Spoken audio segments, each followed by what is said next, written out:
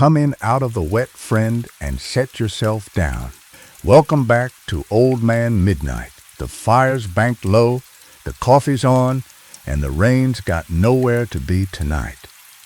If you're new here, hit subscribe and leave me a comment telling me where you're listening from and what time it is where you are. I read every one. Now let your shoulders drop. Let the dark settle in around you. I've got 8 stories tonight, and they're long ones. Rest easy. Here we go. Story 1. Now here's a thing about buttons. A button is the smallest piece of a person that ever comes loose.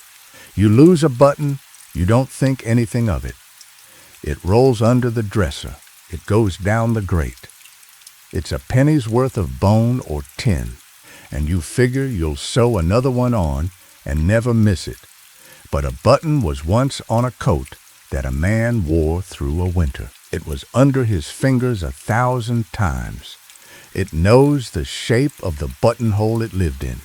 And I knew a man once, up in the copper country of Michigan, who found out where all the lost buttons go. His name was Henry Sobieski, and this is his story, and I would ask you to listen to it slow, the way he told it to me, in the back room of a resale shop in Green Bay in the winter of 1961, while the radiators ticked and the snow came down outside like the sky was sifting flour. Henry Sobieski was a picker. You may not know the trade, so I'll tell you. A picker is a man who buys the dead, not the bodies, the leavings. When somebody passes in a small town and the family is 3 states away, and the house is full of 60 years of furniture and tools and canned goods and wedding china, the family calls a man like Henry, and Henry comes with his truck and his cash box, and he walks through the rooms of a stranger's whole life, and he writes a number on a piece of paper.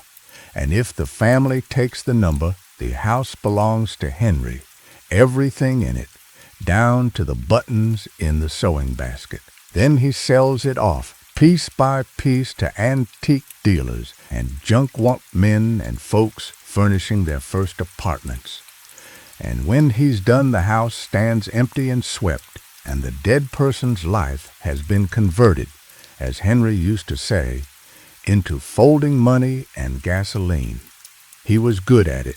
He'd been at it since 1928, when the mine started laying off, and a man with a truck could make a living out of other people's misfortune.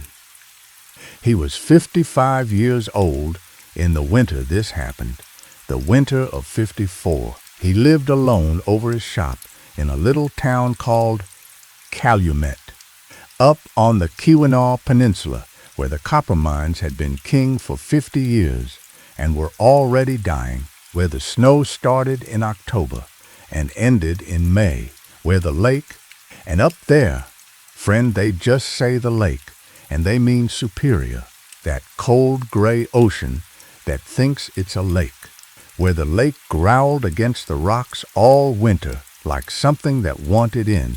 Henry was a big, slow man with big, slow hands, and he had a picker's eye. A picker's eye is a thing you can't learn. It's the ability to walk into a room crammed floor to ceiling with a dead person's everything, and in one slow turn of the head find the 3 things worth money: the cherry dresser under the pile of newspapers, the brass microscope in the box of curtain rods, the one good painting behind the bad ones. Henry had it. He could also do the other half of the job, which was the harder half. He could sit in a grieving daughter's kitchen and drink her weak coffee and listen to her talk about her father for 2 hours and never once look at his watch, and at the end of it give her a fair price and a handshake and leave her feeling like the things were going to a good home. In a way, they were. Henry loved old things. He said they held the warmth of the hands that made them. He said A man-made object was the only kind of ghost he believed in. He said that, anyway, until the winter of '54. In November of that year, he got a call about an estate up in a mining company town called Tamarack. Location: a dozen streets of identical red brick company houses that the Calumet and Hecla Mining Company had thrown up around 1900. Half of them empty. By then, the mine playing out. The dead man was a Finn named Arn Callio, 78 years old, a retired shaftman, no family anybody knew of. The company doctor had found him in his chair by the stove, dead a week, cup of coffee on the table beside him, gone to skin and ice. The county wanted the house cleared. Henry drove up on a gray Tuesday with his truck and his cash box, and his helper, a quiet Ojibwe kid named Francis, who worked for him winters. The house was a company double, number 17, end unit, with a little fenced yard gone to weeds and a woodshed out back. It was cold inside. The fire had been out since the old man died, and the light that came through the windows was the thin gray milk glass light of a Keweenaw November. Henry paid Francis to start on the kitchen and the cellar, and Henry took the front room and the bedroom the way he always did, because the front room and the bedroom were where a person kept the things that mattered to them, and the things that mattered to them were where the money and the stories were. Arn Callio had kept a clean house. That was the first thing Henry told me about it, and he told me it meant something. A solitary old man's house is usually a museum of clutter. This one wasn't. Everything was put away. The dishes were washed and stacked. The bed was made. The floor was swept. The only clutter in the whole front room was on the mantel, and on the mantel, in a neat row, stood 11 small boxes, tin boxes, mostly, a few wood, tobacco tins, a tea caddy, a little painted Russian-looking box with a church on the lid, a cigar box, a child's tin lunch pail with a decal of a steamboat worn half away. 11 of them, all in a row, all about the size a man could hold in 2 hands, and Henry, being a picker, opened the first one before he did anything else, because small boxes are where old people keep the valuable things: the coin collections, the wedding rings, the gold teeth, the deeds. The first box was full of buttons, loose buttons, hundreds of them, coat buttons and shirt buttons, bone and tin and black rubber and mother of pearl, military buttons with eagles, little glass buttons off women's dresses, big wooden toggles off Mackinaw coats. Henry poked through them with one finger. Nothing valuable. Buttons were worth nothing. But he was a picker, and pickers are curious the way cats are curious, and so he opened the second box. Buttons. The third. Buttons. All 11 of them, floor to ceiling of the little mantel button. Thousands of buttons, 10,000 maybe, all loose, all different. And Henry told me, friend, that he stood there in that cold front room with his hat still on, and he felt the first small tap of the thing that was going to follow him the rest of his life. Because he had picked 100 estates, and every solitary old person collects something: string, newspapers, mason jars, matchbooks, and the collection always means something to the collector and nothing to anyone else, and you can usually tell at a glance what it meant. String means poverty remembered. Newspapers mean fear of forgetting. Mason jars mean a garden and a hope of grandchildren papyrus. Henry said meant nothing he could put a name to. And that was the first thing. The second thing was this. On the table beside the dead man's chair, the chair he had died in, with the arms worn smooth and dark by 60 years of forearms, there was a 12th box, a little brass box, a snuff box maybe, no bigger than a deck of cards. And it was not full. It held, Henry said, exactly one button. A big, dark coat button, 4 holes, worn at the rim, lying alone in the middle of the box like a coin in a collection plate. And beside the box, on the table, there was a little cloth-bound book the size of a prayer book. And in the book, in a small, careful hand in pencil, were lines and lines of writing. Dates.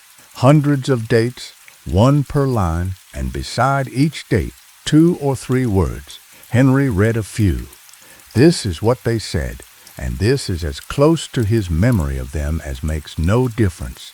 March 4, 1911, black rubber, 4-hole, his Sunday coat. June 19, 1911, pearl, off her gray dress, the church picnic. October 30, 1912, brass eagle, the boy's uniform, the one who came home. They went on like that. Date, description, a few words. And Henry, standing there in the cold, thumbing that little book, took a minute. He admitted this to me, a full minute. Before he understood what kind of book it was, the names weren't in it. But the dates were. And Calumet was a small town, and Tamarack location was smaller, and Henry had lived up there his whole life. And you don't live 55 years in a place like that without knowing the dates.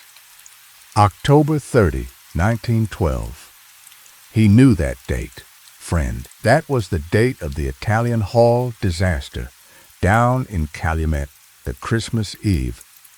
No, the date in the book was October, but Henry's mind was already running ahead of him because he knew the dates in that book were going to be those kinds of dates. The dates people died. A date and a button. A button and a date. He put the book down. He told me he put it down the way you'd put down a snake you'd picked up, thinking it was a rope.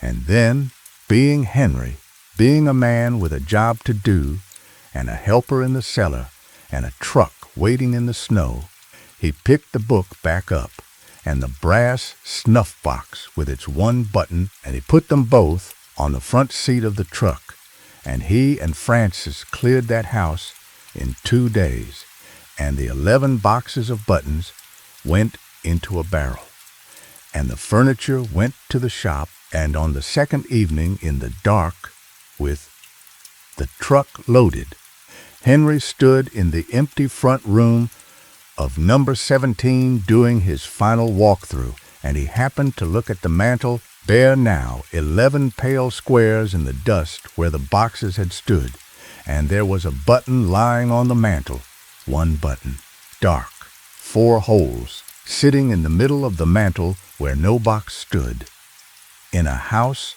that had been swept and emptied, a house he had personally walked out of an hour before to help Francis load the barrel, a house with one door that had been locked and locked again. Henry picked it up. He told me he didn't want to. He told me his hand went out and took it off the mantel before the rest of him had decided anything, and that he stood there with it in his palm, and it was warm, not hot, not cold, the way everything in that dead cold house was cold. Warm. The temperature of a thing that has been in a pocket. The temperature of a thing that has just come off a coat. He put it in his pocket. He locked the door. He drove home behind his headlights in the lake effect snow. And all the way home, he told me, his left hand kept straying to that pocket, kept closing on the button, kept finding it warm. That night, in his rooms over the shop, Henry did a thing he had never done in 26 years of picking. He opened the dead man's book. He had brought it home, along with the snuff box, meaning to look them over, and he read it straight through, front to back, by the light of the kitchen bulb, with a pot of coffee going cold beside him. It took him most of the night. There were 611 entries. 611 dates from the spring of 1909, the year the book began, to the week before Arn Callio died in his chair, and beside every date a button. Black rubber, 4-hole. Pearl off her gray dress, brass eagle. Tin 2-hole off a child's bootee. Horn toggle off a Mackinaw. 611 buttons, and Henry knew. He knew in the way you know a thing before you've proved it, that if he took those dates down to the courthouse, to the death records, he would find 611 names to match them. Some of them he already knew. He found the Italian Hall. He found the date of the big snowslide of 26. He found 3 separate times the dates of men he had known personally, shaft men, a barber, a man who had sold him a dog once. Beside each of those a button described in the little careful hand. Tin off his work coat. Bone from the shop apron. The last entry in the book was dated the day Callio had died, and it was in the same small careful hand, and it said only this: November 1954. Dark coat button, 4 holes, worn at the rim. Mind the brass snuff box on Henry's table held a dark coat button, 4 holes, worn at the rim. And in Henry's coat pocket, wrapped in his own warm hand, was a button that had not been in that house at all until the house was empty. A button that had appeared on a bare mantel in a locked room. A button that was, right now, this minute, in a warm room, still warm. Henry told me he did not sleep that night. He sat at the kitchen table until the sky went gray, and the button sat on the table in front of him, and the book sat next to it. And the coffee went cold, and somewhere around 4 in the morning, Henry Sobieski arrived at the question that the rest of the story answers, the question I want you to hold on to, friend, as you drift. He did not ask where the button came from. He had already stopped asking that. The question he sat with, the question that kept him in that chair until daylight, was simpler and worse. He asked, "Whose is it?" Because the book was finished.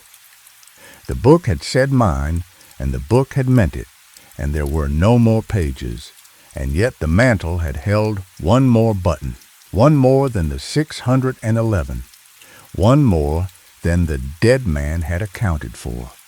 And Henry, who had walked through that empty house at dusk and locked it and felt it empty, could not stop the thought that came to him in his own warm kitchen, the thought that the button had not been left behind by the house at all, the thought that the button had been left for him, that the house or the mantel or whatever it was that lived in the mantel and counted the town's dead in buttons had watched him work for 2 days, had taken his measure the way a picker takes the measure of a room, and had set out for him the first piece of his collection.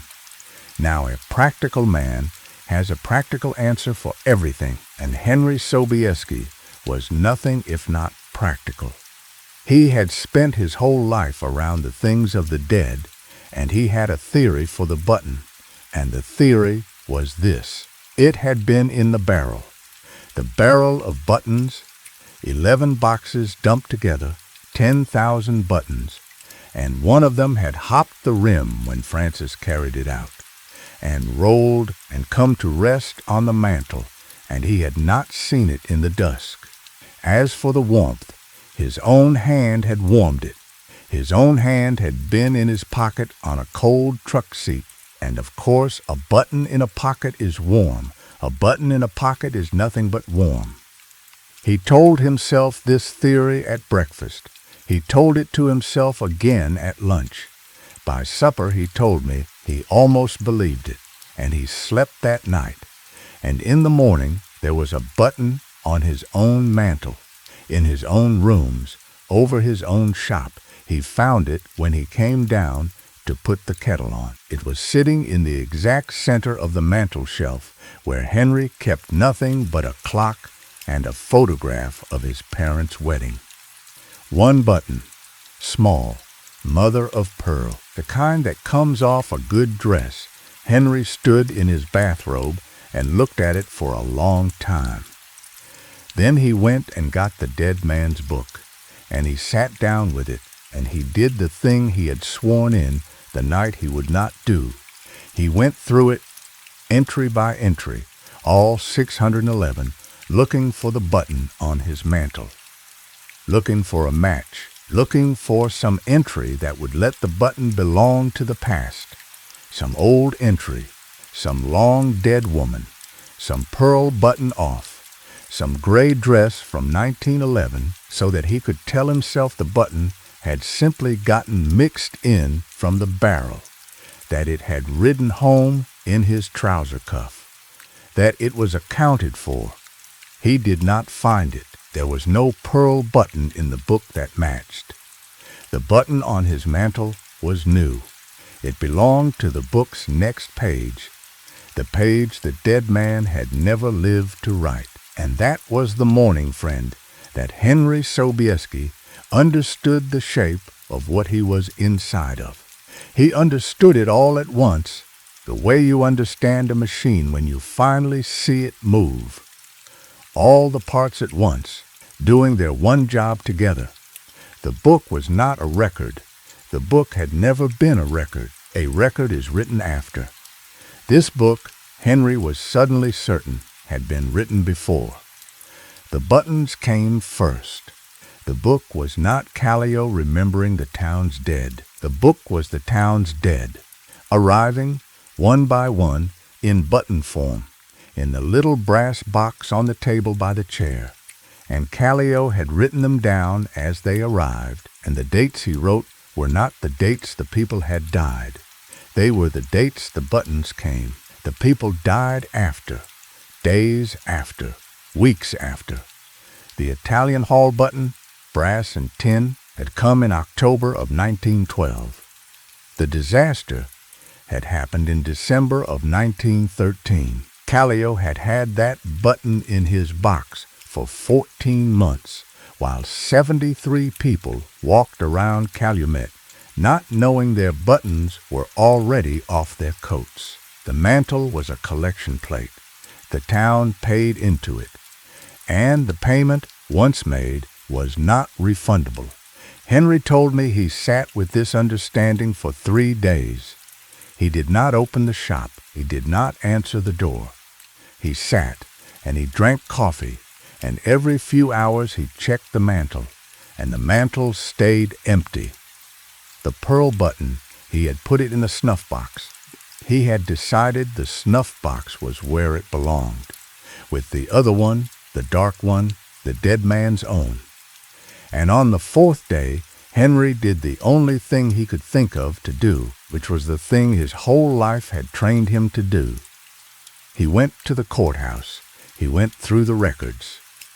He made a list of names, not of the dead, but of the living. He took the buttons, all of them. The barrel from the estate, 10,000 buttons, and he set up at his kitchen table with the book and a jeweler's loop, and he started matching. If a button in the barrel matched an entry in the book, that death had happened. That button was spent. It was the buttons in the barrel that matched nothing that Henry was looking for. The ones that had arrived, the way the pearl one had arrived on his own mantel, ahead of their entries, the unwritten ones, the coming ones. He found 19 buttons in that barrel matched no entry in the book. 19 little discs of bone and tin and shell and rubber sitting on his kitchen table in a neat row, while outside the snow came down on Calumet and the lake growled. And Henry knew, because a picker knows objects, knows them the way you know people. He knew, handling them, that these 19 were not like the 611. The 611 were dull, spent. just buttons. These 19 had a feel to them.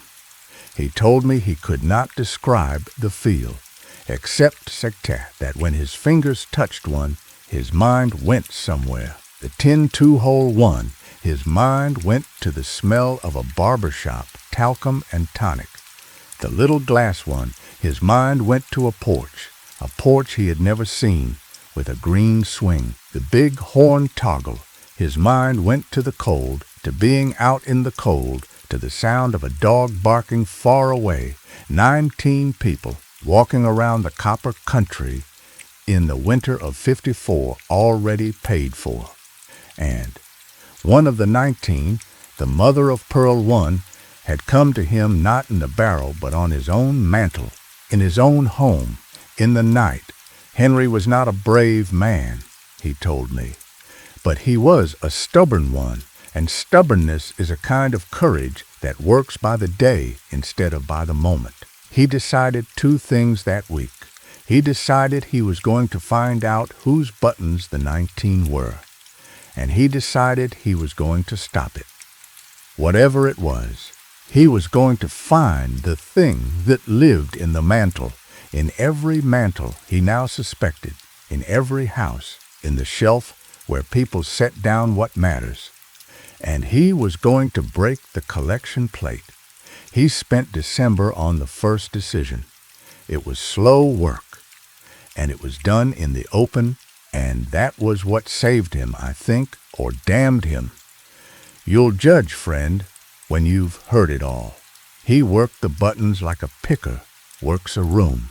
He took the tin two-hole that smelled of barber shop, and he went to the barber shop, both of them, and he chatted, and he watched coats on hooks, and in the second shop, on a Tuesday, hanging on the 3rd hook, there was a brown wool work coat with a tin two-hole button missing off the cuff, and the coat belonged to a young shaft man named Latty, who came in every Tuesday, and Henry stood there with his heart pounding so hard he was sure the barber could hear it, and he got his hair cut, and he paid, and he left, and he wrote in his own notebook, Lahti, Barber's Tuesdays.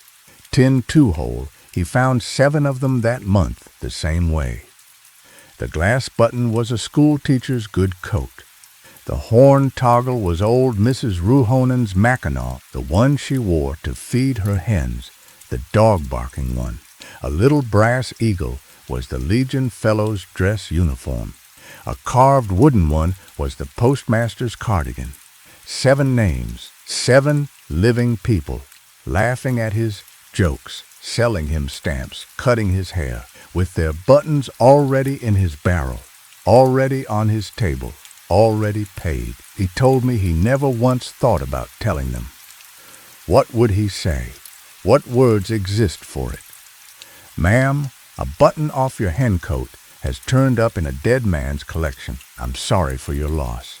No, he watched them instead. He watched all 7 through December and January the way you watch weather, and he kept the 7 buttons separate in the snuff box with the dead man's own dark button and the mother-of-pearl one that he had begun to think of, though he fought it as his. And here is where the story turns, friend, and I want you to follow it close, because this is the part Henry told me twice, slow, looking at his big, slow hands the whole time. In February, the shaft man Lottie did not come in on a Tuesday, and on the Thursday, Henry read in the paper that a young man named Lottie had been killed in a fall of rock in the number 4 shaft, dead instantly, services Saturday. Henry went to the funeral. He stood at the back, and after, he drove home, and he took the tin 2-hole button out of the snuff box, and he looked at it, and it was changed. He told me it had gone dull.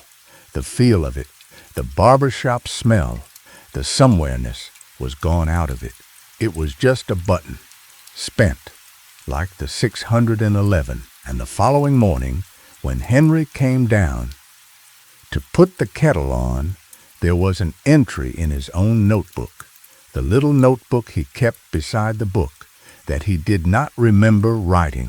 It said, in a small, careful hand that was almost his own, February 1955, 10 2-hole off his work coat, the fall of rock. The book was not finished after all. The book had just changed hands. You can guess the rest of that winter, friend, or most of it. Henry watched the other 6. He could not help it. He watched the schoolteacher catch the flu and come through it, and the glass button stayed bright in his box. And he understood that the button was not a sentence. It was only a debt, and debts come due when they come due. But one by one, through that year and the next, the 7 were collected. The Legion Fellow's heart in August. Mrs. Ruhonen, in her sleep in November, the hens found hungry and the Mackinaw on its peg. The postmaster, the following spring, a stroke at the counter. And each time, friend, the button in Henry's box went dull, and the little notebook beside the book grew a new line in the night, in the small, careful hand that was almost his own. And Henry would read it in the morning with his coffee going cold, and the line would tell him how he tried to break it. Of course he tried. In the spring of '55, he built a fire in the alley behind the shop, and he burned the book, and in the morning the book was on his table, unburnt, and the barrel beside it, and he understood that the collection had never lived in the paper. It lived in the mantle, in his mantle now, in the shelf where a man sets down what matters. He had picked the estate, and the estate in the end had picked him. He was the keeper now. The town paid into his shelf. And he found, this was the worst of it, he said, worse than the buttons, worse than the book. He found that he could not stop keeping it. His hands did it. His hands woke before he did and went to the mantel. His hands checked the snuff box at night the way another man checks the door is locked. When a new button came, and they came, friend, about one a month, the way they must have come to Callio for 45 years, his hands took it down, and his eyes read its whole story in a touch. The porch, the dog, the tonic smell, and his hand wrote the line in the notebook. And Henry watched his hand do it, and hated it, and did not stop it, the way you don't stop your own heart. He kept it for 6 years. And in the winter of '61, in the back room of a resale shop in Green Bay, an old picker with big, slow hands told it to a younger man who had come up from the South buying furniture, and the younger man wrote it down in a journal, and the younger man is telling it to you now by a fire in the rain, 60-some years on. Henry told me 2 more things before we shook hands and parted, and I will give you both, and then I will let him rest. The first thing was about the mother-of-pearl button. His button. It had come to his mantle in the winter of '54, bright and unpaid, and it had stayed bright for 6 years, and Henry said he had long since stopped asking when. He had made his peace. He had even come to a kind of gratitude. He said most men never get to hold their own ending in their hand, never get to know it's out there, small and smooth and patient, and that knowing had made him gentle. He sold the shop. He was moving south to a sister in Milwaukee. He was, he said, spending his button's interest while he had it. The second thing he told me was this, and he told it to me at the door, with his coat on. And it is the reason I have never been able to set this story down. He said, I want to show you something before I go. And he took me to the mantel of the little back room, and on it sat the snuff box, and he opened it, and inside, on a bed of cotton were 2 buttons, his own pearl one, dull now, and another, A new one, bright. He said the pearl one had gone dull in November, and he had read in the Milwaukee paper that a Henry Sobieski, retired, had passed in his sleep at his sister's house, and that the line had written itself in the notebook that same night, and the notebook and the book and the barrel were all at the bottom of Green Bay now, in the deep water off the breakwall, and he was free of it. And I said, Henry, if you're free of it, if your button's spent and the book's in the bay, then what's the new one? Whose is that? And old Henry Sobieski looked at me with his big, slow eyes, and he closed the snuff box, and he put it in my hands, friend, in my hands. And he said the last words he ever said to me. He said, I didn't put it there, son. It was on your mantel when I came in. I never saw Henry again. The snuff box is in my desk in the locked drawer to this day. I have never opened it. The button inside it is mine or it isn't. It is warm or it isn't. I have gone 60 years not knowing, and I will tell you the truth of it, friend, here at the end. Every mantel is a collection plate. Every shelf where you set down what matters. Something is keeping the book on all of us, the town, the world, the whole long roll of us, and the buttons come off our coats one by one, and we never feel them go. So do not check your pockets tonight. Do not count your buttons. Button your coat in the morning and don't look too close at what's missing, because the ones that are missing are only missing from you. They are kept. They are all of them kept, and the keeping is neat, and the keeping is careful, and the keeping, friend, is very nearly up to date.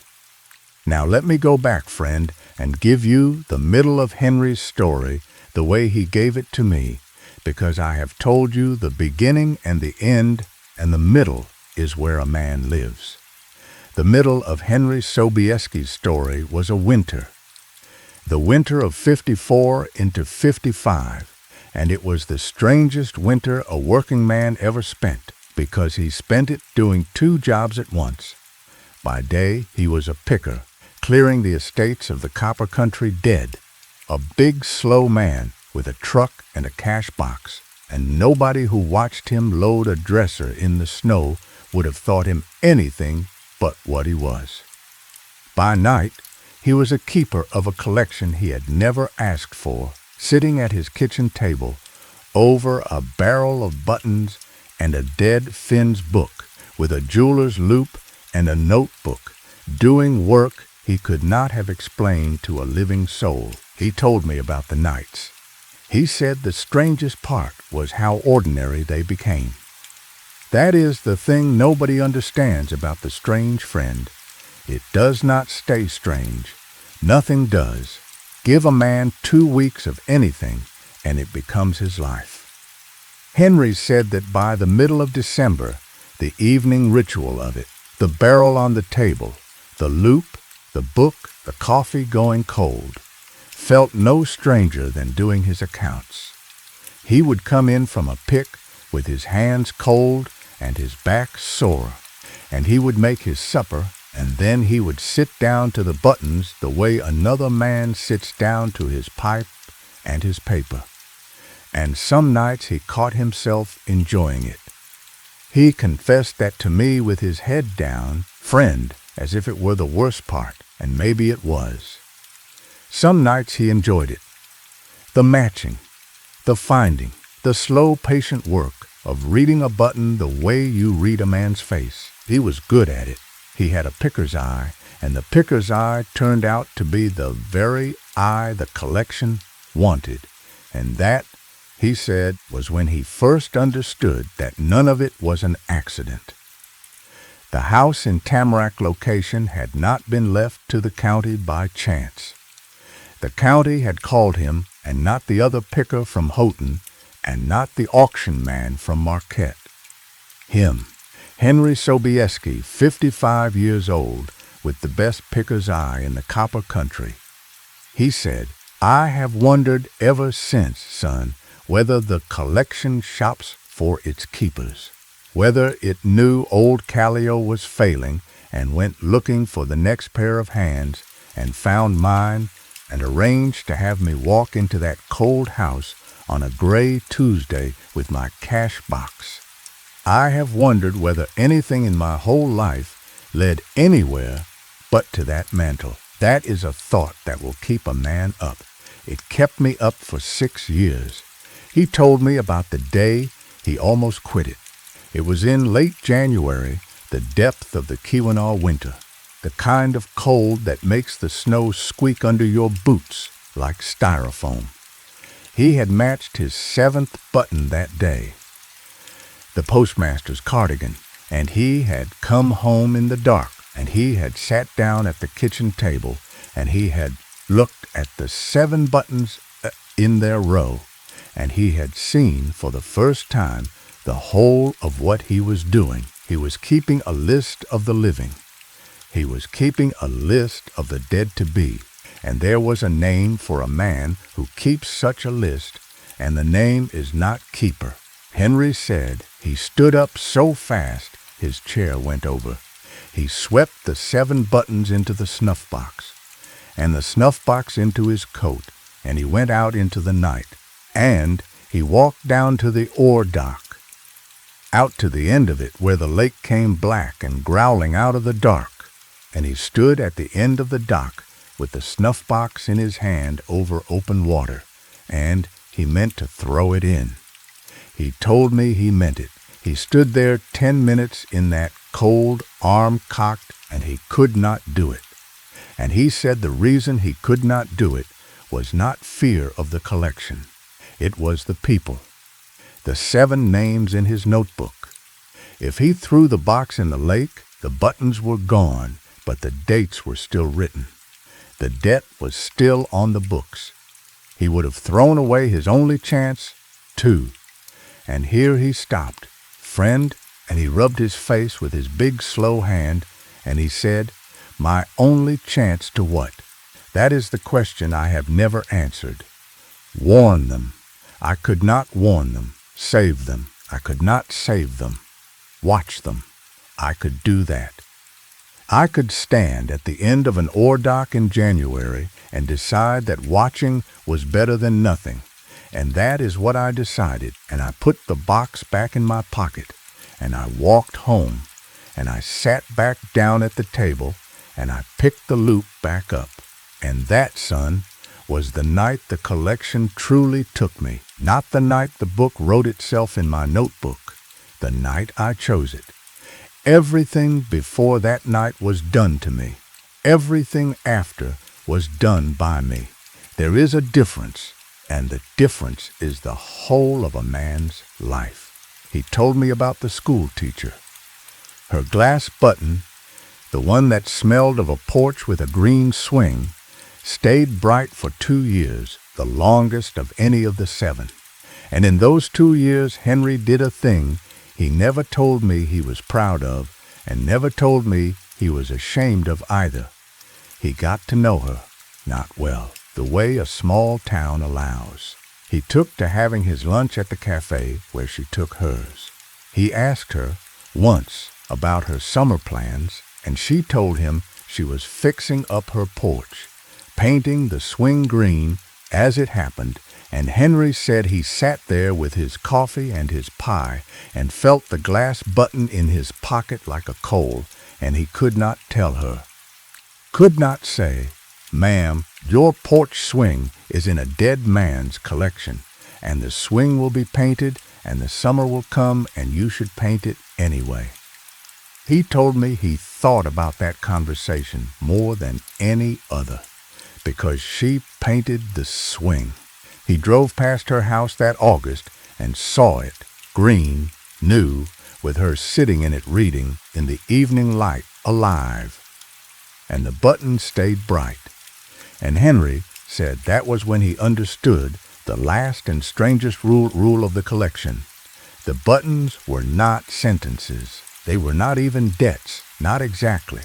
They were more like weather. Like a storm on the lake that you can see coming for 3 days.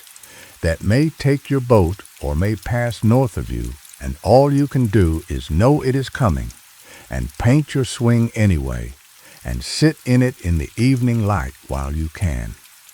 She lived, friend, the schoolteacher. Her button stayed bright 2 years, and then one day in Henry's box it went dull, and there was no funeral. He checked the paper for a week, his heart in his throat, and he could not account for it until he drove past her house in September and saw the porch swing gone and the house for sale. And a neighbor told him the schoolteacher had married a man from Duluth and moved away. The button had gone dull because she had left the keeping, left the county, left the reach of whatever mantle she was owed to. And Henry told me he sat in his truck that day and he laughed out loud alone for the first time in 2 years. Because there was a way out. The collection was thorough, and it was patient, and it was never wrong, but it was local.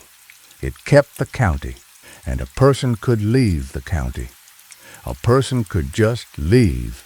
I asked him, "Did you tell the others, the 6 whose names you had, did you tell them to leave?" And Henry shook his head, slow, and he said, "I thought about it every day for 2 years, son.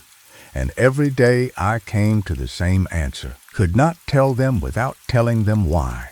And a man who knows why, a man who knows his button is in a box on a stranger's mantle, that man cannot leave the county either. Not really. He would carry the knowing with him, and the knowing is heavier than the button. The school teacher got to leave because she did not know. She left for love, and love is light, and it carried her out of the keeping. If I had told her, she would have left for fear, and fear is not light. Fear would have kept her. So I kept my list, and I watched my 7, and when the school teacher married and moved to Duluth, I crossed her name off, and I wrote beside it the only happy entry in the whole 6 years of that notebook. I wrote, "Gone. Not collected, gone."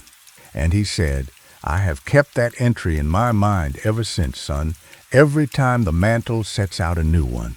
Every button that comes is not a death. It is a chance.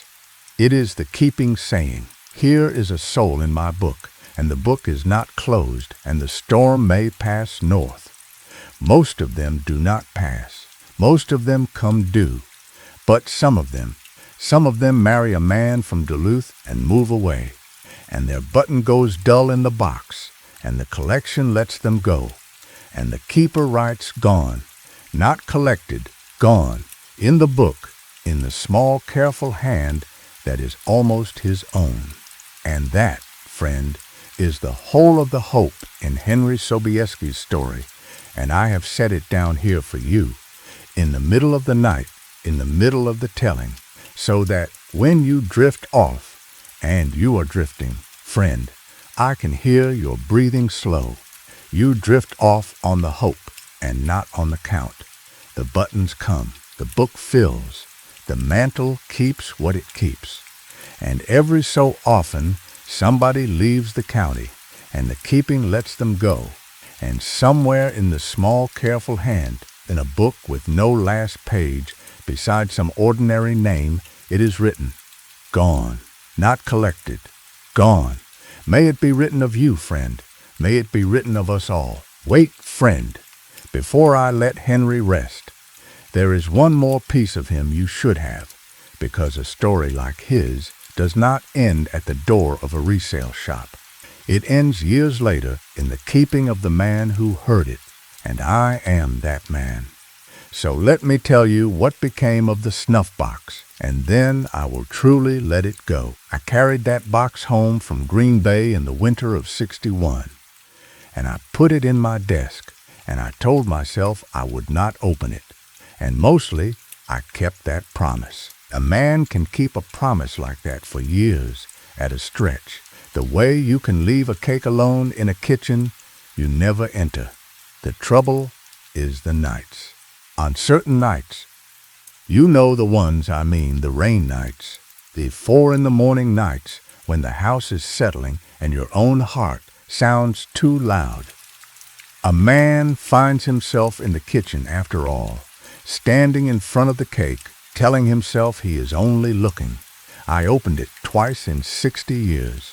Twice. The first time was in the winter of '79.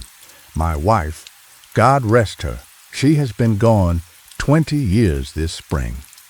My wife had been poorly that fall, and there was a night in December when she could not get her breath easy. And I sat up with her, and about 3 in the morning she slept, and I went down to the desk, and I opened the box.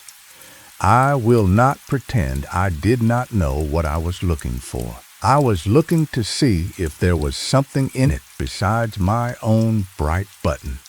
I was looking, friend, for hers, for some small thing off her gray church coat, her good wool one, the one she had had since before we married.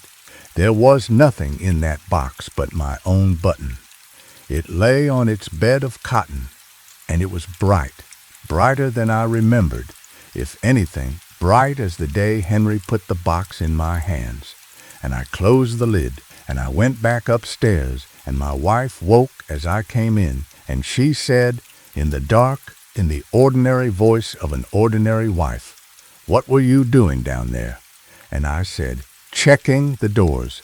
And she said, half asleep, "The doors were fine, love. The doors were fine. She got well. She lived 21 more years, and every one of them I never once found a button of hers anywhere it should not be. She went easy, at the end, in her sleep, in the spring, with the windows open and the smell of rain coming in. And I buried her in the gray church coat, friend, all its buttons on. I checked them myself with my own old eyes, one by one, before they closed the casket, every one accounted for.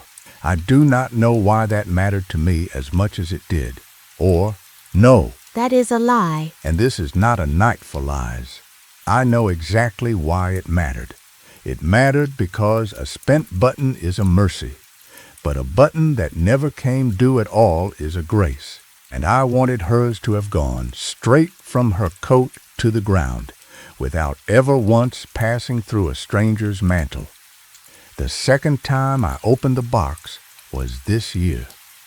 This winter. I am an old man now, and my hands are not the hands that shook Henry Sobieski's hand in Green Bay. And I sat at my desk one rain night, and I looked at that locked drawer, and I thought, you have carried this 60 years and never once looked it in the face. And I unlocked the drawer, and I took out the box, and I opened it. The button was dull. I will tell you that plain, friend, and let you make of it what you will, because I have not yet made anything of it myself. It was dull, spent, like Henry's pearl one went dull, like the shaft man's tin one went dull, like all 611 in the dead Finn's barrel were dull. Just a button, just bone or shell, 4 holes, a little worn at the rim, sitting on a square of cotton, gone yellow. Now, a dull button in Henry's telling means the account is closed, means the man has died and the book has his line and the thing is finished. And yet I am here. I am sitting in this chair, in this room, telling you this story, with the rain on the roof and the fire low, and I am as alive as I ever was, as far as I can tell. So what does a dull button mean in the hand of a living man? I have thought about it every night since, and I have come, slowly, the way an old man comes downstairs, to 2 thoughts, and I will give you both, and you may keep whichever one lets you sleep. The first thought is the hopeful one. It is this, that the button was never mine at all, that Henry, kind old Henry with his big slow hands, looked at a young man buying furniture in the winter of '61 and saw something in him that needed a mystery to carry.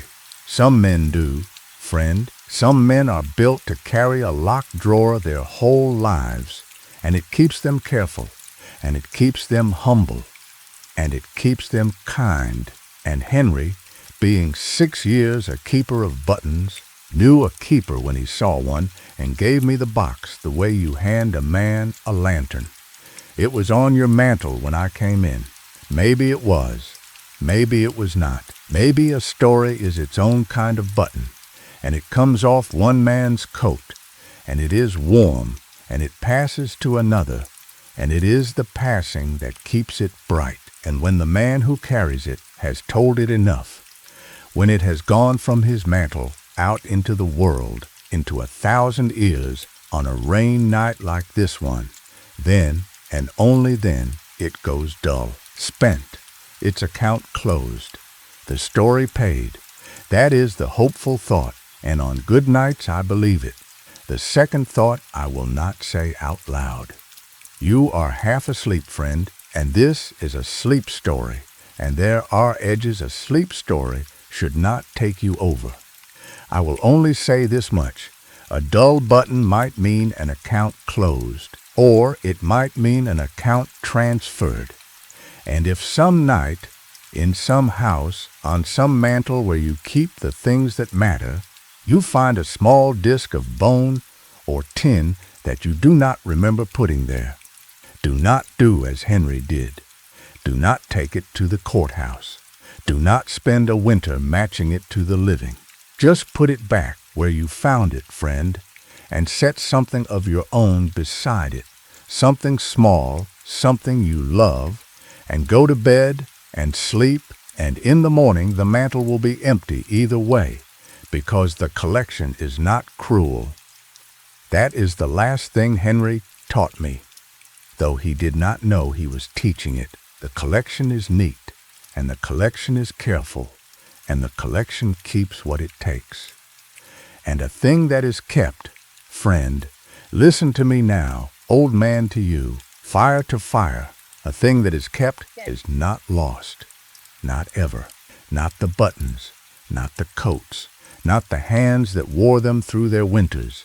It is all written down somewhere, in a small, careful hand, in a book with no last page, and the dates are filled in ahead of time, and we are none of us, not one of us, going to be mislaid. That is the comfort I take to bed, and now it is yours too. Sill Eve easy, friend. The rain is steady, the fire is warm, and every mantle in the world is just a shelf.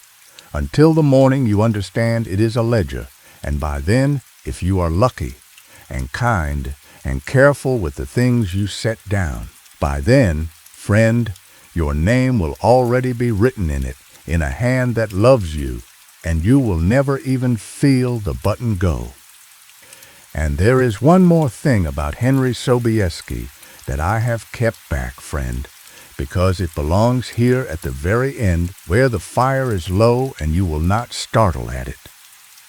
When Henry put that snuff box into my hands in Green Bay, he did not only give me the box.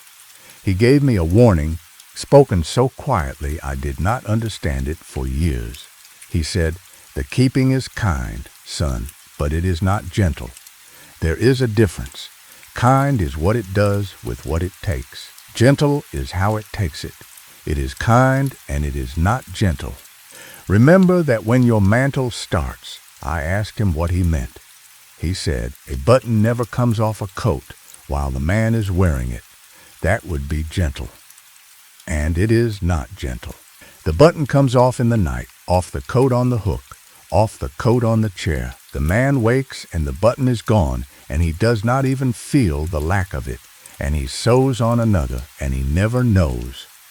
That is the kind part. The taking is invisible. The keeping is forever.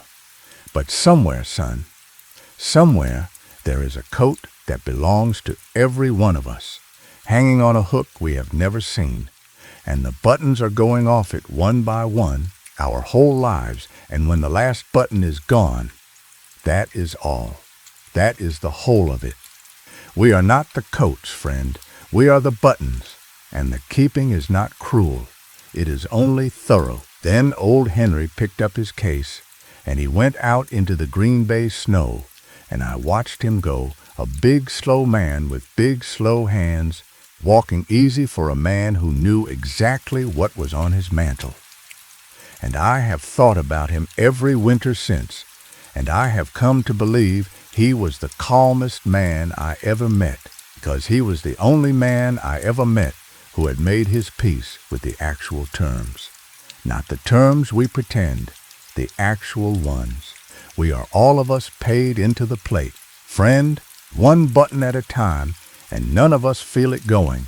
And the book is neat, and the hand is careful, and the collection is kind, and it is not gentle, and it is never, not once, wrong. So do not count your buttons tonight. Let the keeping do the keeping. That is all Henry ever asked of anyone, and it is all I ask of you. Story 2. My brother-in-law Raymond built a fire tower once. That is not the strange part. That is the ordinary part, and you need the ordinary part first, the way you need to know a road before you can understand what it means to lose it. Raymond Dooley was a carpenter out of Bozeman, Montana, a careful man with a square for a conscience, and in the summer of 1962, the Forest Service hired him to rebuild the fire lookout on top of a mountain I will call Staircase Peak, though that was not its name. Its name does not matter. What matters is that it was 9,000 feet up at the end of a trail that switchbacked 41 times, and that Raymond spent one whole summer up there building a glass room in the sky, and that he came down from it in September, a man with a secret, and he carried that secret for 9 years, and then, one November, he told it to me. We were hunting elk. That is where this happened, in a canvas wall tent at 8,000 feet, in the first snow of the year, the stove red hot and the coffee black, and the two of us too tired to sleep and too awake to lie down. Raymond had been quiet all day, quieter than usual. Raymond was a quiet man by constitution, a man who could frame a whole wall without saying 10 words. But that day he had been quiet in a different way, the way a man is quiet when he has been turning something over and has finally decided to set it down. And about midnight, with the snow ticking against the canvas, he set it down. He said, "I want to tell you about the summer on the lookout." And I said, "All right." And he said, "You have to promise me something first. You have to promise you will never go up there. Not to the top. You can hunt the whole mountain. You can fish the creek. But the last 4 switchbacks, the 4 above the spring, the ones with the red rock, you stay off those. Promise me." I promised him. Friend, I have kept that promise for 54 years. And after you hear what he told me in that tent, you will understand why, and you will maybe understand something else too. Why, in all the years since, with that mountain 2 hours from my door, I have never once been tempted to break it. This is what he told me. The Forest Service flew him up in June. Flew him and a pack string of materials as far as the packers would go, which was the spring at Switchback 37, and from there Raymond packed the last of it up himself. 45-pound loads, 4 switchbacks, 3 trips a day for a week, until everything was cached at the summit. That week alone should have told him. He said it took him until the 4th day to notice it, and he noticed it the way you notice a splinter. A small wrongness, worked in deep. The mountain had 41 switchbacks. That was in the trail report. That was on the map. The packers said 41. The old lookout journal in the summit cabin, left by the last man, a fellow named Okafor, who had manned the tower through the 50s. The journal said 41. 41 switchbacks from the trailhead to the summit. And Raymond, being a carpenter, being a man who counts risers and treads the way other men count their change, had been counting them from day one, out of habit, out of boredom, out of the simple professional reflex of a man who has built stairs his whole life, walking up a long stair. And the count was wrong, not wrong the same way every day. That was the devil of it, he said. Monday he counted 41. Tuesday 41. Wednesday 42. He told me he stopped dead on the trail when his count came out 42, and he stood there on switchback 38, above the spring, in the red rock the color of an old brick, the rock that held the heat of the day long after the sun went off it. And he laughed at himself, out loud, and he said aloud, "You counted one twice, you old fool," and he walked on. Thursday, 42. Friday, 43. He said he did not tell the packers. He did not radio it down. He was, he said, a man who trusted his own hands and his own eyes, and he did not much trust anything he could not verify with a tape and a level. And a man like that, when the world gives him a wrong number, assumes the error is in his own count and not in the world. So he did the things such a man does. On the Saturday, his rest day, he took a ball of white string and a sheath knife, and he walked the whole trail from the trailhead to the summit. And at every switchback corner, he cut a piece of string and he tied it to the nearest tree, or he weighted it under a stone where there were no trees, and he numbered each one with a lumber crayon on the nearest flat rock, 1 through 41. And on the Sunday, he walked it again to check his work, and there were 42 numbered switchbacks, and the 42nd marker, his own handwriting, his own crayon, a number he had no memory of writing, sat on a flat red rock on a switchback he had no memory of walking between number 39 and the summit. He stood there a long time. He told me the wind up there never stops, that it comes up the west face all day and pours over the summit like water over a dam, and that standing on that switchback with the crayon in his hand and the wind in his ears, he felt for the first time in his life what a wall feels like when the house settles, that a man thinks of himself as the fixed thing in the world, the level thing, and that it had never once occurred to him that the floor itself might be moving. He cut the string down, all 42 pieces. He told me that plain. I cut down 42 pieces of string, and I put 42 pieces of string in my pocket, and when I got back to the summit cabin, I counted them on the bunk, and there were 41. That was the week. Raymond said that he should have gone home. He said it flat, the way a man says a thing he has said to himself 10,000 times. That was the week I should have gone home. He did not go home. He had a contract.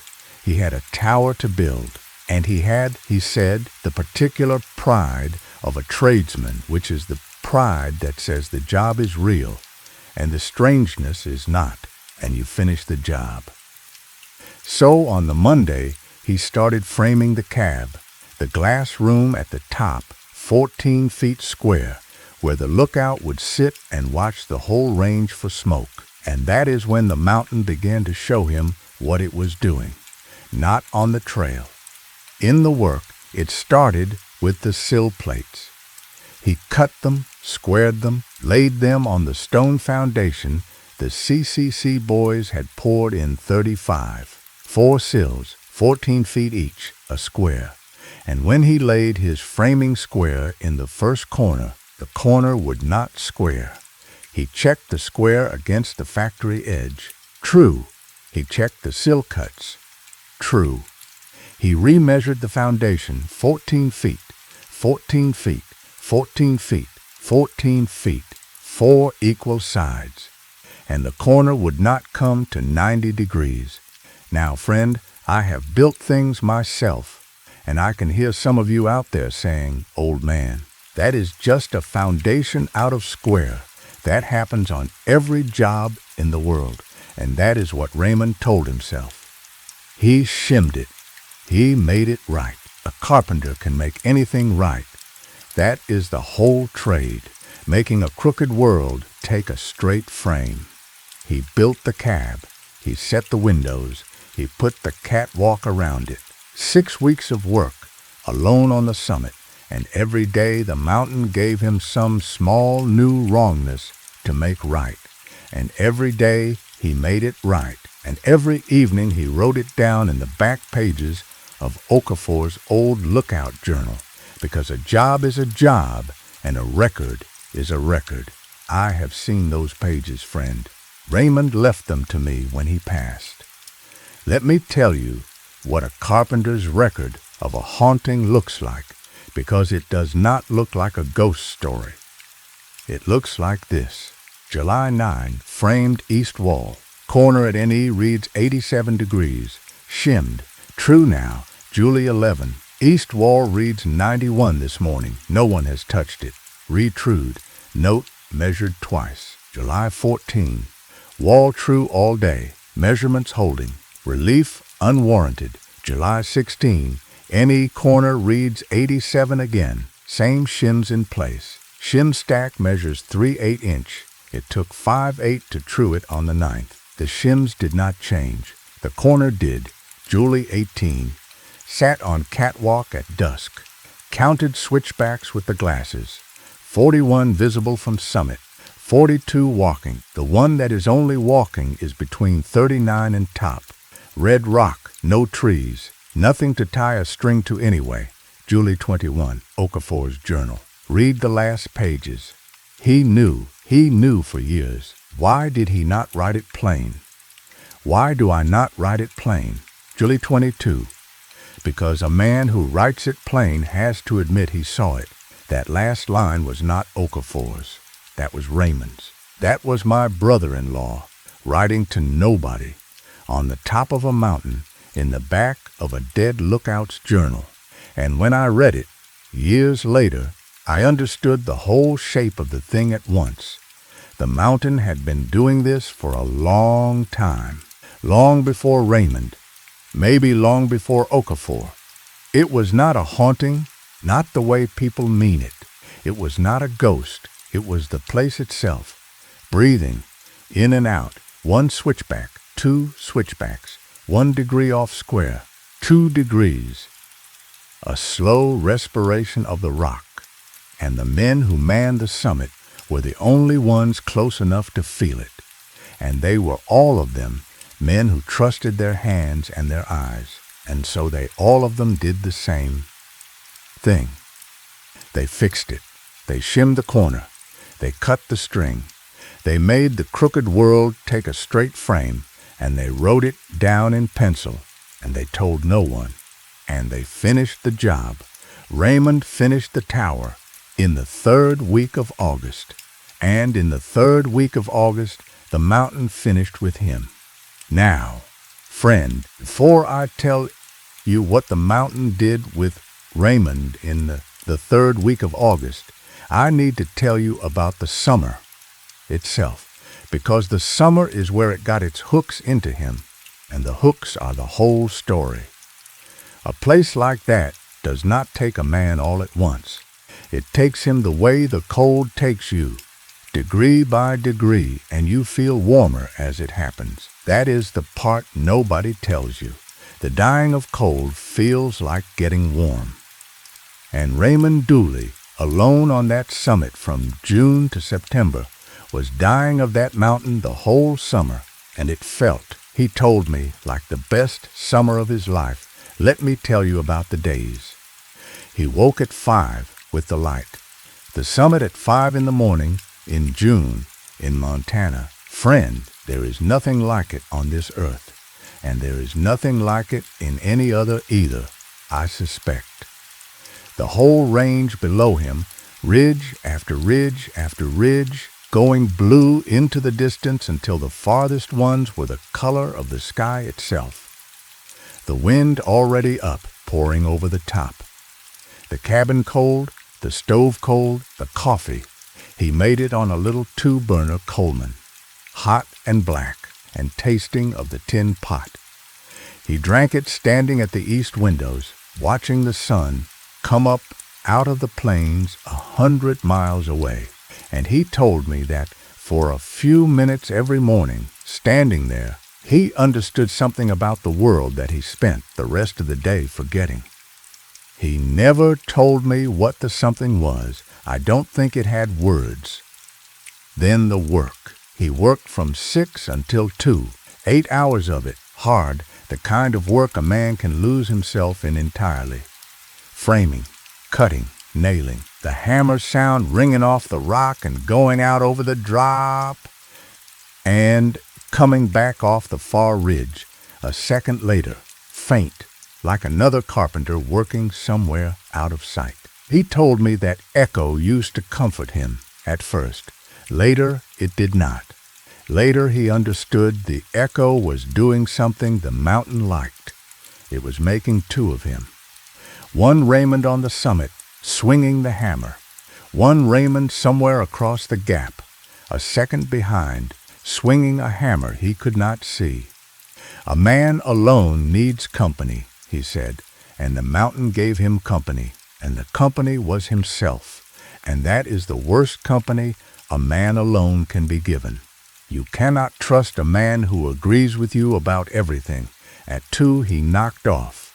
He ate beans, mostly, and tinned meat, and the bread he baked himself in a Dutch oven on Sundays, 5 loaves, 1 for each workday, and 1 to give the packers when they came up Fridays with his mail and his fresh food. He read. He had brought up a box of paperback westerns, and a Bible, and a dictionary, and he read them all, the dictionary too, start to finish, the way a man alone will. He wrote letters to his wife, my sister June, long letters, 4 and 5 pages, that she kept her whole life in a cedar box, and that I read after they were both gone. And I will tell you this about them, friend. They are ordinary letters. That is the strangest thing about them.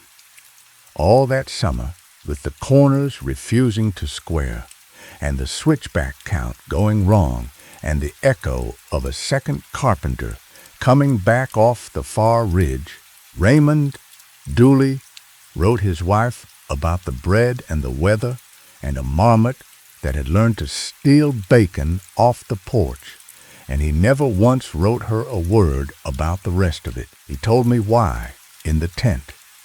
He said, if I had written it down to June, it would have been true. I was not ready for it to be true. Now, the Lookout Journal, Okafor's journal, I need to tell you about this, because it is the hinge of the whole thing. The summit had been manned, off and on, since the CCC built the first tower in '35. The Forest Service kept a journal up there, a big cloth-bound ledger, and every lookout wrote in it. Weather, fire sightings, supply notes, the ordinary records of a man alone in a glass room. Okafor had manned it the longest, 9 seasons, from 51 through 59, and Okafor's entries filled the last third of the book, and Raymond, with long evenings and nothing but the wind for company, read them, all of them. And he told me he noticed the thing about Okafor's entries on his second read-through in July, and that once he had noticed it, he could not stop noticing it. Okafor's entries changed. Not the handwriting. The handwriting was the same small, precise hand all the way through, 9 years of it. The man changed. The early entries, 51, 52, are long and chatty, full pages, jokes, little drawings of marmots, a whole entry about a raven that learned to land on the anemometer. The middle entries are shorter, businesslike, weather and fires, and the late entries, 58, 59, The late entries are hardly there at all. A date, a temperature, nothing more. And the very last entry, the last one Okafor ever wrote, September 9th, 1959, is 4 words long. And Raymond told me he read those 4 words 100 times. And he told them to me in the tent. And I will tell them to you, and I want you to sit with them, friend, the way Raymond sat with them. The last entry said, going down to count. Okafor came down off that mountain in September of '59, turned in his keys at the ranger station, said he was retiring to Oregon to be near his sister, and was never heard from again.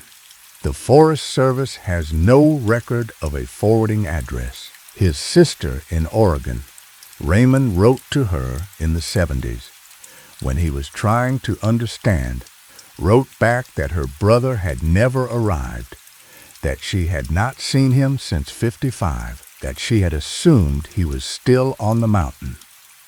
Going down to count, Raymond told me in the tent that he believed he knew what Okafor had meant.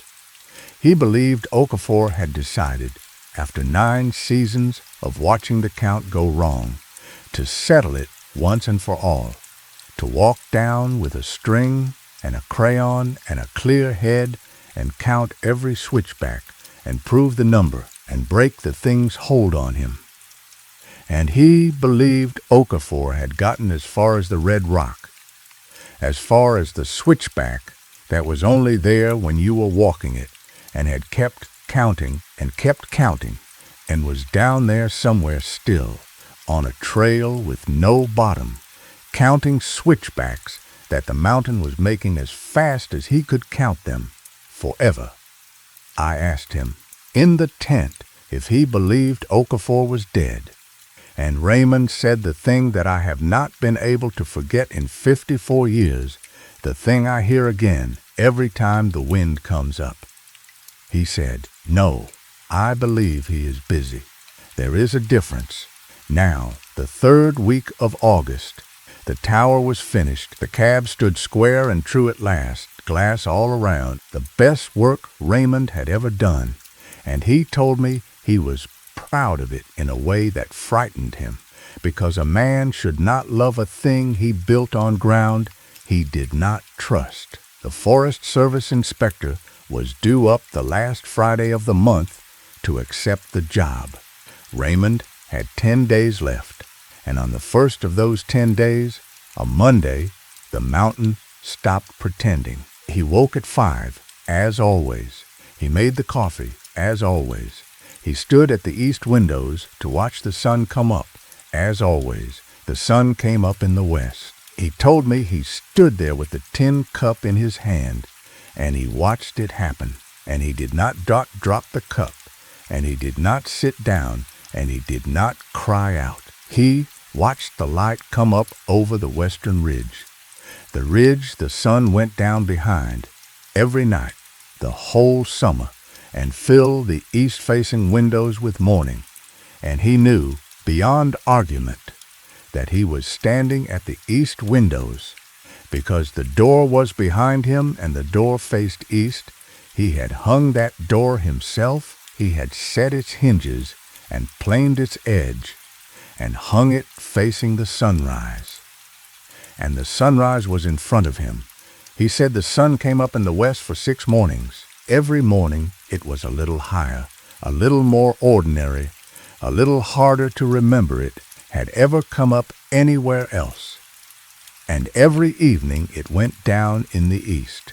And on the 6th evening, standing at the west windows, the windows that had hung in the east wall the day he built them, the windows whose latches he had cut his thumb on, the windows whose every screw he had set with his own hands. On the 6th evening, Raymond Dooley watched the sun go down in the east, and he caught himself thinking, without alarm, without anything, in the calm, ordinary voice of his own mind, well, of course it does. It always has.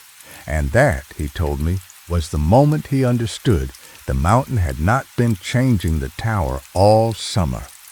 It had been changing him, degree by degree, like the cold. He had come up in June, a man with a square for a conscience, a man who could feel a 32nd of an inch with his thumb.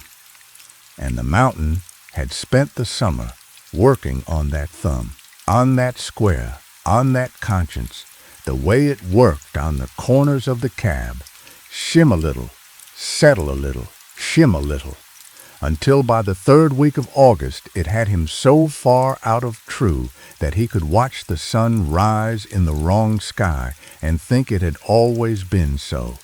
And he understood, standing there, that he had perhaps 10 days, that the inspector would come up the last Friday of the month, and that if he, Raymond, was still on that summit, when the mountain finished with him, there would be no one left to come down. He told me he did not sleep that night. He sat up in the dark with Okafor's journal, and he read the last pages again, the shrinking entries, the 4 final words, and about 3 in the morning he did the thing that saved him. He took out his pencil, and he opened the journal to the first blank page, and he wrote, in his carpenter's hand, 1 sentence. He wrote it because a man who writes a thing plain has to admit he saw it, and he was ready, at last, to admit it. He wrote, "The mountain is making more mountain." That was all. That was the whole of it. The thing he had spent a summer not riding to June. The switchbacks were not miscounted. There were more of them. The corners were not unsquare. There were more degrees in them. The tower was not turning. The tower was growing. Another wall, another sky, another Raymond, hammering across the gap a second behind. The mountain was not haunted, friend. The mountain was reproducing. Slowly, all summer, in the dark and the wind and the heat off the red rock, it was making more of itself and of everything on it. And in the morning, the 7th morning, the sun came up in the west again, and Raymond Dooley packed his kit and his bedroll and the journal, and he walked out of that tower, and he walked down. Now, here is the part that matters, friend. Here is the whole reason he made me promise. The walk down took him 3 days. The trail off Staircase Peak is 4.5 miles. An hour and a half going down for a man with a pack, and Raymond walked down it for 3 days, and he told me how, and I want you to hear this the way he told it, slow, because he told it slow. He started down at 7 in the morning. The trail was the trail. He knew every yard of it.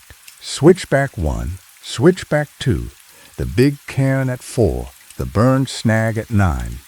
He walked and he counted the way a carpenter counts, out of habit, out of craft. At switchback 39 he entered the red rock, and the trail went on. 40, 41, 42. He kept walking. He told me he understood by then what was happening, and that the understanding did not help him at all. The way knowing you are drowning does not teach you to breathe water. The mountain was making more mountain, and he was walking through the making of it. And every switchback he descended, the mountain laid another one beneath his feet. 43, 44, 45. The red rock went on. The sun went over. He made camp on switchback 60, in a notch in the red rock that had not existed that morning, and he ate cold beans, and he did not sleep. The second day he walked from 60 to 119. He told me the strangest part of the second day was that he was not tired. He should have been destroyed. 60 switchbacks of downhill on a bad knee. He was not tired. He felt, he said, wonderful, warm, the way the cold feels at the end. And he understood that too, and it frightened him worse than anything else on that mountain. The mountain was not keeping him prisoner. It was thanking him. It was a summer of his craft, his squares and his shims and his trued corners, and the mountain had eaten all of it, learned from it, grown on it, and it was letting him go the way you let a hired man go at the end of a good job, warmly, with his pay, with a road that would take him as long to leave as the leaving was worth. The switchbacks were not a trap, friend. They were a tip. The mountain was paying him back in the only coin it had. More mountain, more trail, more walking. For a man who loved his work, the mountain had decided the kindest wage was more of the work. On the third day, at switchback 141, the red rock ended. He came around the corner, and there was the spring and the Packers' camp, and below it the green valley and the trailhead and his truck, right where he had left it in June, and the last 4 switchbacks below the spring were exactly 4, and he walked them in 11 minutes, and he got in his truck, and he sat there a while, and then he drove home to June. He never told her, not in 40 years of marriage. He told only me, once in a tent 9 years later, and he made me promise, and I promised. He finished his life a carpenter, and a good one. He built June a house with his own hands, and I have been in that house, friend, many times, and I will tell you the thing about it that I noticed and never mentioned. Every room in that house is square, perfectly square. I have checked with my own eyes and my own square the times I helped June with a repair after Raymond passed. Every corner, 90 degrees, every sill, level, every door, true. He built that house the way a man builds an argument, against something, and every night of his life, June told me once, Raymond walked the perimeter of that house before bed, outside, in the dark in all weathers, with his hand trailing along the siding, counting the corners, 4 corners, every night, making sure the count held. It always held. He had made sure it would. But I will tell you the last thing, friend, and then I will let Raymond go down off his mountain for good. June kept his letters, as I said, in the cedar box, and after she passed, I read them, all of them, the whole summer of '62 in 4-page letters about bread and marmots. And in the very last letter, dated the 26th of August, the day before the inspector came, the letter Raymond wrote on his last night in the tower. A letter he never sent, friend, a letter June found in his kit bag after he came down, folded 4 times, worn soft as cloth from 40 years in his wallet. In that letter, at the end, after the bread and the marmot and the weather, Raymond wrote this to my sister, and I will give it to you now the way he gave it to her, unsent, and then the story is done.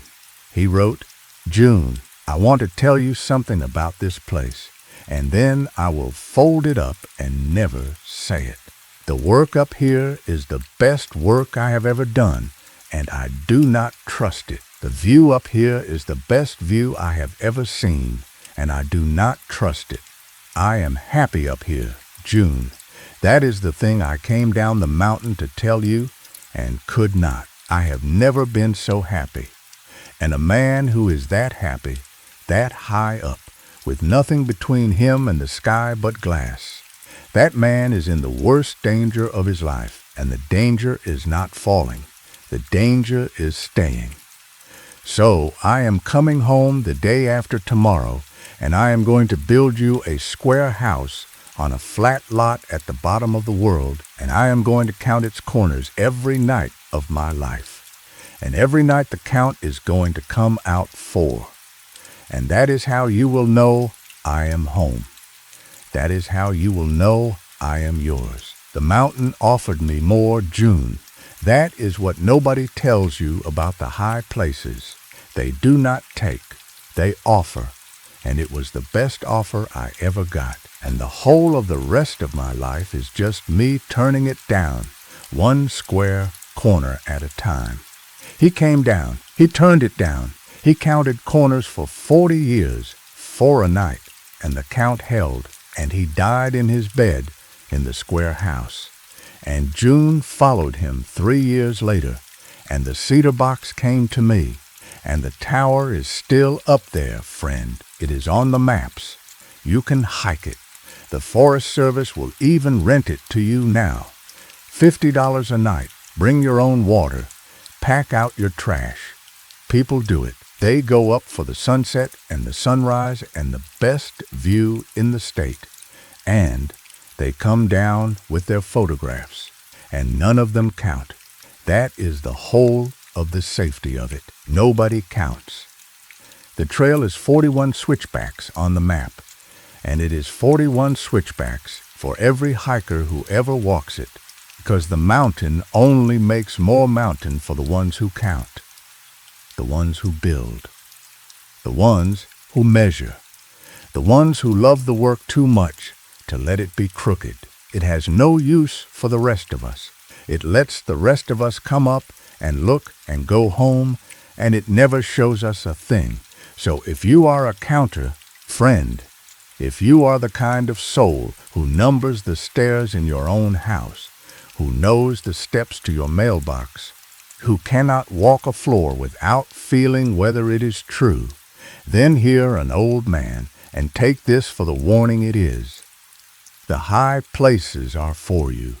They have been waiting for you. They have a whole summer planned for you, and a view you will not believe, and work that will fit your hands like a glove, and a happiness you have not earned and will not be able to refuse. And all they ask, all they have ever asked, is that you keep counting and never once stop to ask why the number keeps coming out wrong. Do not go up to count. That is what Okafor wrote, the last of him, and he did not even know he was writing the warning down. Going down to count. Friend, you go down to live. Let the count go. Let the corner be crooked. Let the stair have one more step than it should. It will not hurt you. The only thing up there that ever hurt anybody was a man who could not leave it alone. Sleep now. The fire is low. The rain is on the roof, and every drop of it is landing exactly where it should. And I am not counting them. And tonight, friend, neither are you. Now there is a part of Raymond's summer I have not given you, friend, and it is the part about the nights. Because the days on that summit were work and wrongness, but the nights were something else. And Raymond told me about the nights last, in the tent after the stove had burned low, in a voice I had to lean in to hear. He said the first thing he learned about the nights on Staircase Peak was that the mountain was quieter after dark than any place he had ever been, and that the quiet was not empty. It was full. It was the kind of quiet a big room has when somebody has just stopped talking. He said the first few weeks he slept the sleep of the dead, 10 hours a night, worn out from the packing and the framing. And then, sometime in early July, he began to wake up. Every night, at the same time. He had no clock that he trusted by then. His watch had begun to run slow, 4 minutes a day, which he noted in the journal with a carpenter's irritation, and which I note here with a coldness he did not permit himself. But the summer sky up there is a clock of its own, and he said he woke every night at the same depth of dark, what he judged to be 3 in the morning. And every night, when he woke, the mountain was doing something. The first night, it was hammering. He woke in the dark of the cabin, and he heard, faint and far, across the gap, hammering, the echo of his own day's work, except that he had not worked since 2 in the afternoon, and it was 3 in the morning, and the hammering was going on now, steady, workmanlike, A man driving 16 penny nails with a framing hammer out there in the dark across the gap on a ridge where there was nothing and no one. Tap, tap, tap, tap. The rhythm of it was a rhythm Raymond knew. Friend, the way you know your own signature. It was his rhythm, his own particular way of driving a nail. The set tap, the two drivers, the set tap again. He had been doing it for 30 years.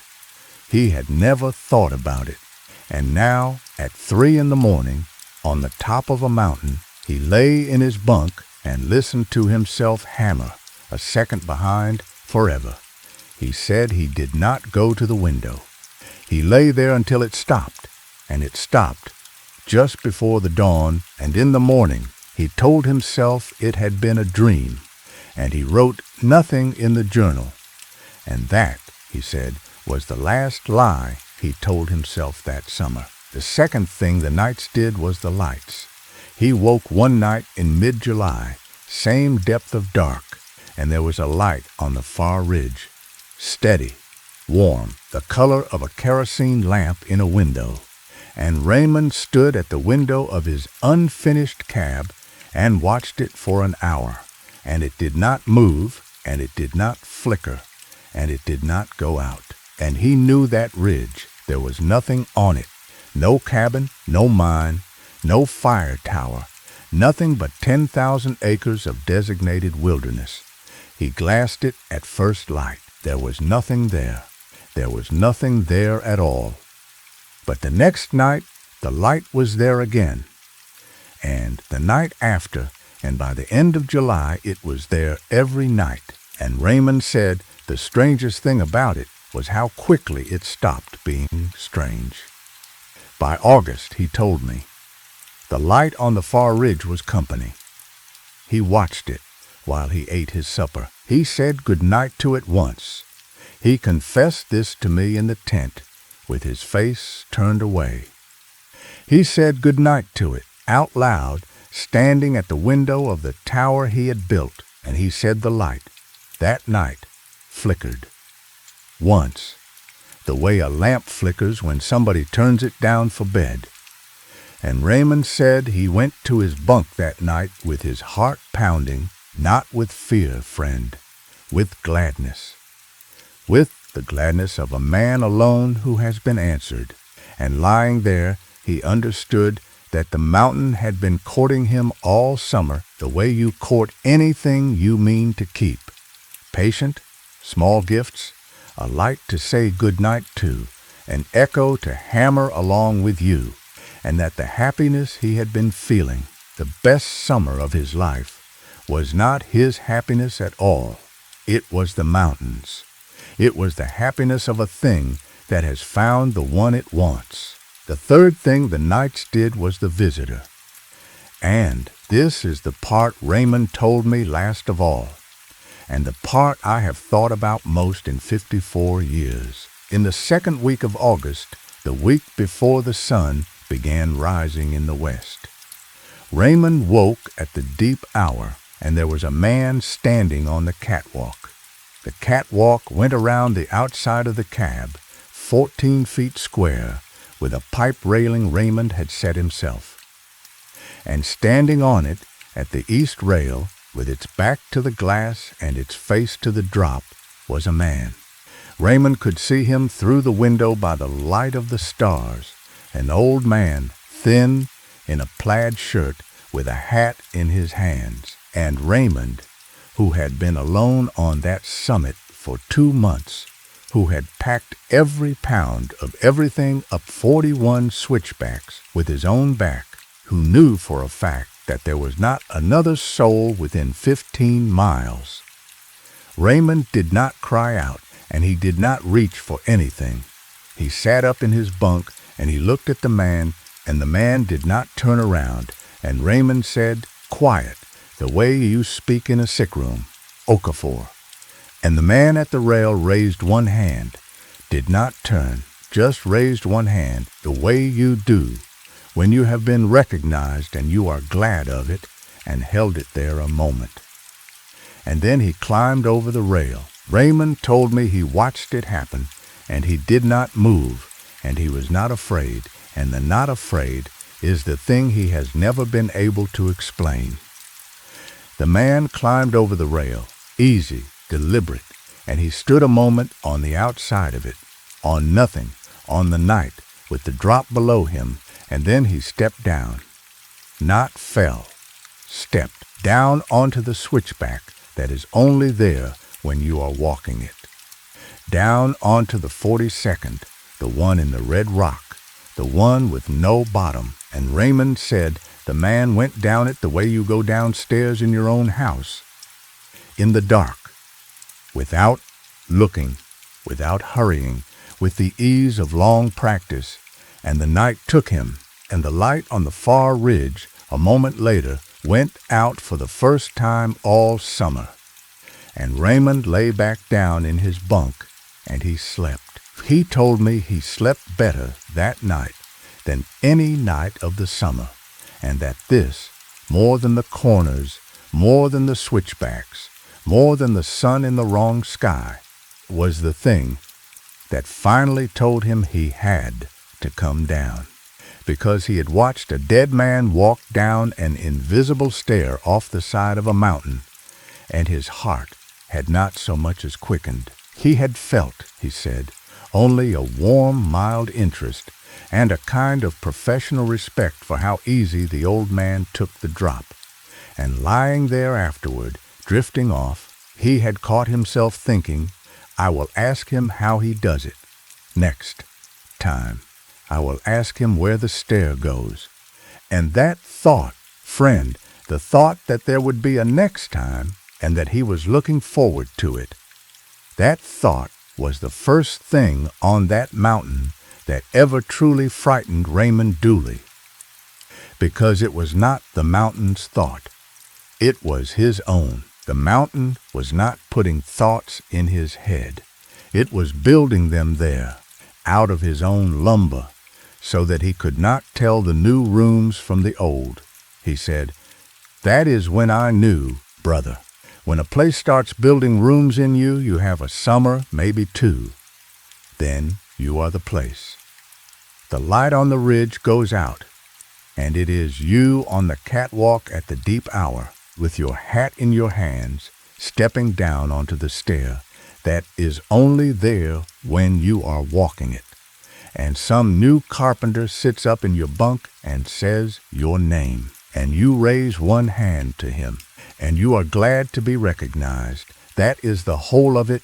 That is what the mountain is for. He came down, I have told you how. 3 days, 141 switchbacks, and the mountain paying him his wages in trail. And he built his square house, and he counted his 4 corners every night for 40 years, and he never went up again. But I will tell you the last thing, friend, the thing Raymond said in the tent after the whole story was told, when we were both quiet, and the snow had stopped ticking on the canvas, and the stove had gone down to a red eye. He said, I will tell you the truth I have never told June. I miss it. 54, 9 years now, and I have missed it every day. The light on the ridge, the echo, the best work of my life. Coming down off that mountain was the right thing, and I have never once regretted it, and I have missed it every single day. And that, brother, that is the thing I need you to understand, and the thing I need you to carry. The right thing and the happy thing are not always the same thing. And a man can choose the right one and live a good long life in a square house at the bottom of the world, and die in his own bed with his wife's hand in his, and miss the wrong one the whole way. That is not a failure. That is the price. The mountain told me the price, and I paid it, and I would pay it again. Then he rolled over, and he slept, and I lay awake a long time, listening to the wind, and I have been lying awake about it, off and on, for 54 years. Sleep now, friend. Your house has 4 corners, and they are all square, and no one is on the catwalk, and the light you see from your window is a lamp in a house with a person in it who loves somebody. Rest in that. Rest.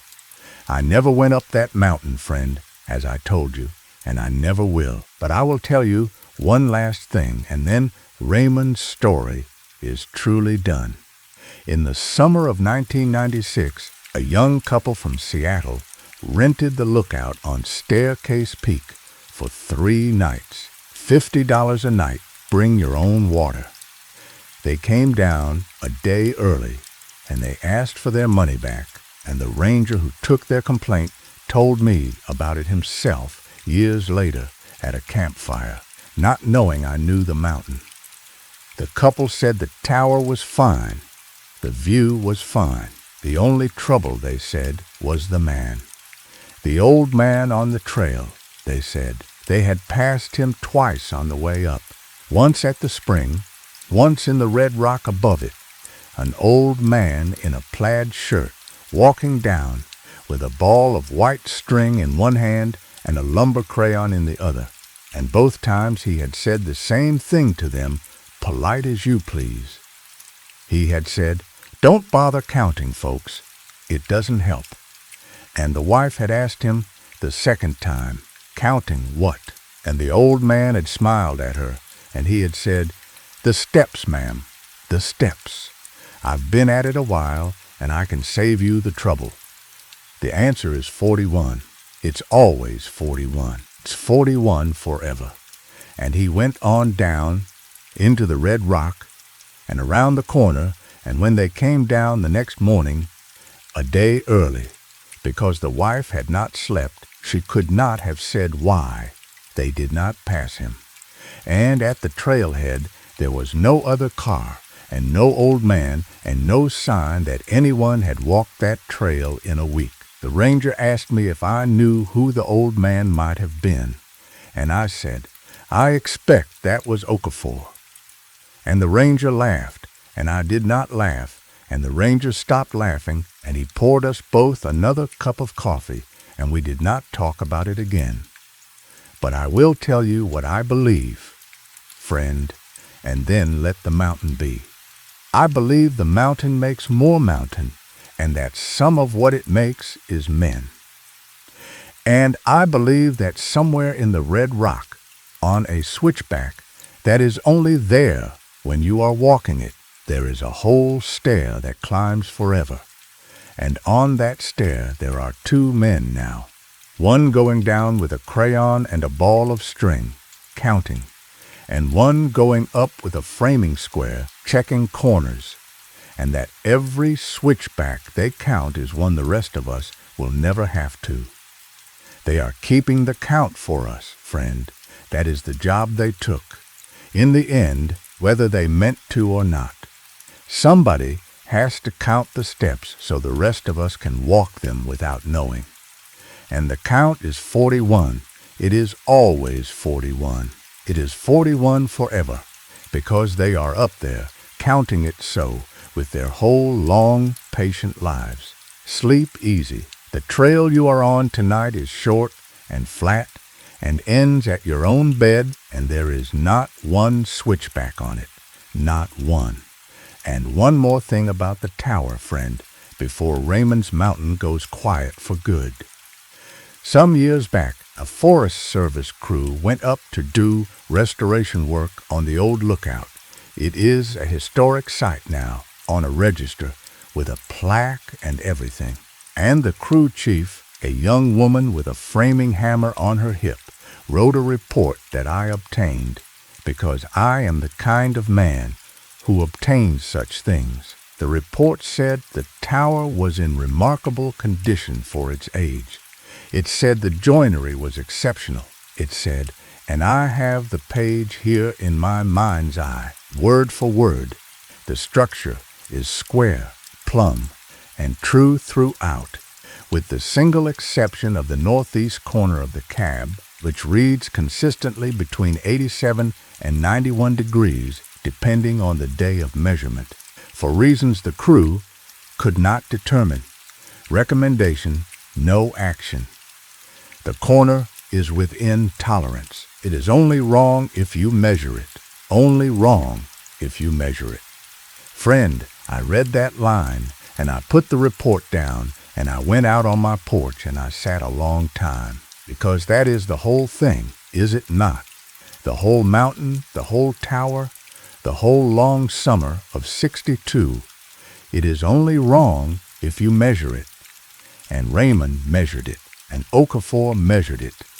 And the two of them are up there now, or down there, or out there in the Red Rock, measuring it forever, so that a young crew chief with a hammer on her hip can write no action with intolerance and go home to her supper and never once know that the tolerance she wrote down was bought and paid for by two men who could not stop counting. That is what the careful ones do for the rest of us, friend. They measure the wrong thing so we never have to look at it. They walk the stair so we never have to count it. And the world stays square enough, because somebody, somewhere, is out on the edge of it with a level and a string, keeping the count forever. Bless them, friend. Bless the counters, and do not be one. That is Raymond's whole warning, and I have given it to you now. And the mountain is done with us both. Story 3. The sheriff of Callahan County, Texas, was a man named Burlshank, and Burlshank had a mirror problem. That is how I am going to start this one, friend. Plain, the way Burl himself would have wanted it, because Burl was the plainest man I ever knew, a big, raw-boned West Texas lawman with a face like a plowed field and a voice like a screen door. And if there is one thing Burlshank could not abide, it was a story that took too long getting started. So, Sheriff Burlshank of Callahan County, out on the hardpan panhandle where the wind never stops, and the horizon is 11 miles off in every direction, and the sky is the biggest thing you will ever see, had a problem with mirrors, and the problem was this. He could not be in a room with one anymore without watching it, not watching himself, watching it. The way you watch a dog you don't trust, the way you watch a snake in the yard, not moving toward it, not moving away, just keeping your eyes on it while you go about your business, because you have learned that the snake is fastest when you look away. He told me the whole thing in the fall of 1978 in the back booth of the White House Cafe in Clarendon over chicken fried steak and about a gallon of coffee. And the reason he told me was that I had known him when we were young, and he was fixing to retire the following spring, and he wanted, his words, to get it out of the county before he left. He said, I have carried this around Callahan County for 6 years like a prisoner in the back seat. Time to transport it somewhere else. So he transported it to me, and I have carried it since. And tonight, friend, by this fire, I am transporting it to you. That is how these things go. They do not stay in one county. They ride. It started in 1972 on a Tuesday in the spring. Burl was 51 years old, in his third term as sheriff, and his days had a shape that had not changed in a decade. Up at 5:30, coffee at the kitchen table, alone. His wife Lorene had passed in 69, and the house had been quiet since. At the office by 7. The office was the whole law in Callahan County. Burl, 2 deputies, a good one named Tolliver, and a young one named Esquivel, and a dispatcher named Wanda, who had been sitting at that radio since the Truman administration and knew every soul in the county by voice. The county was 1,400 square miles of flat, dry ranch country, and the crime in it was the crime of such places. A drunk and disorderly on Saturday, a domestic now and then, Stolen calf, a bad check, a traveler off the interstate who had done something somewhere else and was caught by it here. Burl handled it all the same way, slow, fair, and calm. People said voting for Burl Shank was like voting for the weather. You did it because he was always there, and he never once surprised you. That Tuesday in the spring of '72, the call came in at about 10 in the morning.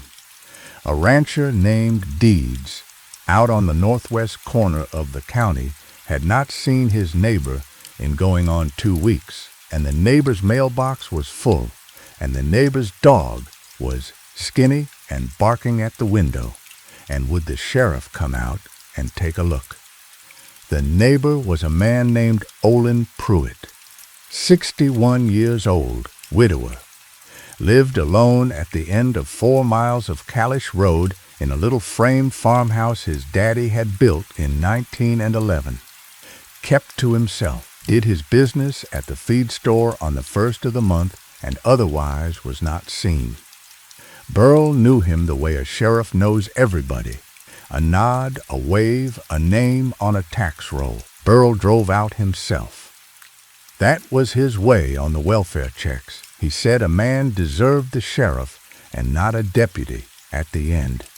He turned up the Kalishi Road at about 11 with the wind pushing the cruiser sideways and the tumbleweeds stacking up against the fences, and he came over the last rise and saw the house, small and gray in the enormous emptiness, with the dog at the window, and he told me that the first thing he thought, the very first thing, before anything at all had happened, was, the curtains are all closed, and it's a Tuesday, and the light's too good to waste.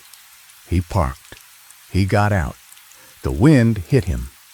He went up onto the porch and he knocked, and he called Olin's name, and the dog inside went frantic, and nobody answered, and Burl tried the door, and the door was unlocked, and Burl Shank went inside, and the smell told him before his eyes did that he was not doing a welfare check anymore. Olin Pruitt was in his bed. He had died in his sleep, easy, by the look of him, a week or more back. The doc later said heart, and said it was as kind an ending as a man gets. Burl had found a dozen such deaths in his years. The country was full of old men who lived alone at the ends of Kalish roads, and when their hearts stopped, it was Burl who found them, and Burl who called it in, and Burl who stood in the yard with his hat off while the funeral home wagon came out from town. It was the part of the job he had made his peace with. He said a prayer over Olin Pruitt, a short one, a plain one, and he went through the house the way the job required, looking for a will, a next of kin, a phone book with a number underlined, the ordinary paperwork of a death, and in the bedroom, friend, on the wall opposite the dead man's bed, there was a mirror, a big one, a dresser mirror 3 feet tall, in an oak frame gone dark with age, the kind that stands on the back of a bedroom dresser. The dresser was against the east wall. The bed was against the west wall. A man lying in that bed, awake in the morning, would open his eyes on that mirror and see in it the whole room behind him, the door, the window, the far wall, and the mirror was covered with a quilt, a good quilt, a wedding ring pattern, hand-stitched, the kind of quilt a wife makes over a winter. It had been hung over the mirror from the top and tucked in at the sides, so that not 1 inch of the glass showed, and Burl, standing in a dead man's bedroom doing the paperwork of a death, saw that covered mirror, and he told me he felt the first small touch of it then, the thing that would follow him the rest of his life. Because he knew that quilt. Every soul in Callahan County knew that quilt. Olin Pruitt's wife, Madeline, had made it. It had won a ribbon at the county fair in 1958, and Madeline Pruitt had been dead for 9 years. So the quilt on the mirror was not a wife's doing. It was the doing of a widower. Olin Pruitt had taken his dead wife's prize-winning quilt, the best thing she had ever made, the thing he had kept folded in the cedar chest for 9 years, and he had hung it over the bedroom mirror and tucked it in so that not 1 inch of the glass showed. Now Burl Shank was a practical man, and the practical mind goes to the practical answer, and the practical answer was grief. A man loses his wife, and the mirror in the bedroom shows him the bed every morning, and the bed has her side empty in it. And one morning the man cannot stand to see her side empty in the glass, and he covers the mirror. It made sense. It made so much sense that Burl told me he almost left it at that. But the quilt was tucked in at the sides, and you do not tuck a thing in at the sides to cover grief. You tuck a thing in at the sides to cover light, to keep a draft out, to keep something from seeing around the edges. Burl did not lift the quilt. He told me that plain, and he told me he did not know why then, except that some deep old farm boy part of him, the part that knows not to open a gate with the herd on the other side of it, had simply declined. He finished the paperwork. He found the phone book and a nephew's number in Amarillo, underlined. He called it in. He stood in the yard with his hat off when the wagon came, and when they carried Olin Pruitt out of that bedroom, past the covered mirror, Burl told me he watched the quilt the whole time, and the quilt did not move, and he was glad, and he did not know why he was glad. And the not knowing followed him home. The estate took a month to settle. The nephew in Amarillo wanted nothing to do with the place, wanted it sold, wanted it fast, wanted it done by mail. So the house sat empty through April, and the county had the keys, and at the end of April the nephew called Burl and asked, as a favor, since Burl had been kind about the whole business, whether the sheriff would mind doing one last walkthrough before the estate sale people came, just to make sure the roof had held and the windows were whole and no animal had gotten in. Burl said he would. He drove out on the last day of April in the evening with the light going long and gold across the hard pan, and he unlocked the door of Olin Pruitt's empty house. And he walked through the rooms, and the roof had held, and the windows were whole, and no animal had gotten in, and the quilt was off the mirror. It was folded. It was folded neat, the way you fold a good quilt for storage, the way Madeline Pruitt had folded it for the cedar chest for 9 years. It was sitting on the bed, the stripped bed, bare mattress, folded in a perfect square in the exact center of the mattress, like a gift, and the mirror stood bare on its dresser, 3 feet of dark old glass, facing the empty bed, facing the door. Burl stood in the bedroom door. He told me the light was coming through the west window and striking the mirror, and the mirror was throwing the light back across the room in a big soft rectangle on the wall beside him, and the rectangle of light on the wall was the only warm thing in the house. And he looked at the folded quilt, and he looked at the bare mirror, and the farm boy part of him said, the quilt is off the glass. Somebody took the quilt off the glass, and the lawman part of him said, the house has been locked for a month, and I have the only key, and the windows are whole, and no animal has gotten in. He did not go closer. He told me he wanted to.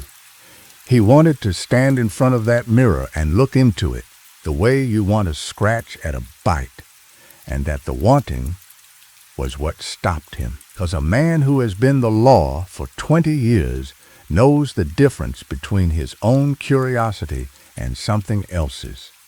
His own curiosity had a feel to it. This did not have his feel. This felt like a hand on the back of his neck, turning him. So Burl Shank stood in the doorway of Olin Pruitt's bedroom, and he did not let himself be turned, and he backed out of that house the way you back out of a yard with a dog in it, watching the mirror, not moving toward it, not moving fast. And the last thing he saw as he pulled the bedroom door to, and he told me this part twice, friend, slow, the second time slower than the first.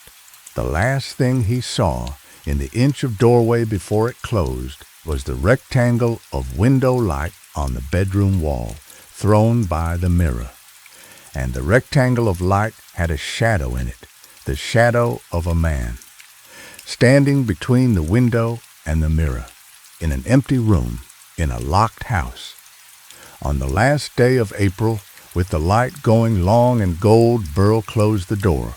He locked the house.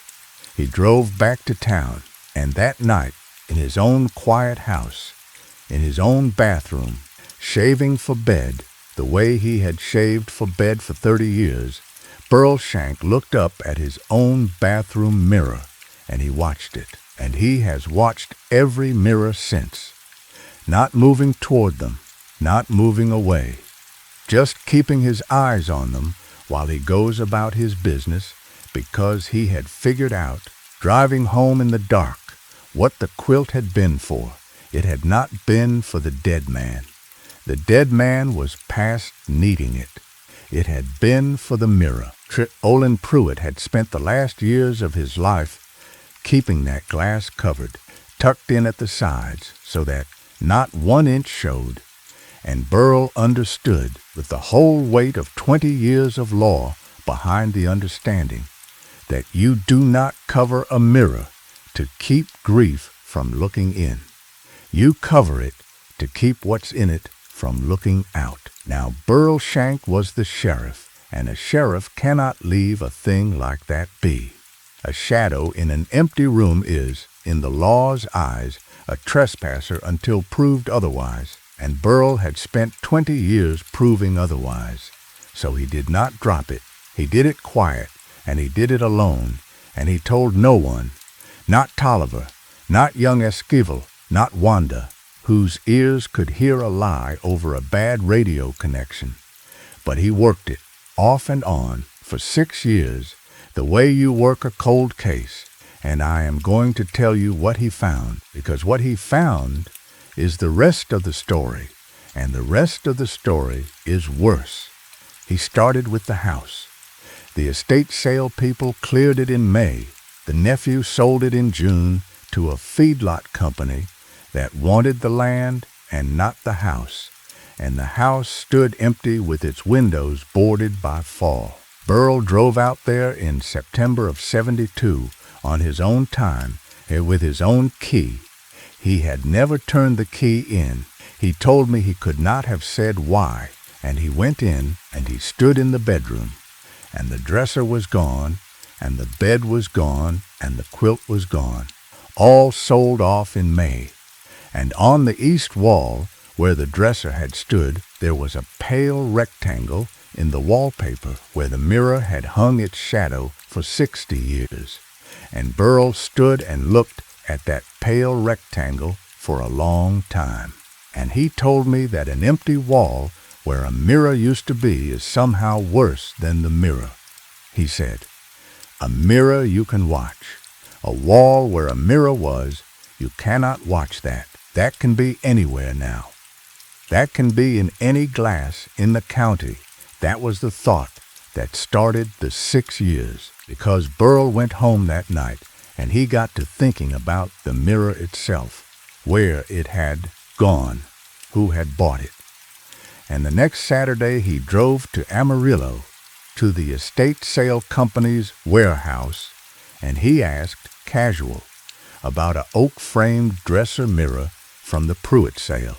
And the warehouse man checked his book, and the mirror had been sold in May, first day of the sale, to a woman from Tulia.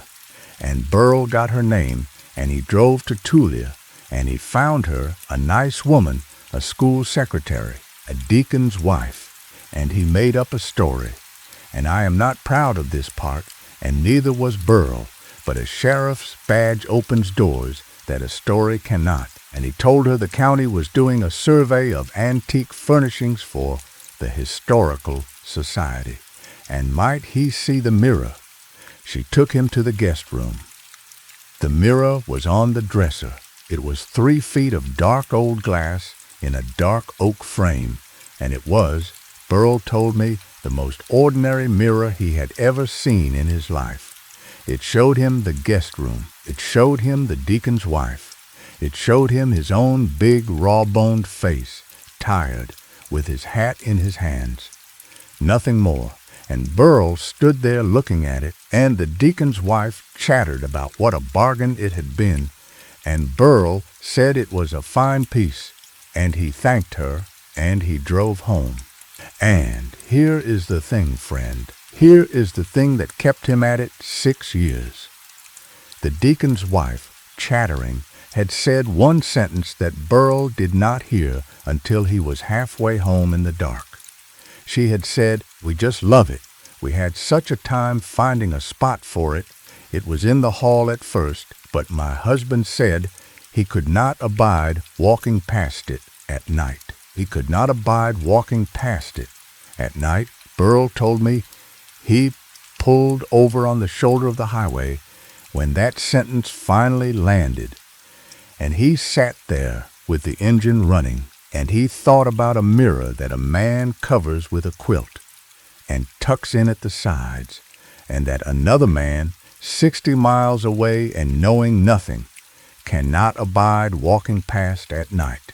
And he understood that the thing in the glass was not in the glass. It was in the looking. It came with the mirror the way a smell comes with a coat. It lived in the glass the way a fever lives in a man, and the glass could be sold and carried and hung in a guest room in Tulia, and the fever would go with it, quiet, patient, waiting for somebody to look too long. He did not warn the deacon's wife. He told me he turned it over for a year, and what decided him was this: whatever the thing was, it had been with the Pruitts for 60 years, and Madeline Pruitt had lived to be old and died in her bed, and Olin had lived to be 61 and died easy in his sleep. It did not hurt the people it lived with. It only watched. It only waited. And a sheriff's whole trade, Burl said, is learning the difference between a thing that is waiting and a thing that is hunting. This was waiting. And you do not burn down a house because there is a snake in the yard. You watch the snake. You teach your children where it is. You keep your eyes on it. So Burl kept his eyes on it. That is the whole of the next 6 years, and I will give them to you quick, because they were quick. 6 years of a man watching mirrors. He watched the one in his bathroom shaving, and it never once showed him anything but his own tired face. He watched the little mirror in the sun visor of the cruiser that Wanda used to check her lipstick. He watched the big mirror behind the counter at the White House Cafe that showed the whole dining room, and he told me that mirror was the one he trusted least, because a mirror that shows a whole room has too many places in it for a man-shaped shadow to stand. He never found one.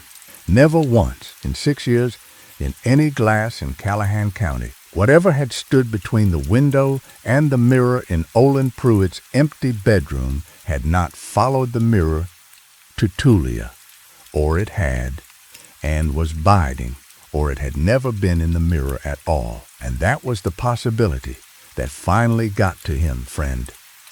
That is the one that made him take retirement in the spring of '79 and move to a little place outside Kerrville, down in the hill country, and I will tell you why, because he told me. In that back booth, with his coffee gone cold, he said, I spent 6 years watching mirrors, and I never saw it again, not once. And about the 5th year, I started asking myself a question I should have asked the first day. I stood in that bedroom doorway, and the light came through the west window, and the mirror threw it on the wall, and in the light on the wall there was the shadow of a man.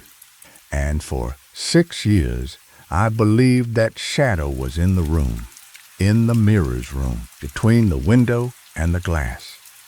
But a mirror throws what's in front of it, son. The light on the wall wasn't showing me the room the mirror was in.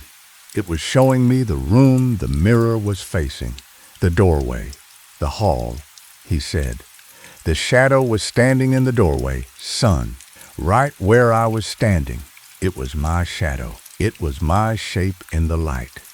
I have told myself that 1,000 times, and 1,000 times I have almost believed it. And the only reason I do not believe it, the only reason I am moving to Kerrville in the spring, to a house I bought with no mirrors in it, not one. I took them all down myself the day I signed the papers, is that I have thought about it for 6 years, and I cannot make the memory fit. My shadow would have been facing the mirror. My shadow would have had its back to the glass, same as me. He said, the shadow in the light was facing the doorway. Son, it was facing me. Then Burl Shank paid for both our dinners, and he shook my hand in the parking lot, and he said, I have carried this around Callahan County for 6 years like a prisoner in the back seat. It's yours now. Do what you want with it. Tell it or don't. But if you ever buy a house, son, he said, with his hand on the door of his truck, you walk through it first, and you count the mirrors. And if there's one you can't account for, one that came with the place, one the last folks didn't take, you take it down and you wrap it in a quilt. And you tuck the quilt in at the sides, so not 1 inch of the glass shows, and you sell that house as is, son. Let the next man make his own peace with it. That's all any of us can do. He drove off to Kerrville, and I never saw him again. He passed in '86, and his daughter told me at the graveside that he had died easy, in his chair, in front of the television, in a house with no mirrors. And she said the strangest thing, friend, the thing I will leave you with tonight. She said, we found them all in the garage after. 7 mirrors, wrapped in blankets, leaned against the wall, facing the wall.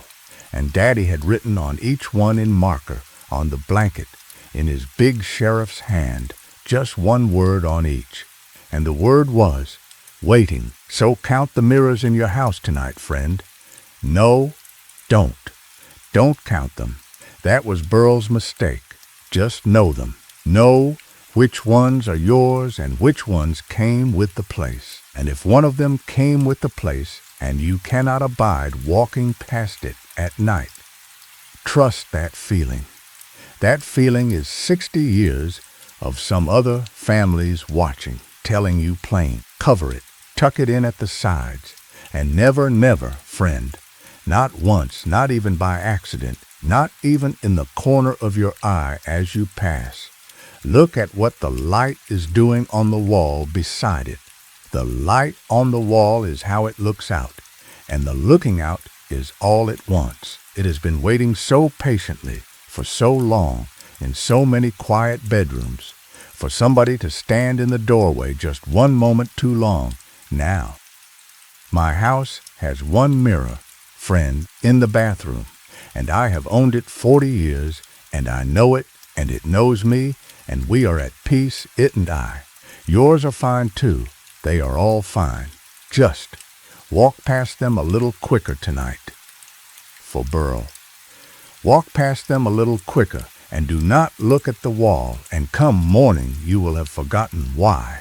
Let me give you the rest of what Burl Shank carried, friend, because a sheriff's 6 years of quiet work is not made of the big discoveries. It is made of the long middle and I skipped the middle the first time through, the way you skip a flat mile of highway. But Burl gave me the middle, too, in that back booth, after the pie came, and the middle is where the story gets its real weight. He said the first thing he did after the Tulia trip was go back through 20 years of his own memory, not the county records, his memory, because it had occurred to him, driving home with his hands tight on the wheel, that if mirrors in Callahan County could hold a thing that watched, then he had been the law in that county for 20 years, and he had walked into 1,000 houses, and some part of him, the farm boy part, the part that watches dogs it does not trust, some part of him must have known it all along, and he said the remembering came on him like a flood once he let it. The old Teeman place out by the salt flats, where old Mrs. Teeman kept every mirror in the house turned to the wall, and the family said she was vain in her youth and could not bear age, and Burl had believed it for 30 years, and now he wondered. The Ibarra funeral in '61, where the family had covered every mirror in the house with black crepe, an old custom, the priest said, an old country custom, and Burl had stood in that house in his good hat, and never once asked himself what the custom was for. The estate sale in '68, the Whitley place, where he had bought Lorene a mirror with roses on the frame, and Lorene had hung it in the hall and taken it down a week later and never said why, and he had never asked. 20 years of it, friend. 20 years of the county quietly managing its mirrors, and the sheriff walking through the middle of it with his eyes open and his mind shut. He said, that was the worst of it, son. Not the shadow. The shadow was one bad moment in one empty house. The worst was understanding that the whole county had known, in its bones, forever, that every farm wife who turned a mirror to the wall, every family that covered the glass after a death, every old custom nobody could explain, they had all been keeping the rule without the book. And I had been the law for 20 years, and the law had never once been told. There is a whole second county under the one you can see. That is what I learned in that bedroom. There is the county of deeds and taxes and Saturday drunks, and under it there is the county of the turned mirrors and the tucked quilts. And the second county is older, and it is bigger, and it does not need a sheriff, because it has been policing itself since before there was a law, but Burl policed it anyway. That is the kind of man he was. He could not unsheriff. So he built his list, the 9 mirrors, the ones in the folder, and he visited them, one a season, for 6 years, always with a story, always casual, always watching. And he told me what he learned from the watching, and I will give it to you, because it is the closest thing anyone has ever made to a rule book for this particular county. 1. The thing in the glass is not in every mirror. Most mirrors are just mirrors. Burl said he looked in 100 of them over 6 years, in farmhouses and cafes and the courthouse men's room, and 99 of them showed him nothing but the room. It is only the old ones, he said, the ones with a history, the ones that came with a house, that outlasted the family, that were never chosen by anybody living. A mirror somebody chose and bought and hung is a tool. A mirror that was already there when you moved in is a tenant. 2. The tenant pays its rent in watching. That is all it does. Burl said in 6 years he never once found a mirror that had done anything. Nothing came out of any glass. Nothing reached. Nothing whispered. The whole of the menace, he said, is in the looking. The shadow in the doorway. And he believed to his death that he had seen it friend, that it had been facing him. The shadow had never moved, never approached, never done a thing but stand and be seen. And Burl said he came to understand that the standing and being seen was the whole of it, that the thing fed on being noticed the way a fire feeds on air, that a covered mirror turned mirror, a mirror in a garage facing the wall. Those were not protections. Those were feedings. Every time Olin Pruitt tucked that quilt in at the sides, he was thinking about the mirror, and the thinking about it was the noticing, and the noticing was the rent. The old customs were not starving the thing, friend. They were paying it. Every covered mirror in the county was a little shrine. Every turned glass was a little altar. The county had been feeding it for 100 years in the name of keeping it out. 3. The only thing it cannot abide is being ordinary. Burl said he learned this from the school secretary in Tulia, the deacon's wife, the one whose husband could not abide walking past it at night. Burl went back to Tulia twice more over the 6 years. Always casual, always the historical society. And he watched that woman with her mirror. And he said she did something nobody else in the county had ever done. She forgot about it. Not at first. At first her husband fussed, and she humored him, and they moved it twice. But then life came in, the way life does. Grandchildren, and a garden, and a new dog, and the mirror got a layer of dust on it, like any other piece of furniture. And she hung her grandkids' school pictures on the frame. And she stopped checking it at night. And by Burl's 3rd visit, the thing was just a mirror in a guest room with a dusty frame and school pictures on it. And the husband walked past it at night without a second thought.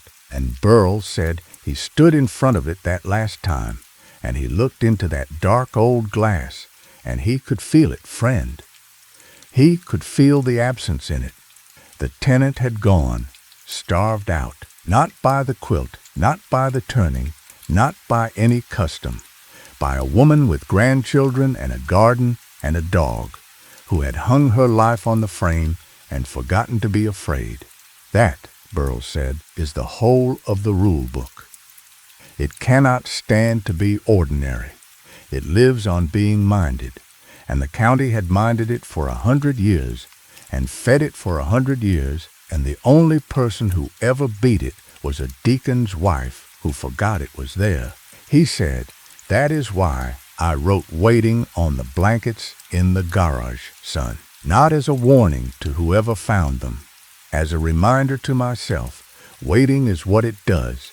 It is all it does. It waits for you to mind it. And the day I understood that, the day I stopped checking my own bathroom mirror, stopped watching it while I shaved, just looked at my own big raw-boned face and thought about breakfast. That was the day I started beating it. It took me 5 years to learn and 1 morning to do. And I will tell you the truth, son, some nights I still feel it. Some nights I pass a dark window and I feel the old pull, the hand on the back of the neck, the wanting to check, and I let it pull. I let it pull, and I do not turn. It is the only fight I ever won by refusing to fight it. Then he pushed his pie plate away, and he said the last thing, the thing that is the reason I am telling you this at all. He said, "There is one mirror in this county I never found, son. I found 9. The county is full of old glass, and I know in my bones there is a 10th. The Pruitt mirror was old when Olin's daddy built the house. It did not come from a store. It came from somewhere. Somebody brought it into that county 100 years back, and before that it was somewhere else, and before that somewhere else again, and all the way back, friend, all the way back to the first dark glass that ever showed a man a shadow that was facing the wrong way. And that 10th mirror, that first one, it is still out there. In some farmhouse, some estate sale, some guest room with school pictures on the frame waiting to be minded. And I am an old man, and I am moving to Kerrville, and I cannot watch for it anymore. So I am giving it to you. Not to find, to refuse. That is the only way it has ever been beaten. Somebody has to know it is out there and not look.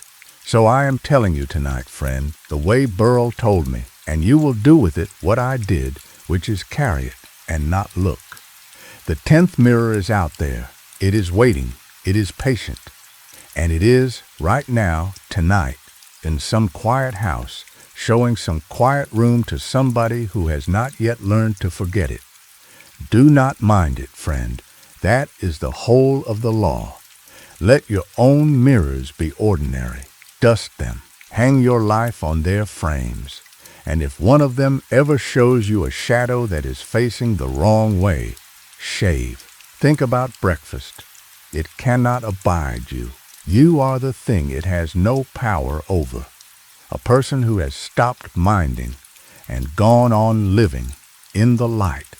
I want to tell you one more thing about Burl Shank before I let him go. Friend, because it came to me years after his funeral, and it is the piece that makes the whole story sit differently. Burl's daughter, her name was Carla, wrote me a letter about a year after we buried him. She had been going through his desk, and she had found a file folder, a plain manila folder with nothing on the tab but the word Myroras in his big sheriff's hand, and inside it was his 6 years of quiet work, all written down, the notes on the Pruitt place, the date of the estate sale, the name of the deacon's wife in Tulia, and then, at the back of the folder, a list of names and addresses, 9 of them all in Callahan County, and the 2 counties beside it, and beside each name a note in that same big hand. Carla read me a few of them over the phone, and I wrote them down, and I will give them to you now, because I believe Burl would have wanted them carried on. The first said, Whitley Place, 3 miles south of Headley, estate sale 68. Mirror with the roses on the frame. Buyer, preacher's widow, Memphis. She wrote me, it does not bother her. I believe her. Some it does not bother. The second said, Old cookhouse, outside groom, torn down 71. The mirror went in the burn pile. I watched it burn. The glass did not pop like glass should. It melted like ice, slow. I watched it the whole time, and it never once showed me anything but the fire. That is the only one I am sure is gone. And the last one on the list, the 9th one, said only this. Mine, bathroom, 40 years. It knows me. I think that is the whole secret of it, Carla. It knows me, and I know it, and we leave each other be. If you take nothing else from your old father, take this. A mirror is like a dog girl. It is not the strange ones you have to fear. It is the ones that have decided they know you. Check on mine now and then. If it ever shows you the room with someone in it that is not there, do not cover it. That is what they want, I have come to think. The covering, the quilt, the tucking in. Covered mirror is a door closed from our side, and I have wondered 6 years whether Olin Pruitt was keeping something in or keeping himself out of its sight, and I have come to believe it was the second, and that it was wrong. You do not hide from a thing like that, girl. You let it see you. You let it see you every day, living your ordinary life until it understands there is nothing in you it can use. That is all it ever wanted to know. That is all any watcher wants, to see whether you know it is there. And once it knows you know, once it has seen you see it and seen you go on living anyway, it loses its taste for you. They only want the ones who hide. So do not hide, Carla. Look at it. Look at it every morning while you brush your hair, and let it look back and be the most ordinary woman in Texas. There is no armor in this world stronger than that. Carla told me she keeps the bathroom mirror uncovered to this day. She says good morning to it, some mornings half joking. She says it has never once shown her anything but the room, and I believe her, friend, the way I believed her father, because the ones who carry these things do not lie about them. There is no point. The thing itself is stranger than any lie they could make up about it. So that is the end of Burl's shank, and the end of the shadow in the doorway, and the end of the quilt that was tucked in at the sides. And if you take anything from it, take what he told his daughter. Do not cover your mirrors, friend, and do not fear them either. Just know them. Know which ones are yours, and live so ordinary in front of them that whatever is patient in the glass loses its taste for you and turns its long, slow attention somewhere else. The fire is settling, friend. The rain is steady. Let your eyes close now if they want to. There is a long road of stories still ahead of us tonight, and I am not going anywhere, and neither is the rain, and neither, friend, are you. And there is a postscript to Burl's story, friend, that I did not put in the main telling, because it is small, and the small ones are the ones that stay. A year after Burl passed, his daughter Carla sold the Kerrville house, and the estate people found the 7 mirrors in the garage, wrapped in blankets, facing the wall, each one marked waiting in his big sheriff's hand. And Carla, being her father's daughter, did not throw them out.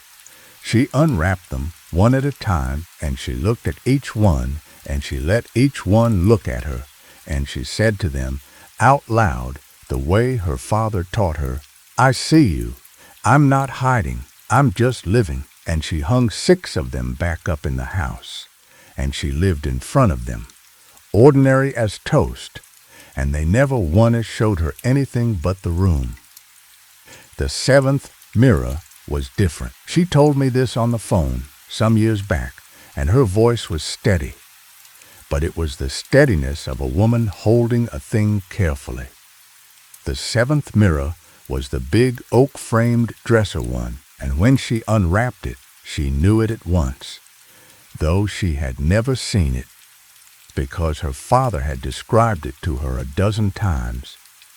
It was the Pruitt mirror, the one from the house at the end of the Kalish Road. Burl had tracked it down at last. In the last year of his life, the deacon's wife in Tulia had passed, and the estate had sold it, and Burl had bought it, and brought it home, and wrapped it in a blanket, and faced it to the wall, and written waiting on the back. And Carla said, "I stood there with it, and I understood what he had done. He had not kept it wrapped to hide from it. He had kept it to mind it. It was the only one of the 7 that was not his, the only one that came with a history he could not vouch for, and he had taken it out of the world and put it in his garage, facing the wall like a prisoner in the back seat, transported, held, watched. For 20 years, friend, that old sheriff kept the Pruitt mirror in custody so that no stranger would ever buy it at a sale and hang it in a guest room and learn to be afraid of their own house at night." And Carla said, "I asked myself what he would want done with it, and I knew. He had told me all those years ago on the phone, 'You do not hide from a thing like that. You let it see you living.' So I hung it in my hallway, friend. It is there now. It has been there 20 years. I walk past it 50 times a day. I say good morning to it, some mornings, half joking, the way I say good morning to the bathroom one. And I will tell you the truth, and then I will not speak of it again. For the first year I could not abide walking past it at night. For the first year, it felt like the hall was a mile long and the mirror was the far end of it. And then one night, one ordinary night, a Tuesday, I had the flu. I was up for water at 3 in the morning. I walked past it, and I was too tired to be afraid, and I looked at it full on, and it showed me my hallway. My hallway and my own tired face and the light from the kitchen behind me. Nothing more. And I swear to you, friend, I felt it let go. I felt the waiting go out of it, like breath going out of a man. It had been seen, at last, by somebody who was not hiding, and it was satisfied it is just a mirror now. 20 years, just a mirror, and Carla keeps it polished and walks past it 50 times a day, and that is the end of the Pruitt mirror, and the end of Burl Shank's long custody, and the end of this story. The waiting is over, friend. Somebody finally looked and lived and went on living. That is all it ever wanted. Sleep now. Story 4. A library at night is a different country than a library by day. I know this because a woman named Iris Calloway told me so, and Iris Calloway spent 31 years locking up the Carnegie Library in a little river town in Georgia, and she knew that building in the dark better than she knew her own house. She told me this story in 1988, when she was 71 years old and retired, and I was passing through that town doing some family research of my own, and we fell to talking on the porch of the Historical Society. And when she found out I was a man who collected old stories, she went quiet a moment, and then she said, "I have one. I have had one for 43 years, and I have never told it because it is about the library, and a librarian does not tell tales about her own building while she has the keys to it. But I turned in my keys in the spring, so I will tell you. Now listen close, friend. This is Iris Calloway's story, and it is about what a library keeps and what keeps a library. Iris went to work at the Carnegie in 1945, a war widow of 28. Her Thomas had gone down in the Pacific in 44, and the library board had given her the assistant's job, half out of pity and half because she had read more books than anyone else in the county, including the head librarian, terrible old battle axe named Miss Peebles, who had run the place since 1911. The building was one of the old Carnegies, red brick, white columns, a basement that smelled of coal and paper, and stacks that went up 2 floors of iron shelving with the little glass block floors that let the light through. It was a beautiful building, and Iris loved it from a first morning, and she told me she believed, even then, that the building knew it was loved and loved her back. That is a strange thing to say about a building. Iris knew it was strange, she said.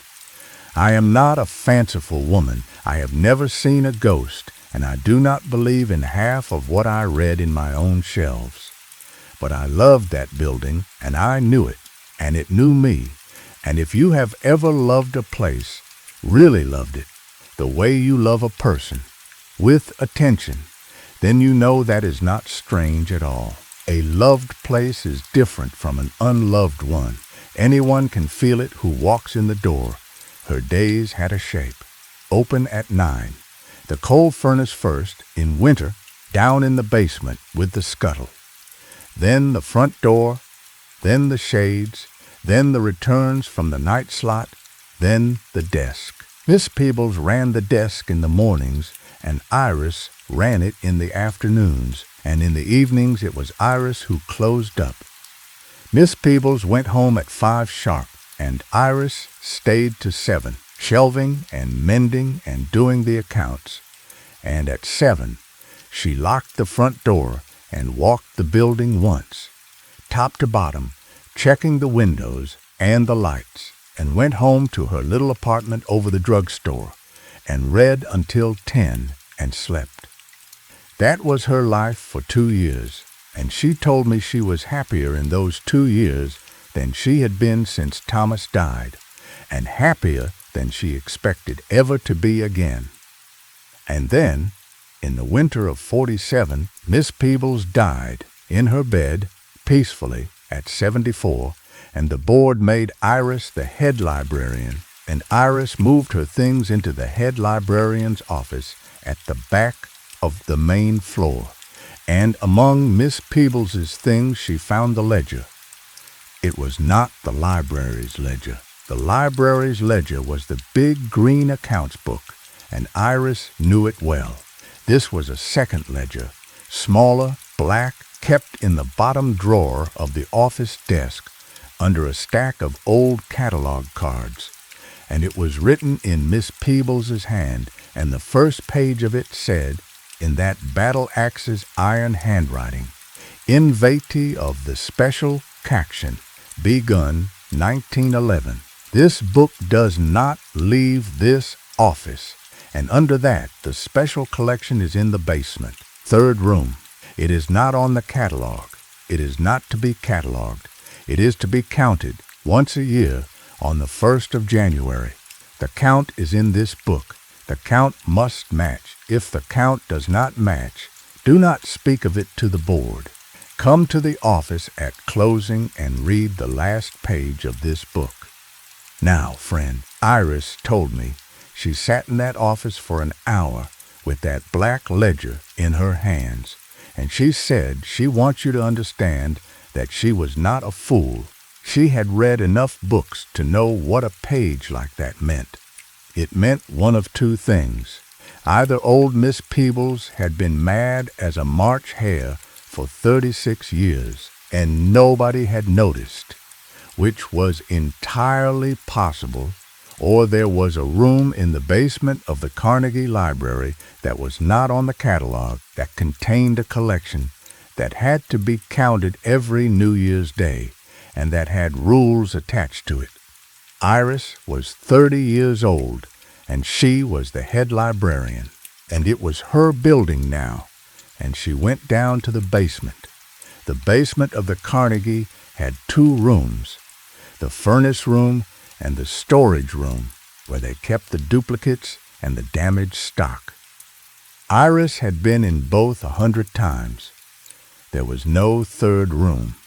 She walked the whole basement with a flashlight, and she was about to chalk the whole thing up to Miss Peebles's March hare madness when the flashlight beam crossed the back wall of the storage room, behind the shelves of damaged stock, and she saw the seam. There was a door back there, a low door 4 feet high, set into the foundation wall, painted the same gray as the wall, with no knob, only a keyhole. And behind the door, when Iris had shifted 3 shelves of water-damaged encyclopedias and gotten down on her knees with the flashlight, there was a short stone passage sloping down, and at the end of it, a room. The 3rd room was round. That was the first thing. It was round like the inside of a cistern, which is what Iris believed it had once been. The building's original cistern from before the town water came. It was perhaps 12 feet across, a stone floor and a stone ceiling that came to a low dome, and around the walls, on wooden shelves that somebody had built into the curve of the stone, were books. Not many. Iris counted them that first day, on her knees with the flashlight, her heart going like a drum. 211 books. And friend, they were not books the way you and I know books. Iris told me she took one down at random, and she opened it, and she understood in one glance why Miss Peebles had kept the collection off the catalog for 36 years. The book was handwritten, every page, in ink in a small, dense hand, cover to cover. And it was not a novel, and it was not a history. It was a diary, no. It was more than a diary. It was a life. The book was the complete written life of a person, day by day, hour by hour, from birth to death, written down in a hand so steady and so even that it never once changed from the first page to the last. The name on the first page was Martha Ann Whitfield, born 1841, and the last page ended mid-sentence, in the middle of an ordinary Tuesday in 1903, and the sentence stopped the way a life stops, not at a period, just stopped. And Iris, kneeling on the stone floor, took down another and another. Every one of the 211 books was the same, a whole life, handwritten, first breath to last, in an unchanging hand. Farmers' wives, a riverboat pilot, a child who had lived only 11 years. His book was thin. An old woman who had lived 91, hers ran to 4 volumes, and Iris told me the 4 volumes were shelved together, and the hand was the same in all 4. All of them, Iris said, were people of that river county. She recognized the names. She had seen them on the gravestones in the town cemetery, on the plats in the deed room, in the newspaper morgue upstairs. The whole dead population of the county, or 211 of them anyway, was shelved in that cistern, written out cover to cover, in a hand that never changed, and the black ledger in the office was the count. Begun 1911. 211 books, shelved by year of death, counted every 1st of January in Miss Peebles's iron hand, 36 counts, and every count the same, 211.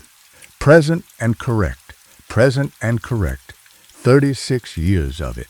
Iris told me she locked the office that night and went home and did not sleep.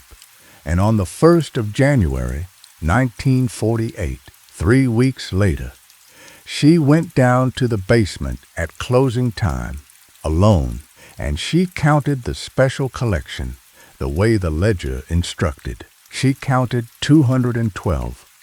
She counted again. 212. She walked the curve of the shelves with the flashlight and counted a 3rd time, slowly, touching each spine. 212. The extra book was at the end of the bottom shelf, where the newest ones went. It was leather-bound, like the others. It was handwritten, like the others, and on its first page, in the small, dense, unchanging hand, was a name Iris knew, a name that had been in the newspaper just that past month, a name that had died 3 weeks before. 2 towns over, Eugenia Peebles, Miss Peebles, the battle axe, the keeper of the count for 36 years. Her whole life written out, birth to death, in the same hand as all the rest, and shelved in the dark in the cistern within days of her death by no living hand that Iris ever found. And on the last page of her book, Iris told me she read it. She wants you to know she read it, that she has never been sure whether reading it was the bravest thing she ever did or the most foolish. On the last page, after the last ordinary entry, after the sentence that stopped the way a life stops, there was one more line. One line in the same small hand added after the ending, and the line said, "The new keeper counts tonight. When she is done, let her come to the office and read the last page of the black book." The count is her job now. She has loved the building for 2 years, and the building has decided. The building always decides. Iris went up to the office. She sat at the desk, and she opened the black ledger to the last page. The page Miss Peebles's note had pointed to, the page Iris had not yet read. And she read it, there in the dark, with the whole library quiet around her, and the radiators ticking, and the snow coming down outside the tall windows. And what was on that page? Friend, that is the heart of this story. and Iris made me promise to tell it exactly as she told it to me, and so I will. But it belongs to the second half of the telling. Let me first tell you what kind of woman carried it, and what it cost her, and what the building asked of her across the next 31 years, because a collection like that does not sit still. It grows, and someone has to shelve it. The last page of the Black Ledger was not a page of rules. That is what Iris had expected. Instructions, warnings, the voice of a dead battle axe telling her what she was now bound to do. It was not that at all. It was a letter. It was addressed in Miss Peebles's iron hand to whoever holds the keys, and Iris read it standing up because her legs would not have held her if she had tried to sit. It said, "You have found the books, or you would not be reading this. You have counted them, and the count has changed, or you would have closed this book and gone home. So you know now what this library is. It is not a library. A library lends books to the living. This building keeps books for the dead. Every soul in this county who dies with a life unfinished, not unlived, mind you, but unfinished, with some ordinary thing left unsaid or undone or unforgiven, comes here, and the building writes them down. I do not know how. I stopped asking how in 1919 when the count first changed on me and I found my own mother's book on the bottom shelf with her name on it and her whole life inside it in a hand I did not know. Spet. I only know the building writes them, and the books come in the night, and my work, and now your work, is to count them once a year and shelve them when they come and keep the room locked and never, never read your own book when it arrives, because it will arrive. Do not flatter yourself that it will not. The building does not love you because you are special. It loves you because you are faithful. It has watched you lock up every night for 2 years. It has watched you walk the stacks in the dark and speak kindly to the empty rooms. It has decided you are the keeper, and when you die, not soon, God willing, but in the fullness of your years, your book will come in the night like all the others, and some new keeper will count it and shelve it, and the building will go on. I will tell you the 3 rules because they are all I know, and I learned them at cost. 1. Count once a year on the 1st of January alone after closing. Never count more often. The building does not like to be watched too closely.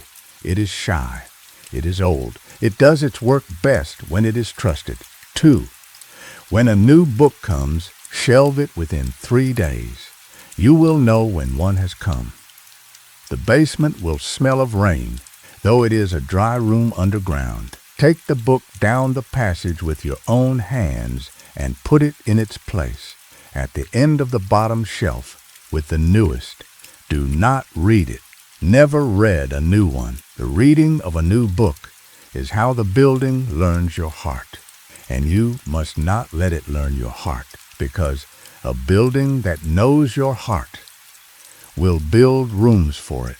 3. When your own book comes, and by then you will be old, and there will be a new keeper after you, though you will not know who, do not let them read the last page. The last page of every book has a line on it that is not part of the life. I do not know who writes it. I have read mine. I found my mother's book and read her last page, and I have never told a living soul what it said, and I will not tell you, except to say that it was not cruel, and it was not kind, and it was not meant for me, though it was in her book. The last page is for the one whose book it is, and they are dead.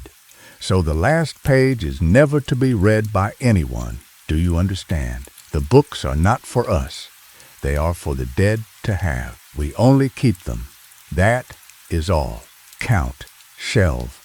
Keep the door locked. Love the building. It will love you back, and its love is the only thing in this county that has never once failed me. EP. January 1, 1935. Iris told me she read that letter 3 times, and then she went home, and she did not sleep, and on the 2nd of January she went back to work and opened the library at 9 o'clock and checked out books to school children and mended a torn copy of Black Beauty and did the accounts, because that is what a keeper does. The extraordinary does not excuse you from the ordinary. It only moves in beside it.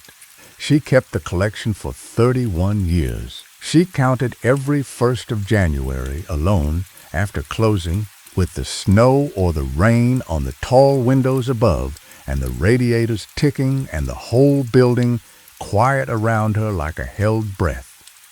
The count changed most years, not every year. Some years no one in the county died unfinished. Some years there were 2 new books, or 3. In the bad year of the influenza, 1957, there were 9. She shelved them all herself, within 3 days, with her own hands, down the stone passage, in the round room that smelled of rain. She never read a new one. She kept the 3 rules. She loved the building, and the building loved her back. And she told me she knew it loved her because of what happened in the winter of 1963. That winter, Iris was 46, and she had been the keeper 16 years, and she had not yet, this is important, friend, she had not yet read a single book in the collection except the first few pages of the ones she had opened on that first night in 47. The rules forbade reading the new ones, but the old ones, the ones that had been there since before she came, Miss Peebles's letter did not forbid those, and Iris had resisted them for 16 years, 'cause she understood that the rules were a wall, and a wall with a gate in it is not a wall at all. But in the winter of 63, the county buried a man named Deacon Truitt, and Deacon Truitt had been Iris's Sunday school teacher when she was a girl, and he had been kind to her the year Thomas died, and she had sat with his family at the funeral and held his wife's hand, and on the 1st of January she counted, and the count had changed, and at the end of the bottom shelf was a book with Deacon Truitt's name on the first page, and Iris did not shelve it within 3 days. She told me she does not know why. She wants me to tell you that plain. She had kept the rules 16 years, through griefs and temptations she did not name, and she does not know why Deacon Truitt's book was the one that broke her. Perhaps it was because he had been kind. Perhaps it was because 16 years is a long time to carry a wall alone. Perhaps it was only that the building, which had watched her and loved her and waited, had finally found the book that would open the gate. She took it home. She did not mean to. She told me. She stood in the round room with the book in her hands and the flashlight on the floor at her feet, and she thought, I will only read the first page. I will only read the page about the year he was born, in the house I can see from my own kitchen window. And she put it in her bag, and she locked the basement, and she walked home through the snow, and she sat up all night in her little apartment over the drugstore, and she read Deacon Truitt's whole life, first breath to last, in the small unchanging hand, until the sun came up. It was beautiful. That is the thing she wants you to understand. It was the most beautiful book she had ever read, and she had read more books than anyone in the county. It was not beautiful because his life had been remarkable. It was beautiful because it had not. It was the life of a good ordinary man, written down completely, with nothing left out, and nothing forgiven, and nothing condemned. His childhood meannesses and his boyhood kindnesses, his doubts, his faith, the night he almost left his wife and did not, the day he baptized Iris herself in the river, the morning of his death, which he did not know was the morning of his death, written in the same patient hand as all the rest. She read it, and she wept. And when she was done, she understood two things at once. The first was that the collection was not a horror. It was a mercy. The dead of that county were not shelved in the dark because the building was hungry. They were shelved because the building could not bear to let a life be lost. Every soul that died unfinished, with the unsaid thing unsaid, the building finished for them. It wrote the whole of them down and kept them, so that somewhere, in the dark, in the round room that smelled of rain, no life in that county ever truly ended incomplete. The unsaid thing was in the book. Somewhere in the small unchanging hand, the thing was said. True. The second thing she understood was that she had broken the rules, and the building knew. She carried the book back that morning before opening down the passage into the round room, and the round room had changed. It was larger. It had been 12 feet across for 31 years. That morning it was 15, perhaps 16, and the dome was higher, and there was a new shelf where no shelf had been, a beautiful shelf of dark wood at the height of her own eyes, empty, waiting, and on the shelf was a single object, a brass key on a red ribbon with a little paper tag, and the tag said, in the iron handwriting of Miss Peebles, dead 16 years, for the keeper's room. She has earned it. Iris told me she stood there with Deacon Truett's book in her hands, and she understood that she had not broken the rules at all. She had passed a test she had not known she was taking. The rules were not laws. They were a 16-year courtship. The building had waited, patient as stone, for the keeper to love it enough to disobey it, to trust it enough to take one of its books into her own home and read it by her own lamp and weep over it and carry it back. And now the building had given her a room of her own. She did not take the key. That is the part that matters. She told me she looked at that key for a long time, and she thought about what a keeper's room might be, a room in the building that was hers, that would be hers after her death, a book on the bottom shelf, and a room besides, a place in the building forever.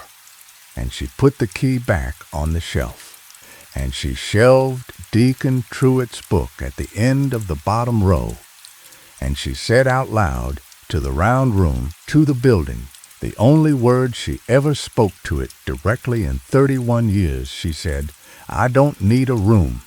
I have the keys. That is enough. And she went upstairs, and she opened the library at 9 o'clock. She kept the collection 15 more years. The count grew. She never again took a book home. She counted every January and shelved every new book within 3 days, and the round room stayed the size it had become that morning in '63, with the empty dark shelf and the key on its red ribbon, waiting. She never touched the key again.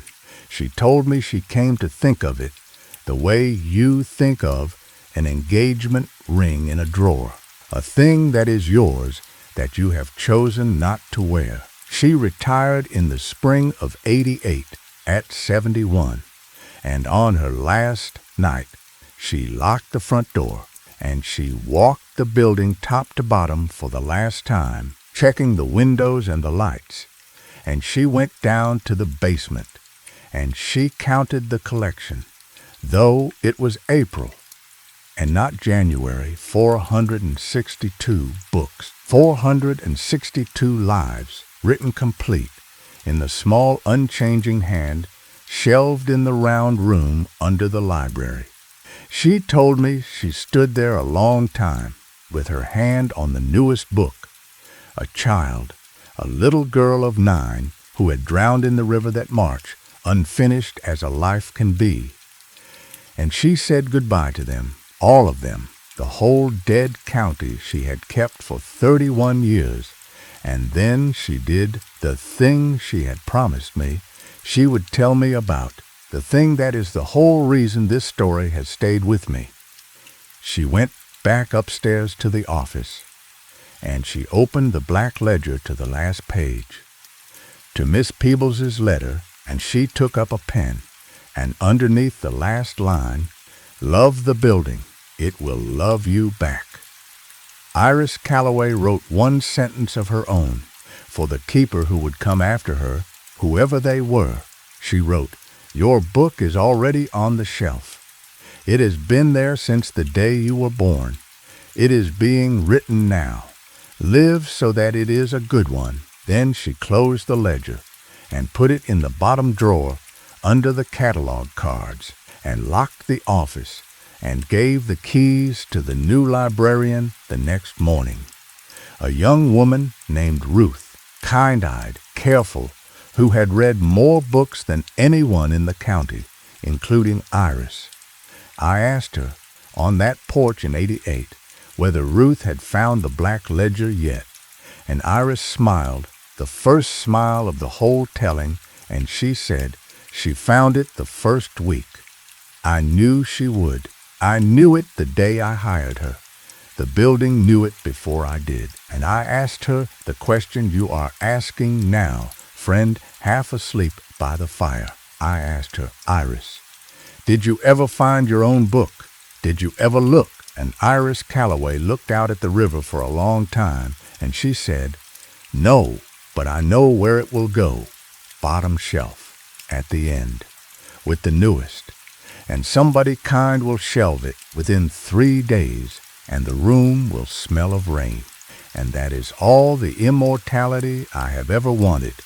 Then she poured us both more iced tea, and we watched the river go by, and we did not talk about the library again. Every life is a book, friend. You have heard that said, and it is a pleasant thing to say, and nobody means it. But Iris meant it, and I will tell you what I believe after 40 years of carrying her story. I believe there is a building somewhere for every county of this world. A library, a church, a courthouse, a farmhouse that cannot bear to let a life be lost. And I believe it is writing you down tonight in a small, unchanging hand, even now, even this, the rain on your roof, the fire on your face, the old man's voice in your ear. It is all going in the book, and the book is long, and the hand is patient, and the last page is not for you. So live so that it is a good one. That is the whole of the rule. Sleep now. Now, friend, there are pieces of Iris Calloway's 31 years that I passed over too quick, and I want to go back for them. Because the keeping of a collection like that is not made of the big nights. It is made of the small ones, and Iris gave me the small ones too, that long afternoon on the Historical Society porch, while the iced tea sweated in our glasses and the river went by at the bottom of the street, brown and slow, and in no hurry at all, the way that river has gone by since before there was a town on it. The first small piece is the smell. I told you the round room smelled of rain when a new book came. I did not tell you what Iris did with that. She told me she came, over the years, to be able to tell from the top of the basement stairs. She would come down at 9 in the morning to stoke the furnace, ordinary as toast, and halfway down the stairs she would catch it. That smell of rain on dust, of wet stone, of a summer storm coming across a field, in a dry basement, underground, in the middle of a Georgia winter. And she would stop on the stairs, and she would say, out loud every time, the same 2 words. She said, "Good morning."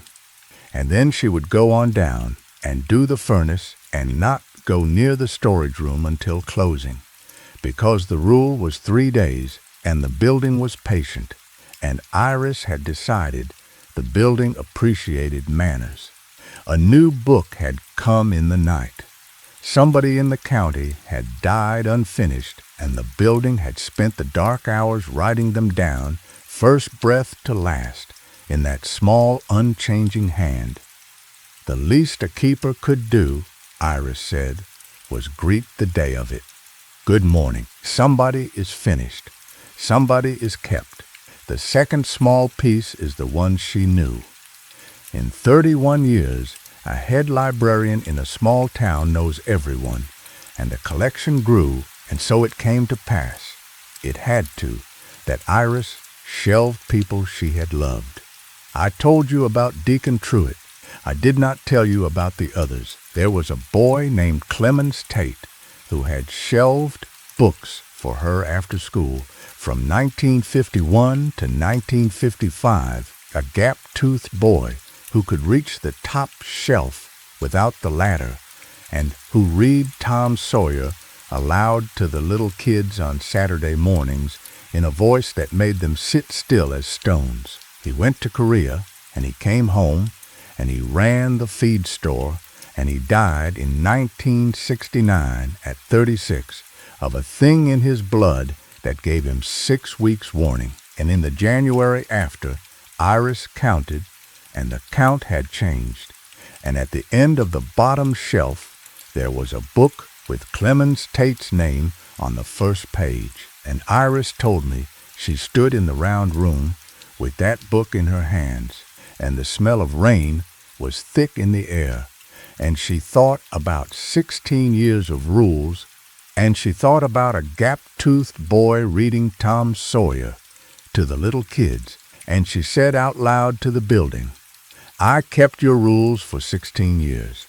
I am reading one page." And she opened the book to the last week of his life, and she read one page, and she told me what was on it, friend, and I will tell you because she made me promise to carry it. The page was the last Tuesday of Clemens Tate's life, a day in the hospital in Macon, a day when the pain was under control and the window was open and his wife had gone down to the cafeteria, and Clemens Tate, 36 years old and dying, had spent that whole afternoon, the page said, thinking about the library, about shelving books after school, about the smell of the old paper and the coal dust and the furniture polish, about Miss Calloway, who had taught him the Dewey Decimal System, like it was a treasure map.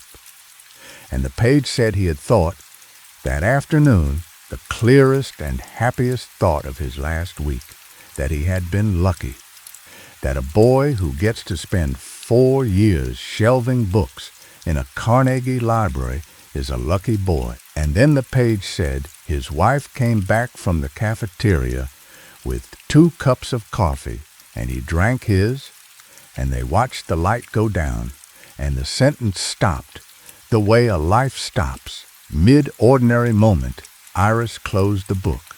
She shelved it. She said thank you to the building, to the room, to whoever or whatever wrote in that hand, and she went upstairs, and she never broke the rule again. But she told me she no longer kept the rule out of fear. After that, she kept it out of respect. The books were not forbidden because they were dangerous. They were forbidden because they were private. A life written complete is the most private thing in the world. The building kept them the way you keep letters, not because you fear them, but because they are not yours to read. They belong to the dead. The keeper only keeps. The third small piece is the night the building showed her something back. It was in the 70s, the winter of 74, and there was a fire, a small one, an electrical fault in the basement in the night, and the fire department came, and they put it out before it took hold, and it never reached the storage room. Never mind the room behind it. But Iris stood on the sidewalk at 3 in the morning in her coat over her nightdress, watching the smoke come out of her building, and she told me the only thing she thought about. Not the collection, not the town's books, not the building itself, which was insured. The only thing she thought about was the round room. 400 lives. And she said a thing then that she did not understand until later. She said she found herself saying, under her breath, over and over, "It's all right. It's all right. They're safe. You're safe." And she realized, standing there, that she was not saying it to herself. She was saying it to the building. The way you speak to a frightened animal. Because the building was afraid. She could feel it. She said she could feel it, the way you feel a person beside you in the dark. The old building was afraid of the fire. Afraid for its books, and Iris Calloway stood on the sidewalk and comforted it, and the fire went out. And the round room was never touched, and the 1st of January she counted, and the count was right, and the smell of rain was faint that year, like a storm a long way off, like a thank you. The last small piece is the new keeper.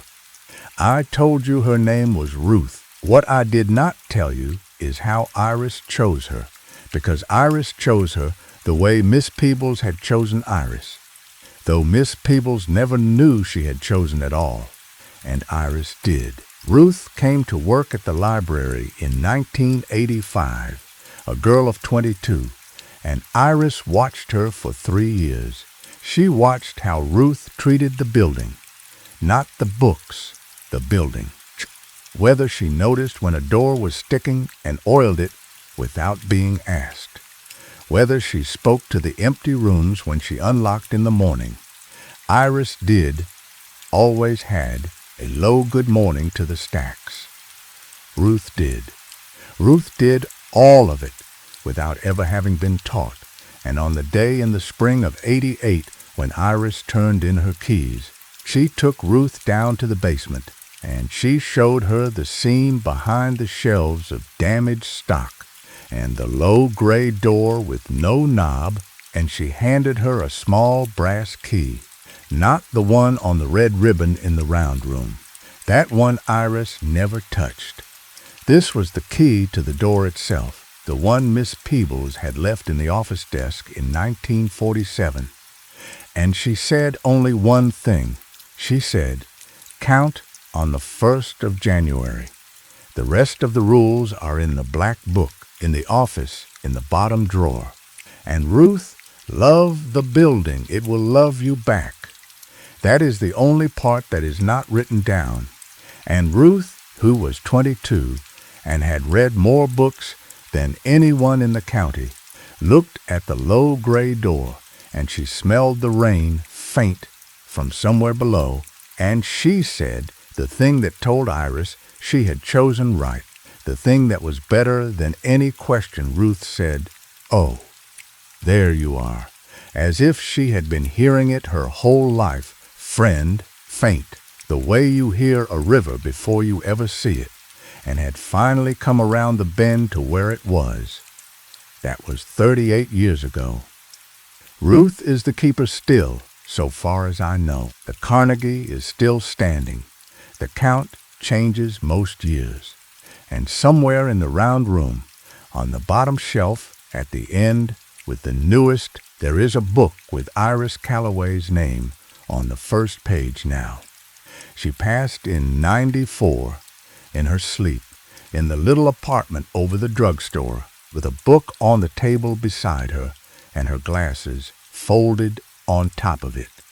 And on the last page of her book, in the small, unchanging hand, after the sentence that stopped the way a life stops, there is a line that no living person has read and no living person ever will, because the rule holds, and the rule is a good one. The last page is for the one whose book it is. But I will tell you, what I believe it says, friend, and then I will let Iris rest.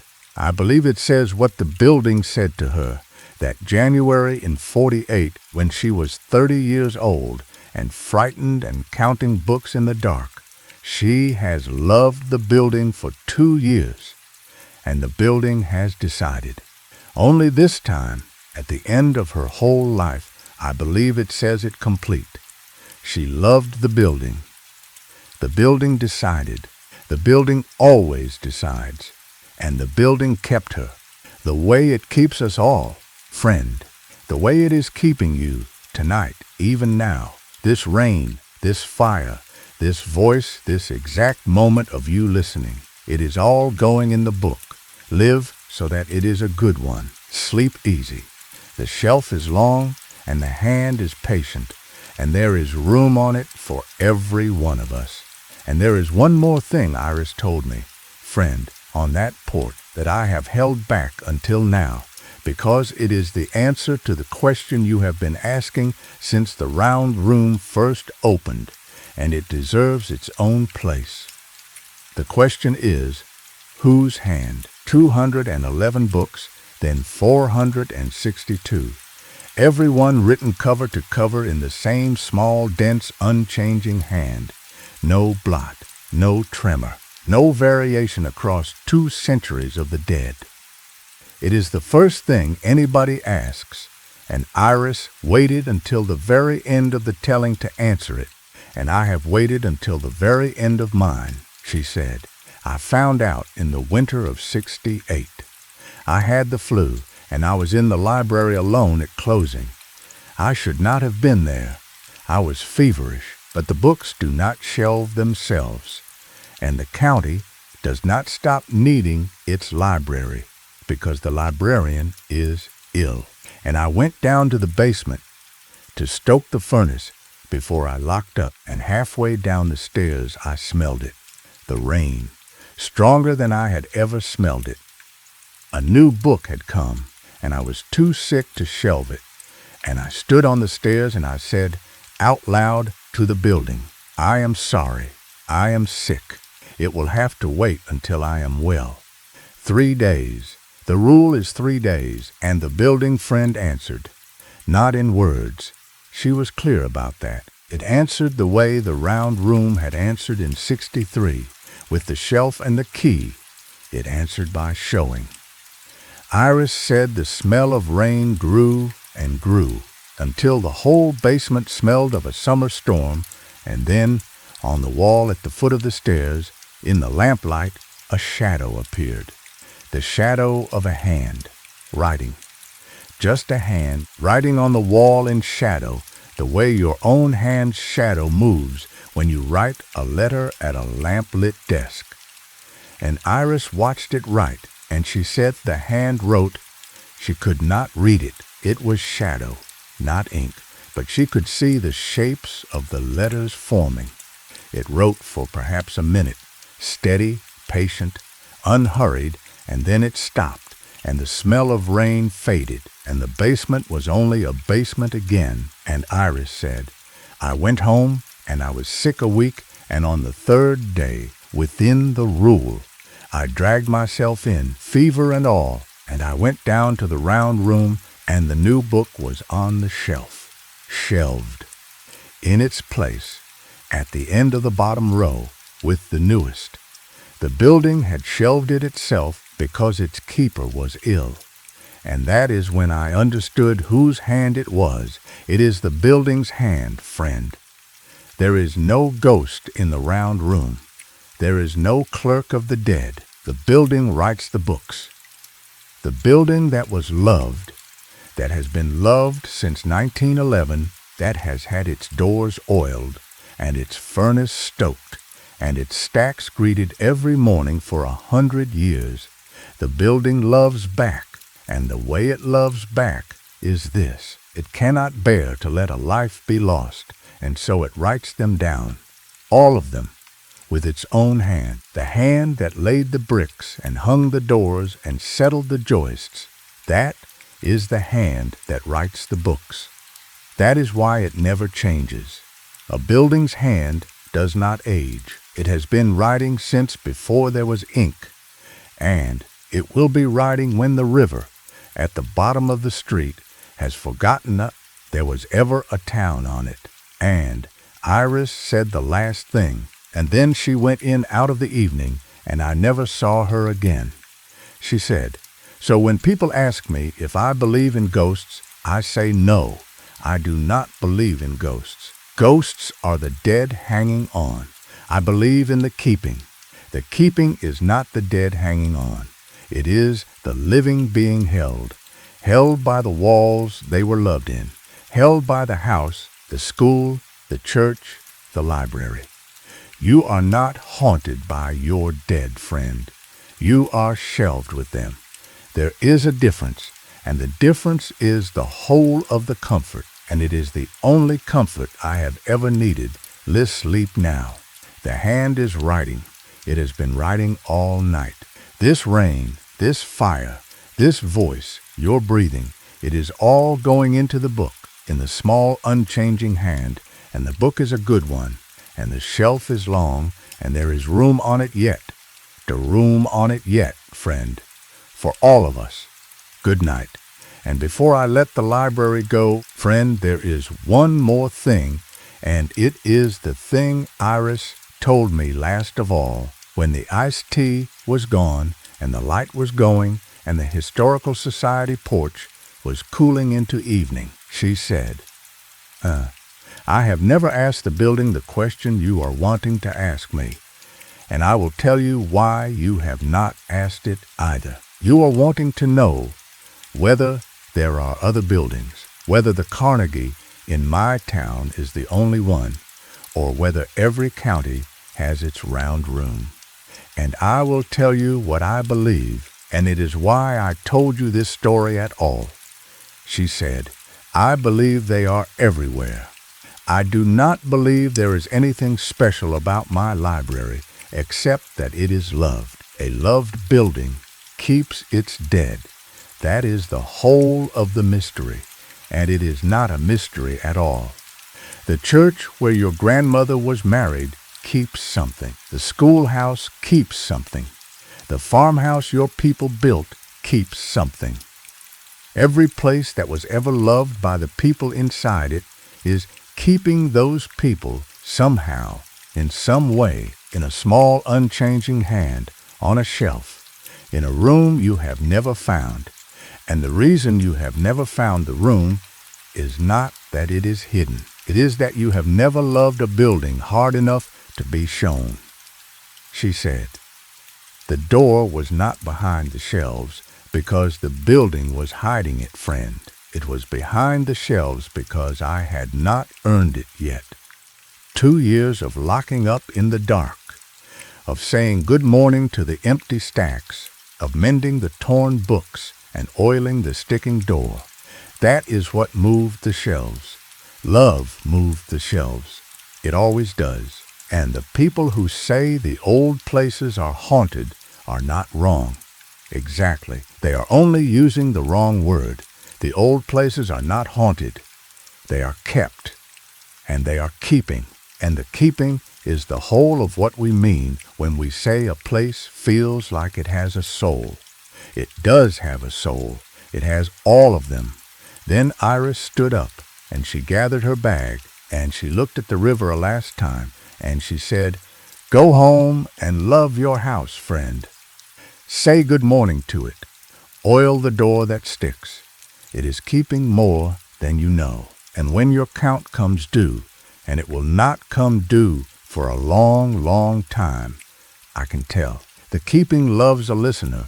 You will be shelved somewhere kind, bottom shelf, with the newest, and the room will smell of rain. That was the last thing she ever said to me. And I have done as she told me, friend. Every morning of my life since that porch, I have said good morning to this house. And on the rain nights, the deep ones, the ones like tonight, I sometimes catch it, faint, from somewhere below, from somewhere the plans of this house do not show. The smell of rain on dust, wet stone, a summer storm coming across a field, Good morning, I say, and I go on down, and I make the coffee, and I do not count leave meat now, friend. You are shelved somewhere kind already. We all are. The book is long, and the hand is patient, and the keeping never ends. Story 5. The winter I want to tell you about now is a winter I did not live through myself. And I am glad of that, friend, because the man who did live through it came out of it with a way of looking at doorways that never left him. His name was Earl Goodwater, and in the winter of 1983, he was a volunteer firefighter in a little bush town in Alaska called Cold Creek, which is not the town's real name, because Earl asked me to change it, and I change what I am asked to change when the story is true. Cold Creek was 40 miles from the nearest paved road on a river that froze solid in November and stayed that way until April. And in the winter, the only way in or out was by snow machine or by the little mail plane that came once a week when the weather allowed, which in January it often did not. The town had 109 people that winter. Earl knew the number exactly because he was the fire chief, and a fire chief in a place like that keeps the number in his head the way you keep your own age, 109 souls. When the count changed, you knew it. Earl was 44 that winter. He had come up from Washington State in his 20s to work the pipeline. And when the pipeline work ended, he had stayed, the way some men do, because the quiet suited him, or because the lower 48 had nothing he wanted, or because, after a certain number of winters, a place like that is not somewhere you live anymore. It is something you are. He had a cabin on the river road, a dog team he ran for pleasure, a wood stove he fed like a pet, and a seat at the counter of the Northern Lights Cafe where they kept his mug on a hook with his name on it in black marker. He was a big, slow man with a beard gone early gray, and the town trusted him the way you trust a man who has pulled 2 of your neighbors out of a house fire and 1 out of the river and never once made a speech about it. The fire hall was a metal building on the main street with 2 bays, 1 truck, and a rack of turnout gear that smelled of smoke and cold rubber. The volunteers were whoever could get there. The mechanic, the school teacher's husband, 2 of the pipeline veterans, Tlingit kid named Junior, who was 19 and fearless and drove the truck like he was angry at it. They drilled on Thursday nights.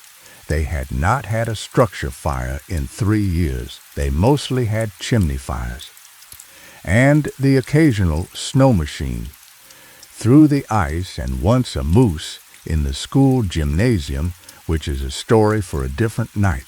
On the 11th of January, 1983, the temperature went to 51 below zero, and the aurora came out green and enormous over the river. And at 11 o'clock at night, the fire hall phone rang, and it was Ruth Kavanaugh, who ran the roadhouse out at mile 14. And Ruth was saying something that Earl could not make sense of at first, because Ruth Kavanaugh was a woman who had run a roadhouse in Alaska for 30 years and did not panic, and Ruth was panicking. She was saying, "Earl, you have to come. There's a man here. There's a man at my bar. He came in off the river. Earl, he came in off the river on foot. Now you need to understand what that meant." Mile 14 was 14 miles upriver from town. The river was the road in winter. The snow machines ran on the ice. A man on foot on the river at 11 at night at 51 below did not exist. There was nowhere to walk from. The next settlement upriver was 60 miles. And Earl said, "Ruth, slow down. Who is he?" And Ruth said, That's the thing, Earl.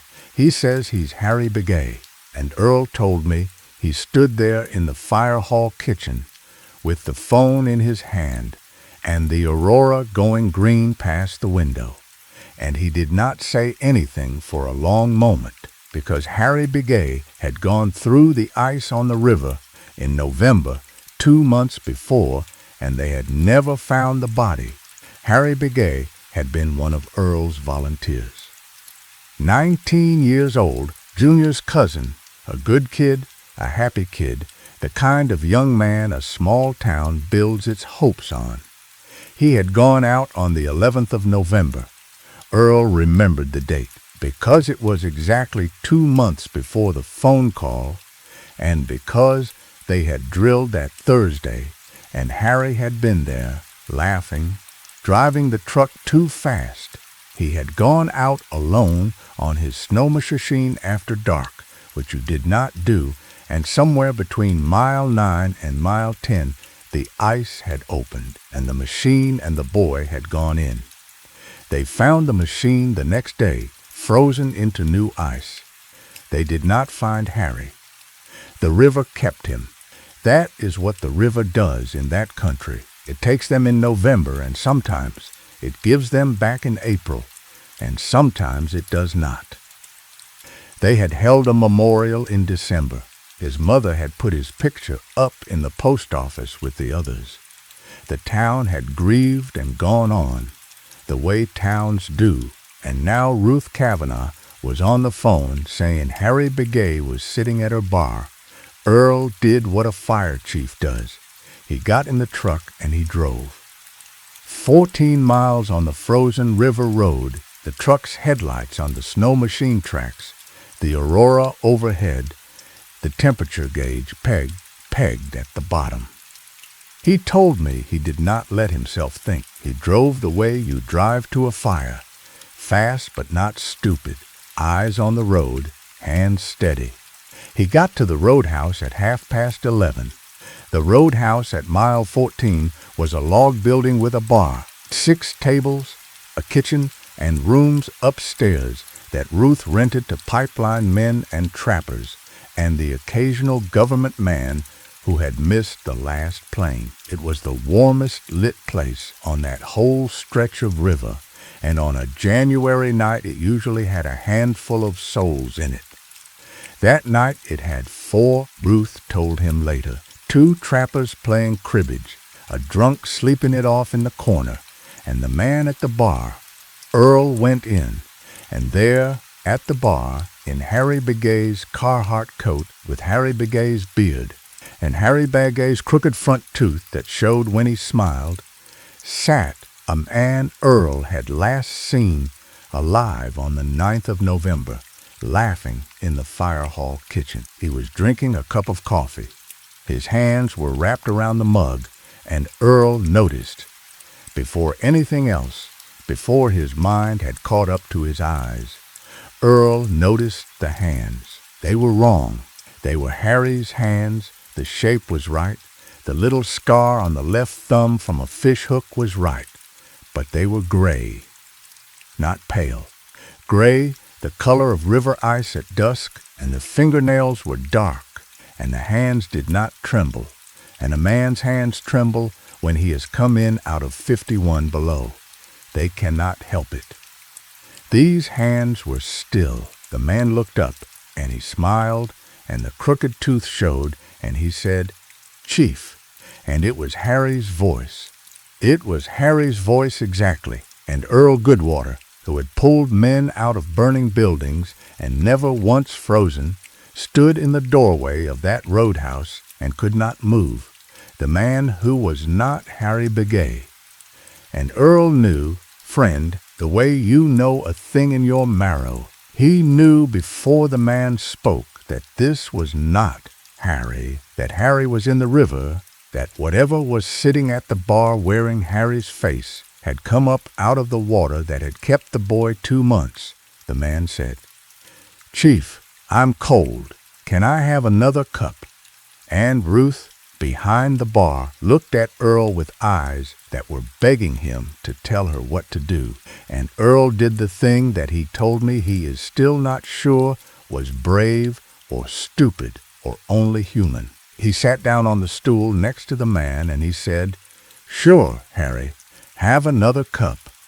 And Ruth poured it, and her hands were shaking, and the man in Harry's coat wrapped his gray, still hands around the mug, and he drank, and Earl sat beside him, and the trappers played cribbage and did not look up, and the drunk slept, and the aurora went past the windows, and Earl Goodwater made conversation with the dead boy on his right.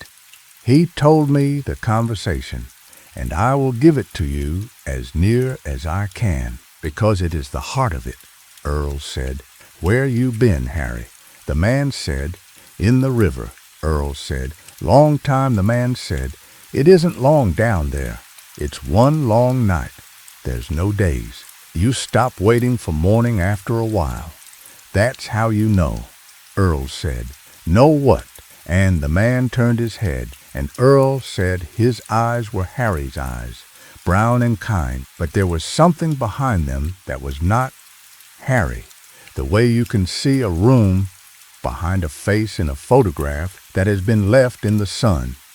The face is there, and behind it, through it, you can see the wall it was pinned to. And the man said, "You know when you stop waiting for morning, you know the morning isn't coming. That's all death is, Chief. It isn't dark and it isn't light. It's just the part where you stop waiting." Earl said he had to look away then at his own hands, and when he looked back, the man was looking at the window at the green light on the river, and the man said, "I came back to tell you something." Earl said, "Tell me." The man said, "The ice at mile 9 is going to open again on the 4th of April, the day the river breaks. There's going to be a man on it. Not me. Another one. And you're going to want to go out to him, because that's who you are, Chief. You're the one who goes out, and you have to not go. Do you understand me? The river is going to offer you a trade. It offered me a trade in November, and I took it, and I've been down there 2 months in one long night, and it isn't worth it, Chief. Whatever it shows you out there on the ice, whatever it is wearing, whoever it looks like, you have to not go." And Earl said, "Harry, what did it show you?" And the man in Harry's coat was quiet for a long time, and then he said, "It showed me you, Chief. It showed me you on the ice, face down, and me walking out to you. And I went. That's the whole of it. I went. And by the time I knew the ice under me was water, I was already in it." Then the man stood up. He put his hand on Earl's shoulder, and Earl told me the hand was cold through the coat, through the shirt, cold like a hand that has been in the river, which it had. And the man said, "Tell my mother I wasn't scared. Tell her I was just surprised. There's a difference. She'll know what it means."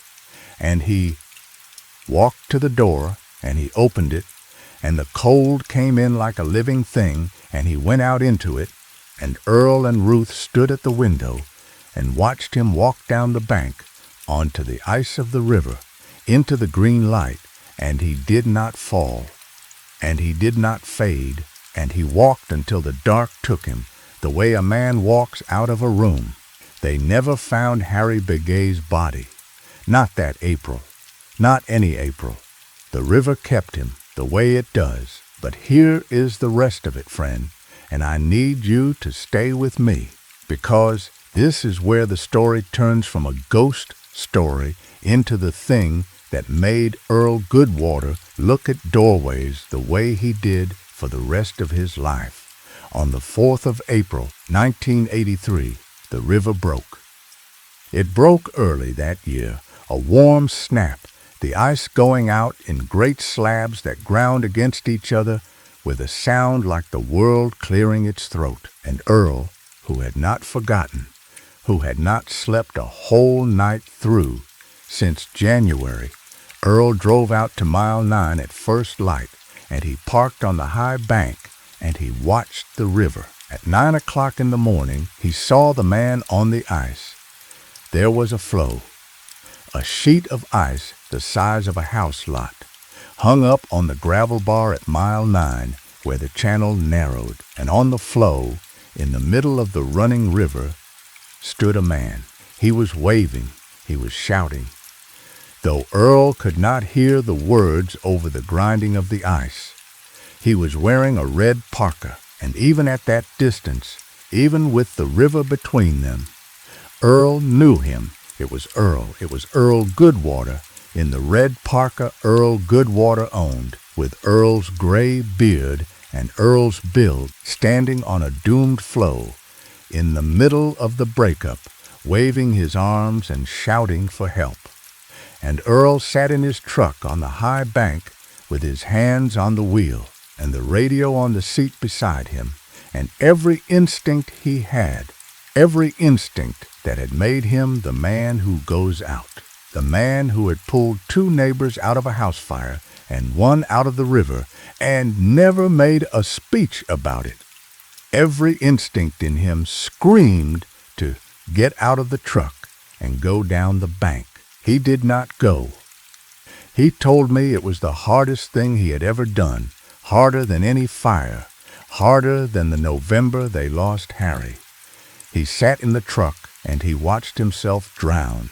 He watched the floe shudder and tilt and go. He watched the man in the red parka go into the gray water and come up once, waving, and go down. And Earl said the worst of it, the thing he had not been ready for, the thing Harry had tried to prepare him for, was that he could hear it. Over the ice, over the wind, he could hear his own voice calling his own name. Earl, Earl. The river was calling him by name in his own voice. He did not go. And when it was over, and the river ran on, and the slabs ground past, and the gravel bar stood empty, Earl Goodwater started the truck, and he drove back to town, and he went to the fire hall, and he wrote it all down in the logbook, because a chief keeps the log. He wrote April 4, river breakup, incident at Mile 9. No casualties, no casualties, because he had not gone. He told me this story in 1995 at a fire conference in Fairbanks, 2 old men up too late in a hotel lounge. He was retired by then. He had given the chief's job to Junior, who was not Junior anymore, but a steady man of 31, and he had moved down to Fairbanks, and he told me he had only been back to Cold Creek once in the years since, and I asked him why only once, and Earl said, because the river is still offering the trade, friend. It offered it to Harry in November, and it took him. It offered it to me in April, and I said no. And a thing like that doesn't stop offering just because you said no once. It waits. It learns your voice. It learns your face. And every man in that town who goes out on the ice, every one of them is walking around on top of it, on a thing that knows what they love and is patient enough to wait for April. I couldn't stay there and watch it wait.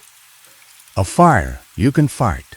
Water, you can fight. But a thing that wears your face and calls your name, you can't fight that. You can only refuse it. And I got tired of refusing. That's the honest truth. I got tired. He was quiet a while, and then he said the last thing, the thing I will leave you with. He said, they never found Harry's body. But last spring, this was 95, mind you, 12 years later, Junior called me. He said the river gave something back in the breakup. Not a body, a coat, Harry's Carhartt coat, washed up on the gravel bar at Mile 9, and in the pocket, frozen stiff, was a note. A piece of fire hall notepad paper in a plastic bag, dry as the day it was written, and Junior read it to me over the phone. It said, Chief, you didn't go. I knew you wouldn't. Tell my mother I wasn't scared. Tell the town the river isn't cruel, it's just lonely, and lonely things wear the faces they miss. You were right to drive away. It was right that you lived. H.B. Earl said.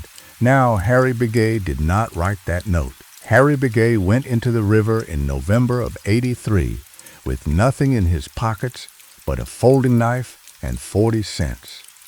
I know that. Junior knows that. But the note is in Harry's handwriting, and I have carried it 12 years, and I have decided to believe it is what it says it is.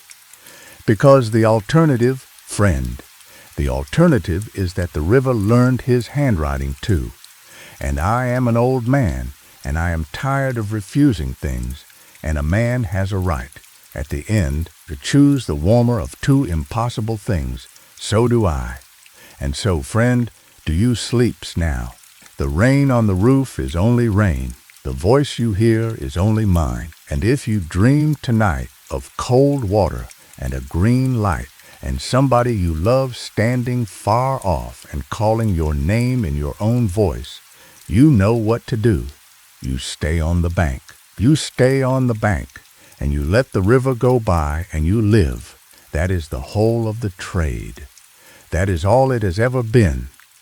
Now let me back up, friend, and give you the pieces of Earl Goodwater's Winter that I skipped over the first time through, because a story like his is all in the pieces.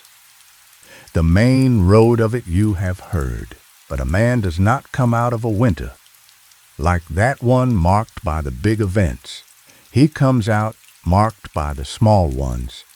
And Earl told me the small ones, too, that night in Fairbanks when the hotel lounge had emptied and the bartender had stopped coming around, and it was just the two of us and the dregs of the coffee and the storm pressing against the windows like something that wanted to be let in. The first small piece is the memorial. They held it in December, as I said, in the school gymnasium, the same gymnasium the Moose had gotten into the winter before, which Harry Begay himself had helped herd out the doors with a push broom and a length of rope, laughing the whole time. The town strung lights. Somebody made a quilt square with Harry's name on it for the memorial quilt the church ladies kept. His mother, her name was Elsie, and she had raised Harry alone in a little house on the river road, since his father went into the ground in '71. Elsie sat in the front row in a blue dress, and she did not cry, and that was the thing Earl remembered most about the whole service. She did not cry. She sat very straight, and she held Harry's graduation photograph in her lap, and after the service, she went around to every single person there, all 109 of them, over the course of that long December evening, and she shook their hand or she hugged them, and she said the same thing to each one. She said he wasn't scared, he was just surprised. There's a difference. Earl told me he had not understood that in December. He had thought it was a mother's way of bearing the unbearable, deciding for her son how he had died, since no one could know. He thought it was a kindness Elsie was doing for herself. It was not until January, until the night at the roadhouse, until the gray-handed thing wearing Harry's face said, "Tell my mother I wasn't scared. Tell her I was just surprised. There's a difference. She'll know what it means." It was not until then that Earl understood Elsie had not been comforting herself. Elsie had been preparing. Somewhere in that woman, Earl said, some deep old river blood knowledge had already known what the river did, had already known it showed you the face you loved and called you out onto the ice in your own voice. And she had spent her son's memorial planting the countercharm in 109 neighbors, one handshake at a time. He wasn't scared. He was just surprised. There's a difference. The second small piece is Junior. Junior was 19 that winter, Harry's cousin, the one who drove the fire truck like he was angry at it. After Harry went through the ice in November, Junior changed, not in the ways you would expect. He did not get reckless. He got careful. Too careful, Earl said. He started checking the ice. Every day, all winter, Junior drove his snow machine out onto the river at a different mile, and he drilled holes with the hand auger. And he measured the ice, and he wrote the measurements in a little notebook, and he posted them on the wall of the fire hall, and nobody had asked him to. Mile 4, 14 inches. Mile 7, 11 inches. Mile 9, 8 inches. Unsafe, stay off. He did it all winter, and Earl said he understood, watching Junior do it, that the boy was not measuring the ice. The boy was standing on top of the thing that had taken his cousin every single day and looking it in the eye and refusing to be afraid of it. It was, Earl said, the bravest thing he saw that whole winter, and he saw some brave things. Junior was at the roadhouse the night the gray-handed man came in. I did not tell you that the first time. He had been in the back room, playing pool with one of the trappers, and when Earl sat down beside the thing at the bar, Junior came to the door of the back room with his pool cue in his hand, and he saw his cousin's face, and Earl said, the boy went white as the ice, and the pool cue came up, not like a weapon, just up, the way your hand comes up when you see something the world has no business holding. And the thing at the bar turned its head and looked at Junior, with Harry's brown kind eyes and the wall behind them, and it said, in Harry's voice, "Put it down, June. It's only me. I'm not staying." And Junior put the pool cue down. And he stood in the doorway the whole time, and he listened, and when the thing said the ice at mile 9 is going to open on the 4th of April, Earl saw Junior's lips move, memorizing the date. And when the thing walked out into the green light on the river, Junior was the one who ran to the door, not Earl, and stood in the cold with it blowing past him, watching his cousin's shape walk away across the ice. And Earl said he heard the boy say something very low into the dark, and he never asked him what it was. Some things a man says to a river are between him and the river. The third small piece is the spring, after the 4th of April, after Earl sat in his truck on the high bank and watched himself drown and did not go. The winter let go of that country all at once, the way it does up there. The river ran clear. The willows budded. The mail plane came in twice a week again, and life in Cold Creek went back to its shape, the way water goes back to its level. But Earl said he noticed that spring and that summer that the town was different in one small way that nobody ever remarked on and everybody obeyed. Nobody went out on the water alone anymore. Not on the ice, not in a boat, not to fish, not to cross.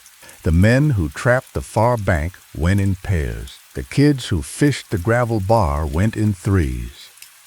Elsie Begay, who had a smokehouse on the bank and had checked her own fish wheel every morning alone for 30 years, started taking her neighbor's girl with her and never said why, and the girl never asked. It was as if the whole town, without a single meeting, without a single word spoken out loud about it, had come to understand that there was a trade on offer in the water, and that the only defense against it was the oldest defense there is. Do not go alone. Bring somebody who loves you. Let them hold the rope. Earl told me he stayed 5 more years after that winter.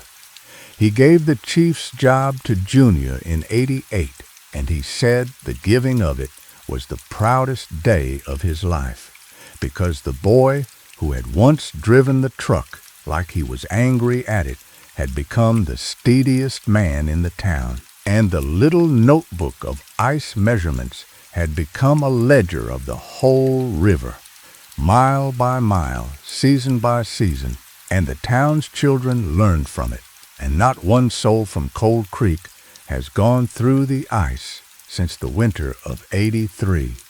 Not one. The river has not collected a single trade from that town in 40-some years, and Earl said he did not believe that was luck. He believed the river had learned something about Cold Creek, the way Cold Creek had learned something about the river. It had learned the town would not come out, would not trade, would not go alone. And a thing that can only take the ones who come out onto the ice alone will starve in the end, beside a town that walks in pairs. And then Earl told me the last small piece, and this is the one I did not put in the main telling because I wanted to save it for here, near the end, where the fire is low and you are half asleep, and the half asleep can hold a thing like this without it cutting them. He said, "There is one more thing about the note in the coat. The note the river gave back in '95, in Harry's handwriting, in the plastic bag, dry as the day it was written. I told you what it said.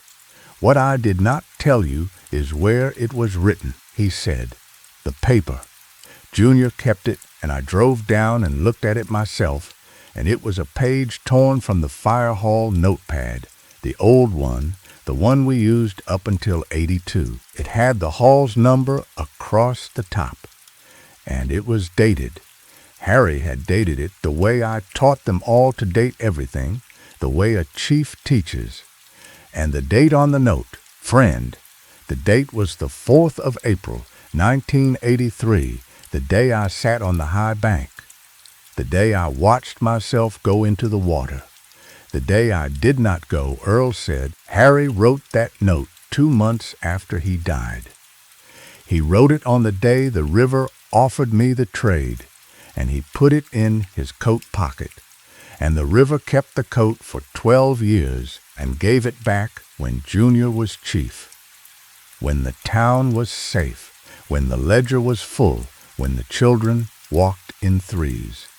And I have thought about that every day since, and this is what I have decided it means, and then I am done talking about it forever. It means he was there that morning, on the ice, in the water. Whatever was left of Harry Begay, down in the one long night where you stop waiting for morning. It came up on the 4th of April, and it stood in the river between me and the thing wearing my face. And it watched the bank, and it waited to see what I would do. And when I did not go, when I kept my hands on the wheel and let my own voice call my own name and did not go, Harry wrote it down. He wrote the note, because down there, friend, down there the only thing they have left to do is keep count. Keep the ledger.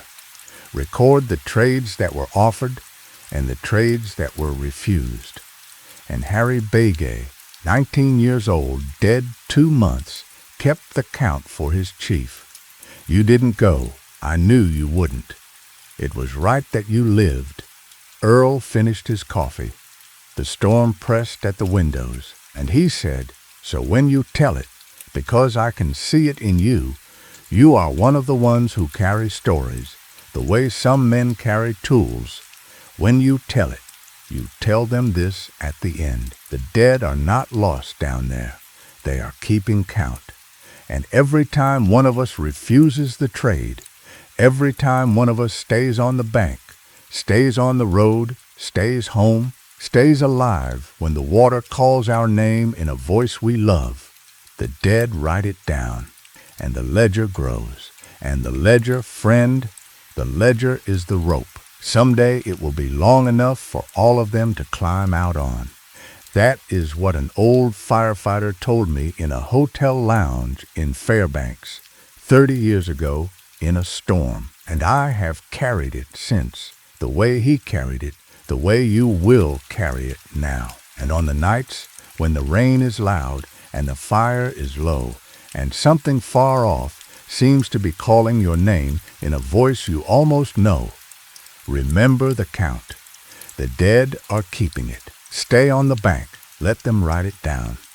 Let the rope grow. Sleep now, friend. Sleep deep. You are on the bank. You have always been on the bank. And friend, one more thing about that winter in Cold Creek, and then the river can rest. It is about the note, not the one in the coat, the other one, the one nobody has ever been able to explain, not even Earl, not even me. In the November that Harry went through the ice, the November before the roadhouse, before the 4th of April, before any of it. In that November, 3 days after they pulled the snow machine out of the new ice and gave up the search, Elsie Begay found a note on her kitchen table. She found it in the morning when she came down to make her coffee, and she lived alone, and her door was locked, and her windows were latched against the cold, and there was a note on her kitchen table that had not been there when she went to bed. It was written on a page torn from a school notebook in a boy's handwriting, and it said, "Mom, don't be scared. I'm not scared. There's a long night down here, but it isn't cold, not the way you'd think. The cold is on top. Down here it's just slow. I'm going to help." That's what I wanted to tell you. Somebody has to help from down here, the way Chief helps from up there. I'm going to be good at it. Tell Chief the ice at mile 9 isn't done. Tell him it will want a trade. Tell him I said not to take it. I love you. I'm not scared.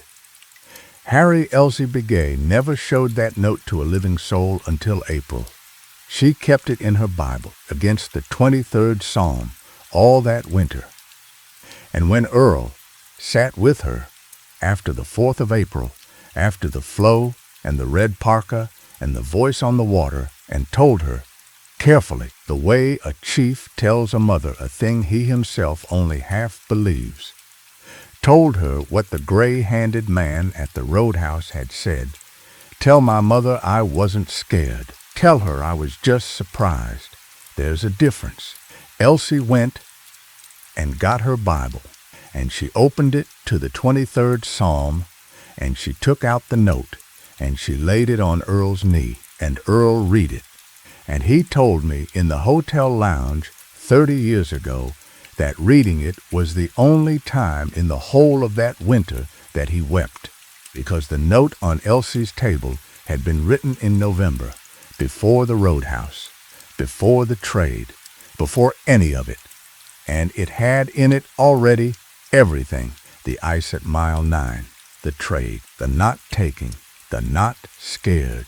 Whatever Harry Begay had become, down in the long, slow night under the river, he had known what was coming 3 days in, had known the ice would want Earl next, and he had spent the whole of the winter doing from below what Earl was doing from above, keeping the town, holding the rope, telling the living not to take the trade. Earl said, "That is when I understood the whole shape of it, friend.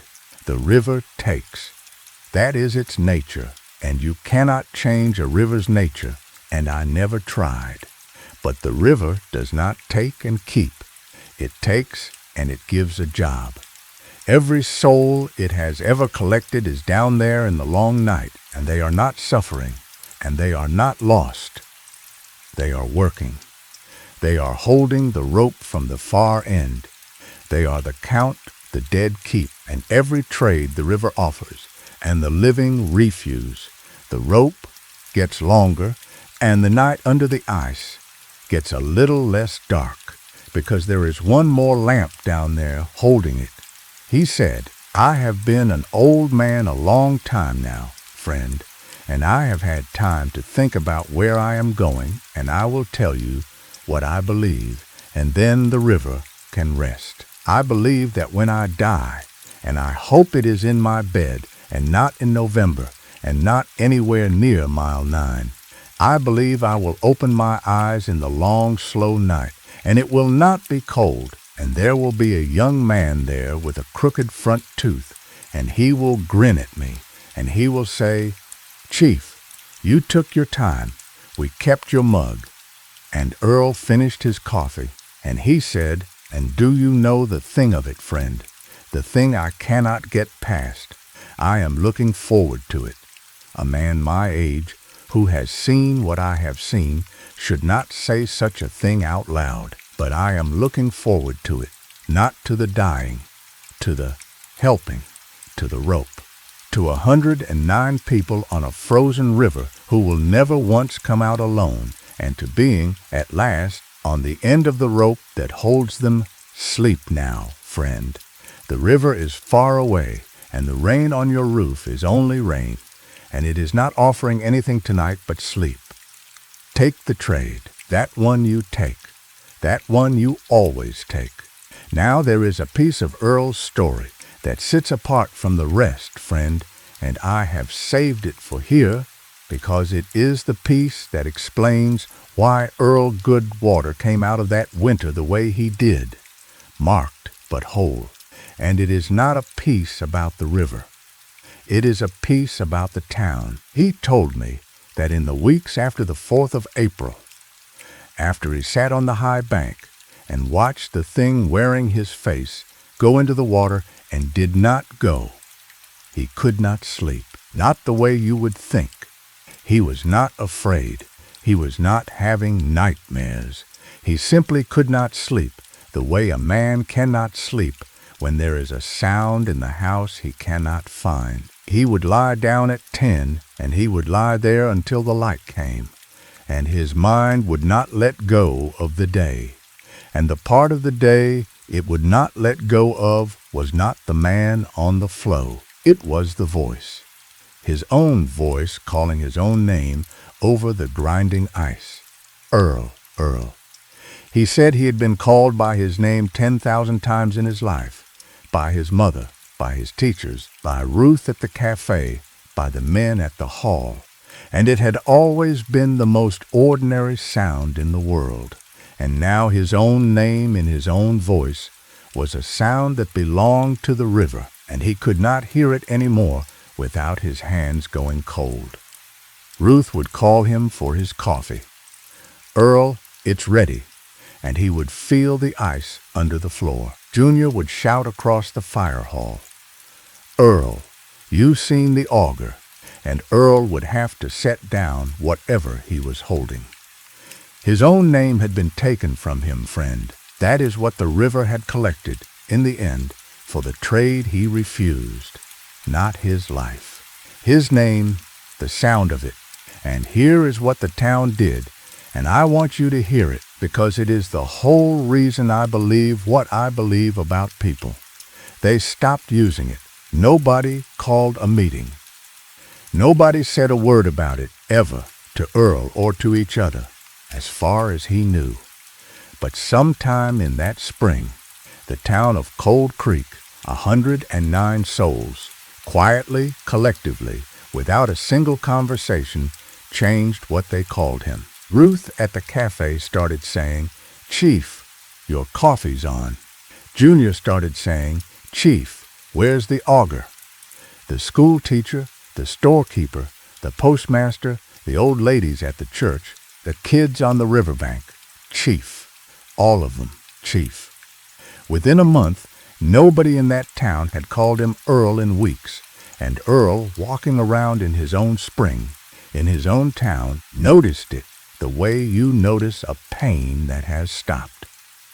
He said he stood in the middle of the main street one morning in May, and he realized he could not remember the last time he had heard his own name spoken aloud, and the realization did not grieve him. It healed him. The river had taken his name, and the town had looked at that, and had said, without ever saying it, "Then we will call him by what he is, by the thing the river cannot wear. The river can wear a face, and it can steal a voice, but it cannot be the chief. The chief is 109 people deciding you are theirs. The river cannot have that. The river cannot even say it. He was chief for the rest of his life in that town. 20 more years. The name Earl came back. Eventually, it came back gently. Years later, the way a frostbitten finger comes back. Ruth started using it again first. Earl, easy, testing it.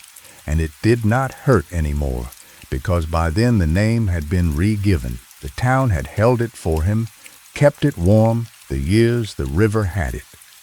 They had handed it back clean. Earl told me this in the hotel lounge with his eyes wet, and he said, "You asked me why I only went back once after I retired. I told you it was the river." That was half true. The other half is that I cannot drive into that town without it rising up in me. What they did.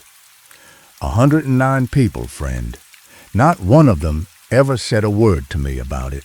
To this day, I do not know if they knew, if Elsie told them, if Junior told them, or if a town that size simply knows the way a body knows when one of its own has had something taken. They just did it.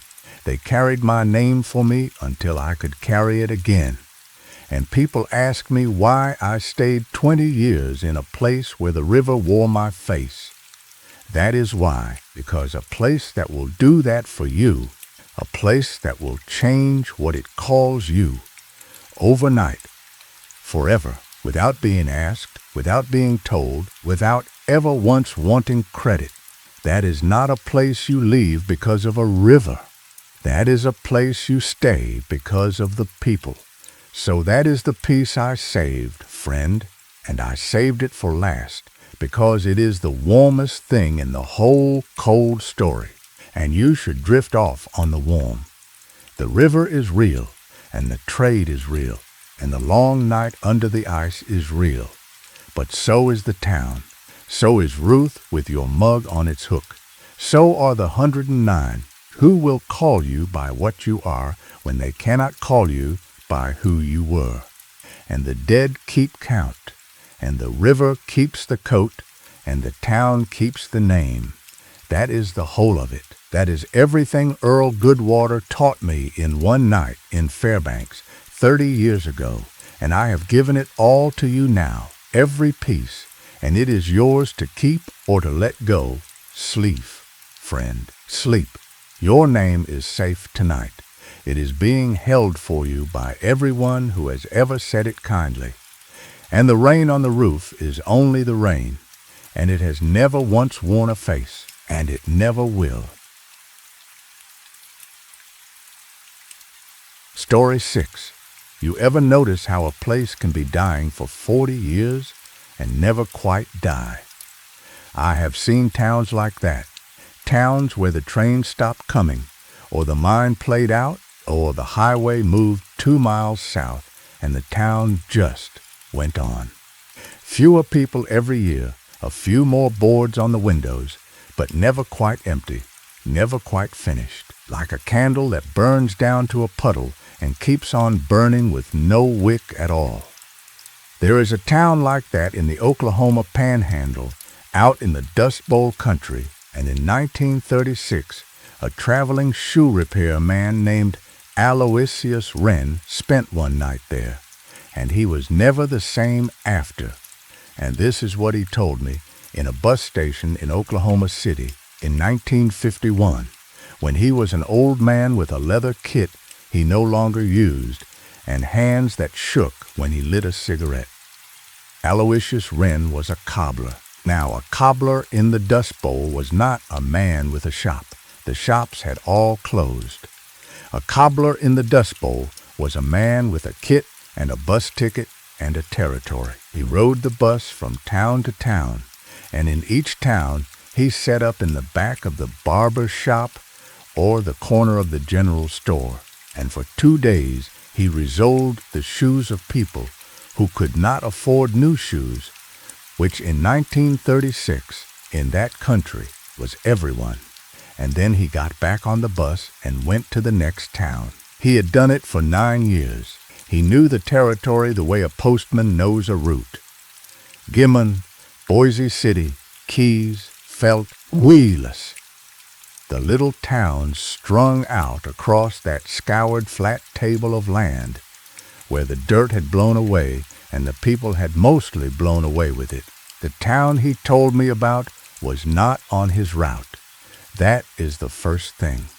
He had never heard of it, and he had ridden every road in that country. It was called Jericho, and it was not on the map, and he found it because the bus broke down.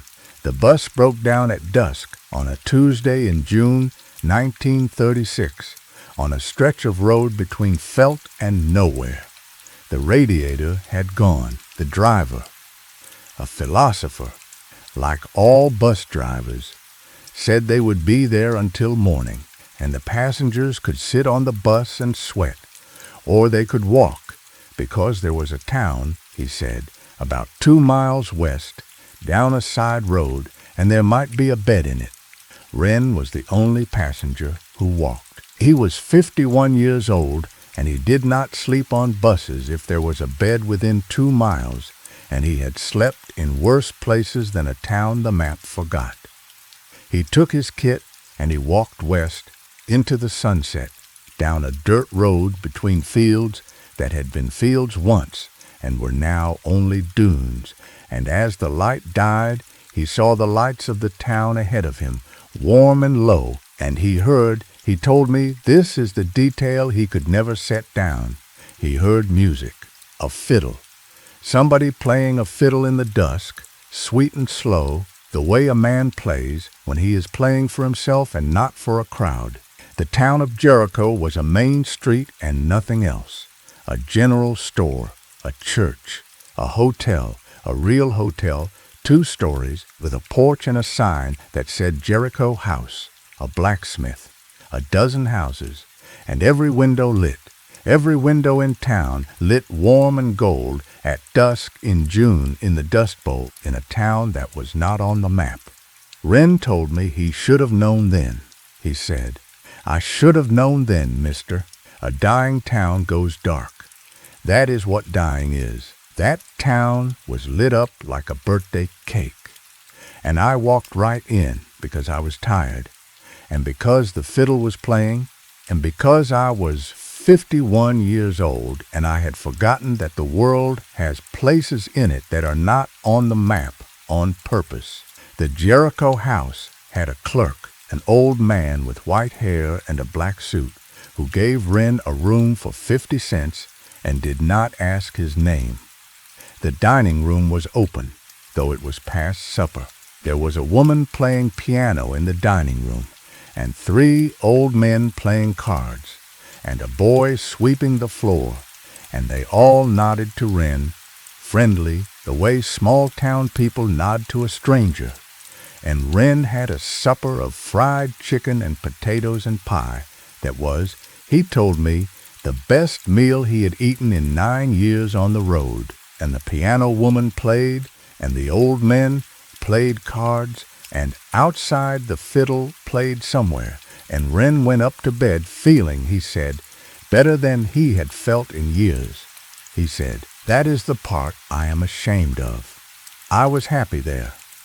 I walked into a town that wasn't on the map, and everything was lit, and the food was good, and the music was sweet, and I was happy. That is how they get you, mister.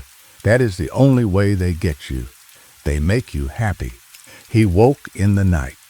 He did not know what time.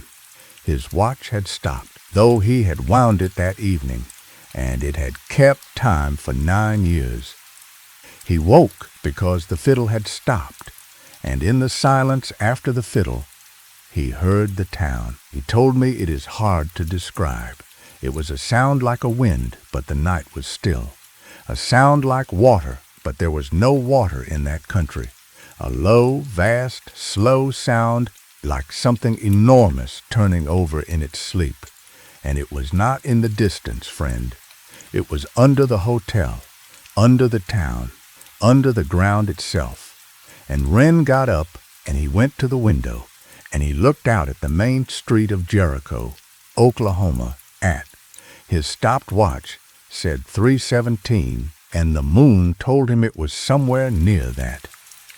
And the street was full of people. The whole town was out. Every soul in Jericho was standing in the main street, in the moonlight, in their night clothes.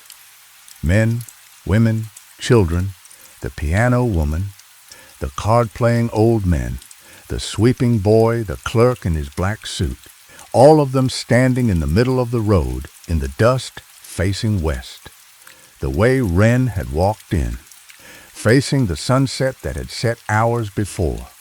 And they were all, every one of them, perfectly still, and they were all smiling. And Wren said, I knew then. I knew I was in a place that had died and not finished dying. And I knew the people in the street were the ones who had stayed. Now here is where the story gets strange, friend, and stranger than you are expecting. Because Aloysius Wren did not run. He told me this plain, and I believe him because the man who told it to me in that bus station was not a man telling a campfire tale. He was a man confessing. He said, I did not run, mister. I got dressed. I went downstairs. I walked out into that street, and I stood with them. And I want to tell you why, because the why is the whole of it, and the why is the thing I have never been able to tell anyone until tonight. I stood with them because they were not ghosts. That is what every fool in a story would have you believe, that the street was full of the dead. It was not. They were warm. I stood close enough to the clerk to feel the warmth of him. They were alive, mister. Every one of them was alive. But they were not alive the way you and I are alive. They were alive the way a place is alive. They were. And I have turned this over for 15 years, and this is the only way I can say it. They were the town. Not the people of the town. The town itself, standing in its own street, in the shapes of the people it used to be. And the reason they were facing west, the reason they were smiling, the reason the fiddle had been playing, and the food had been good, and the windows had all been lit, was that the town did not know it was dying. It thought it was still 1929. It thought the rain was still coming. It thought the crops were still in the ground. It had gone to sleep sometime in the bad years, the way a sick man goes to sleep, and it was dreaming, and the dream was the best year it had ever had. And the people in the street were the dream. And Wren said, and they asked me to stay, not in words. He said it was not in words, but standing there in that street, in the moonlight, among all those warm, smiling people who were not people, he felt the offer the way you feel a hand on your arm. Stay. Be one of us. Be in the dream. It is a good dream. It is the best year. The fiddle plays every night. The food is good. The windows are lit. Nobody dies here because nobody here knows they are dying. Stay. And Wren, this is the confession, friend. This is the thing that made his hand shake lighting a cigarette 15 years later. Wren said, I wanted to. God help me, I wanted to. I was 51 years old. I had a leather kit and a bus ticket, and not one soul in the world who would have missed me. And they were offering me the best year of a good town, forever. And I stood in that street and I thought about it, for I do not know how long. The moon moved. The fiddler, wherever he was, started up again, sweet and slow, and I almost said yes. What stopped him, you are asking? What stops a man at the edge of a thing like that? Wren told me, and it is so small a thing, friend, that I would not believe it if anyone but a cobbler had told me. He said, my feet hurt. He said, I had walked 2 miles in the heat. In shoes I had resoled myself, badly, because a cobbler's own shoes are always the worst, like a barber's own haircut.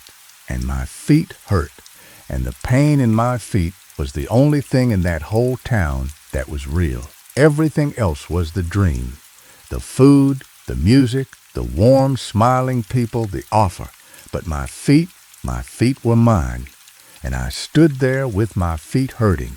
And I thought, in the dream, my feet won't hurt. In the dream, nothing will hurt. And that is when I understood what the dream was.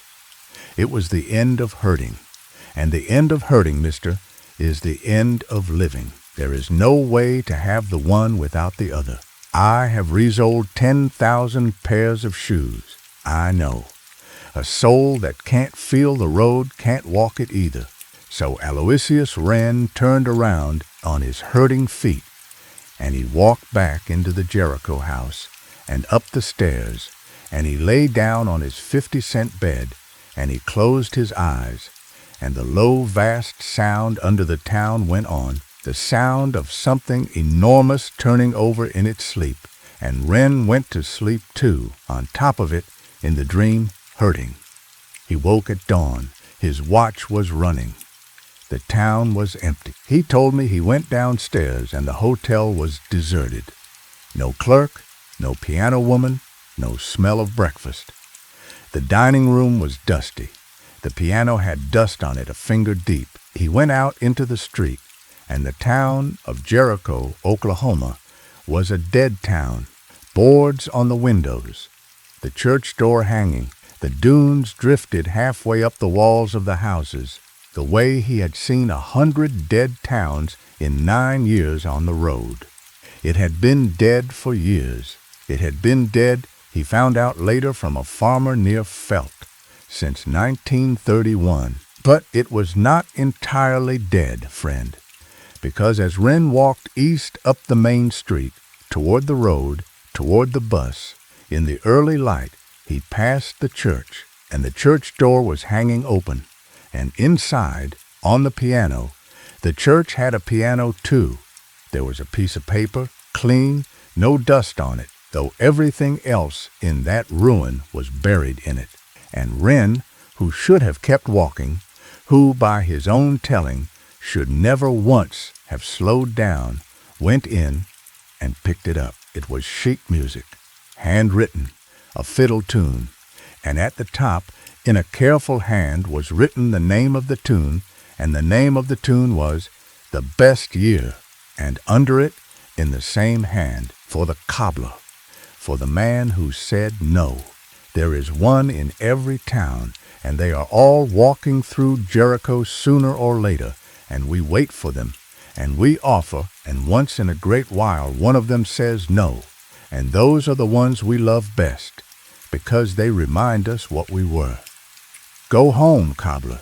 The road is east. Your feet will stop hurting at the bus.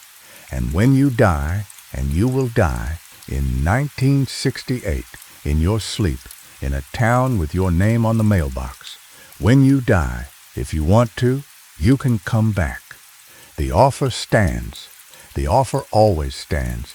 That is what nobody understands about the places the map forgot. They are not traps. They are invitations. And an invitation, friend, an invitation can be refused as many times as you like, and it never once turns cruel. It just waits and plays the fiddle and keeps the windows lit in case you change your mind. Wren told me he folded that sheet music and put it in his kit, and he walked east, and his feet stopped hurting at the bus, the way the paper said they would, and the bus was fixed, and he rode on to Boise City. And he never told anyone until the bus station in 51. I asked him, because you would ask, friend, half asleep though you are, I asked him, Wren, did you go back in 68 when you died? And the old man looked at me, and his hand stopped shaking for the first time since he had started talking, and he smiled, and he said, Mister, I am going to tell you the strangest part of all, and then I am going to get on my bus, he said. I did die in 68. I died in my sleep, in a boarding house in Enid with my name on the mailbox, the way the paper said. I remember dying, mister, I remember the sound of it, the low, vast, slow sound, like something enormous turning over. And I remember the fiddle, and I remember the fiddle, and I remember standing in a lit street in the moonlight among all those warm, smiling people, and the clerk in his black suit coming up to me with his hand out and saying, "Welcome back, cobbler. We kept your room." And Wren said, and then I woke up in the boarding house in Enid, in my bed, in 1969, 3 days after they found me dead. The coroner had signed the certificate. The landlady had packed my kit. And I woke up, and I sat up, and I was alive, and I have been alive ever since. And I do not know why, except that I believe. I have to believe, mister. A man has to believe something. I believe the town let me choose twice. I said no in 36, and it loved me for it. And in 68, when I finally said yes, it loved me too much to keep me, he said. It gave me back. How many men can say that?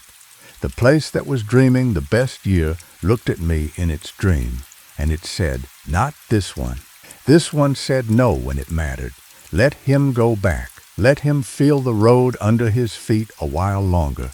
Let him hurt.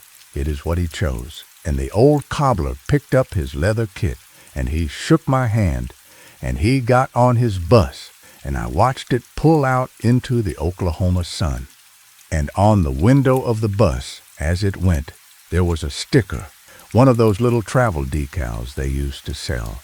And the decal said, "I swear it to you, friend, on this fire, on this rain." The decal said, "Jericho Sot Leaf, now. Your feet are under a blanket, and they do not hurt. And that is all right, because you are not in the dream. You are in the best year of your own life, which is this one, which is now, which is warm and dark and has an old man talking in it. Stay in it. Hurt a little if you must. It is how you know the road is real. Let me tell you more about Aloysius Wren, friend, because a man who tells you a story like that in a bus station does not arrive at the telling by accident. There is a road that leads to it, and the road is part of the story, and I skipped it the first time through, the way you skip the flat part of a drive to get to the mountains. But the flat part is where the driving happens. So, Wren had not always been a cobbler. He had been, in his young manhood, a school teacher in a little town in Missouri, and he had been married to a woman named Dove, and they had had a son, and the son had died of the croup in 1917 at the age of 4, and Dove had died in the influenza year, 1918, and Wren had buried them both in the same week of October, in the same little churchyard, under the same maple. He told me this flat, the way a man tells a thing he has told himself 10,000 times until the telling of it has worn smooth. And then he said, "After that, mister, I could not stay in a town. A town is a place where people know you, and people who know you look at you with the knowing in their eyes, and the knowing is a weight."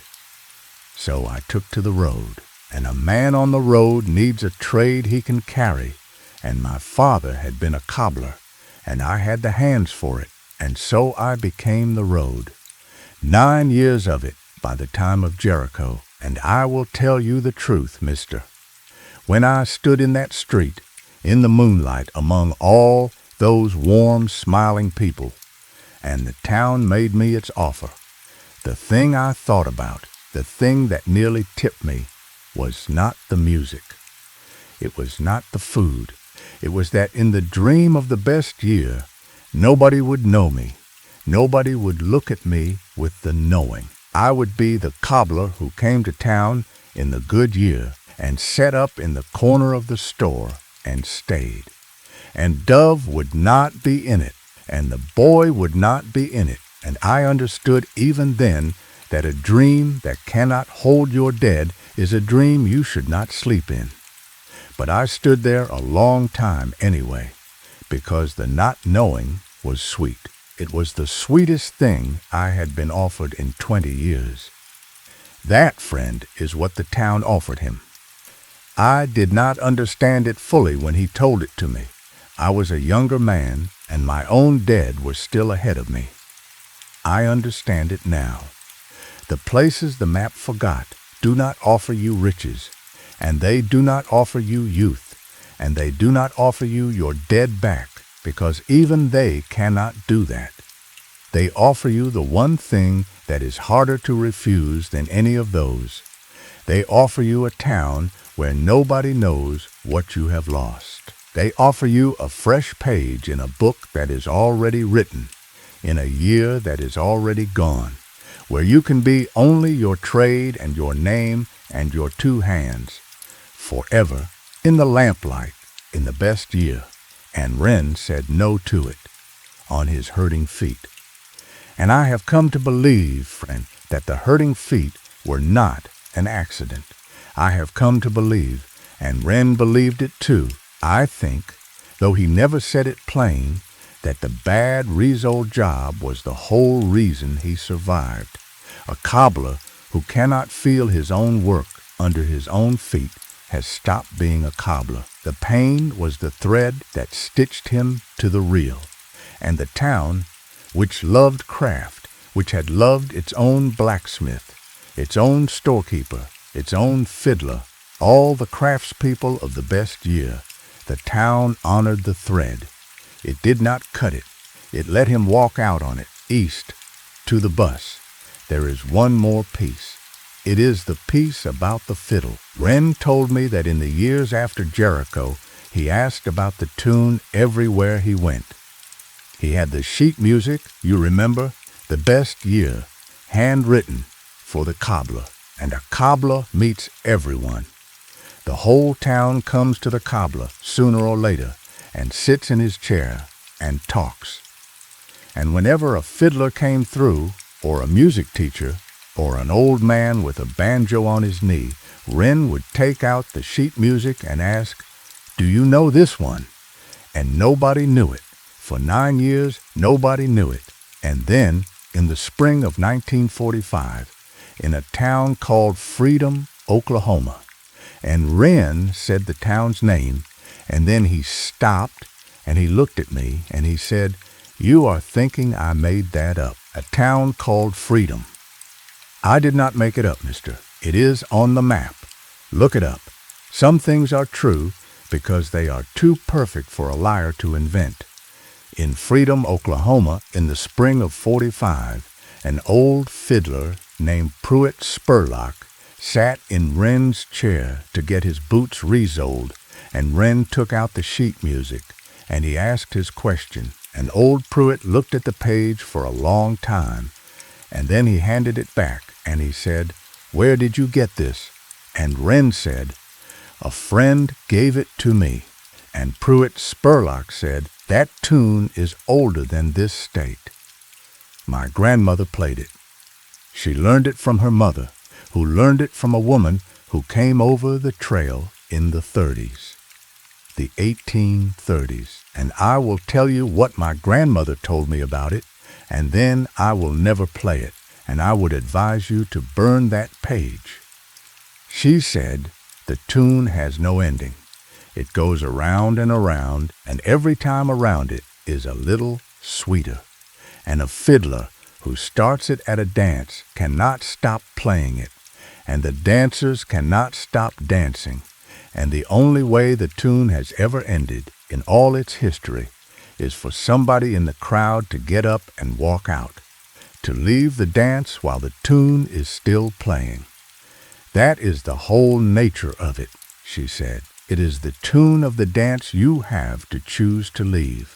And she said the old folks had a name for it, older than the name on your page.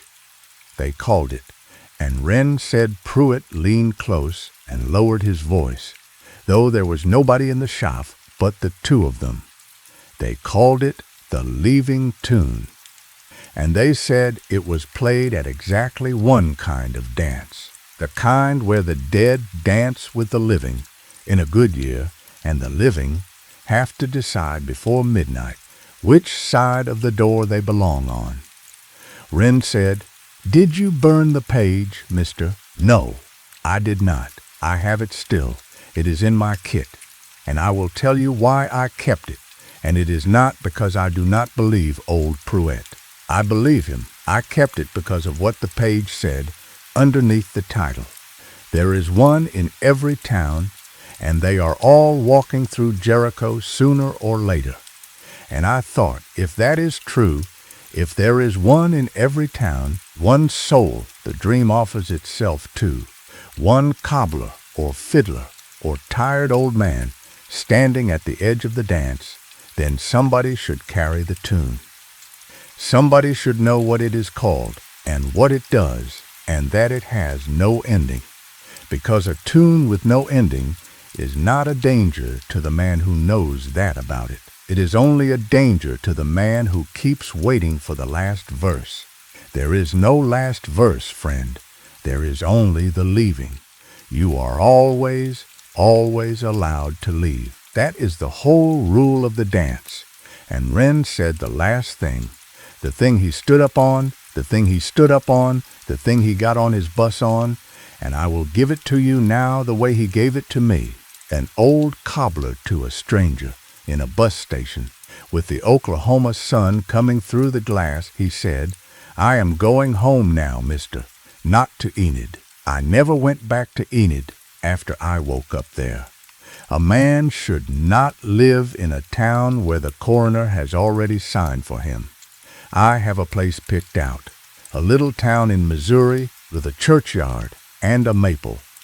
I have not been there in 33 years. But they know me there, and I have decided that the knowing is not a weight anymore. It is a rope. It is the thing that holds you to the bank. And I am going to sit under that maple, and I am going to tell 2 people about a town that is not on the map, and a dance with no ending, and a night I said no with my feet.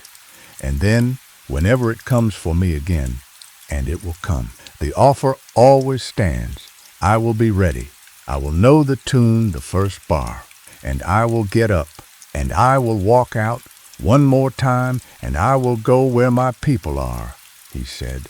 "That is the secret the dead towns keep, mister, and it is a good secret, and you should carry it. The dreams do not hold your dead, but the churchyards do. The churchyards hold them all. And when the fiddler strikes up the best year, and the windows are all lit, and the whole warm, smiling street turns to face you, you will know what to do. You will look past the dance, to the maple, to the little stones, to the ones who are not dancing because they are waiting for you on the far side, in the real year. And he got on his bus, and it pulled out into the sun, with the decal on the window, and I have never seen him since. But I looked it up, friend, some years later, out of the curiosity that rules my kind. There is a churchyard in that little town in Missouri, and there is a maple in it, and under the maple there are 3 stones now, side by side, Dove, the boy, and Aloysius Wren, who died, the stone says, in 1961, 7 years before the paper said he would. 10 years after he sat in a bus station and told a stranger he had died already and come back. I do not know what to make of the dates. I have stopped trying to make anything of the dates.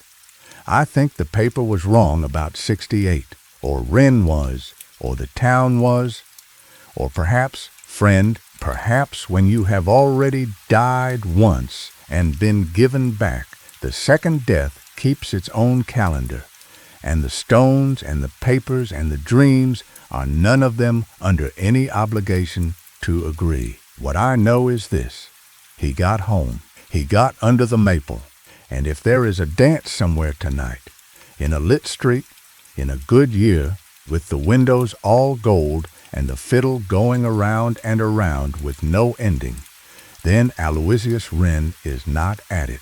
He is at the churchyard. He is with his people. He earned the real year the hard way, on hurting feet, and I believe with my whole heart that he is in it now, and that it is better than the best year, because it is his sleep now, friend. And if you hear a fiddle tonight, far off, sweet and slow, let it play. Do not follow it. The dance is beautiful, and the dance is real, and the dance will wait. It has always waited. That is what nobody tells you about the dreams the dead towns dream. They are not in a hurry. Only the living are in a hurry. And the living, friend, the living are allowed to leave anytime, at any verse, on whatever feet they have. You are allowed to leave. You are allowed to stay. And either way, the maple will be there in the morning. That is the promise under the whole of it, sleep. And friend, before the fiddle tune goes quiet for good, there is one last thing about Wren's story that I have never told anyone, and it is this. Years after that bus station, in the 70s sometime, I was passing through that country myself, on my way to somewhere else, and I did the thing I had promised myself I would not do. I went looking for Jericho. I found the farmer near Felt that Wren had mentioned, or rather, I found the farmer's son, an old man by then, who farmed the same scoured half-section his father had farmed. And I asked him, casual, the way you ask about weather, whether there had ever been a town down the West Road, 2 miles, where the fields gave out to dunes. And the old farmer looked at me a long time the way country people look at a stranger who asks a question that is not a stranger's question. And he said, Mister, my daddy told me about that place, and I will tell you what he told me, and then I will ask you a favor. He said, there was a town down that road. It was called Jericho. It died in the dust years, like 100 towns died, but my daddy said it did not die the way the others died. The others, people left. Jericho, nobody left. Nobody came to the neighbors' places. Nobody loaded a truck. Nobody wrote to kin in California.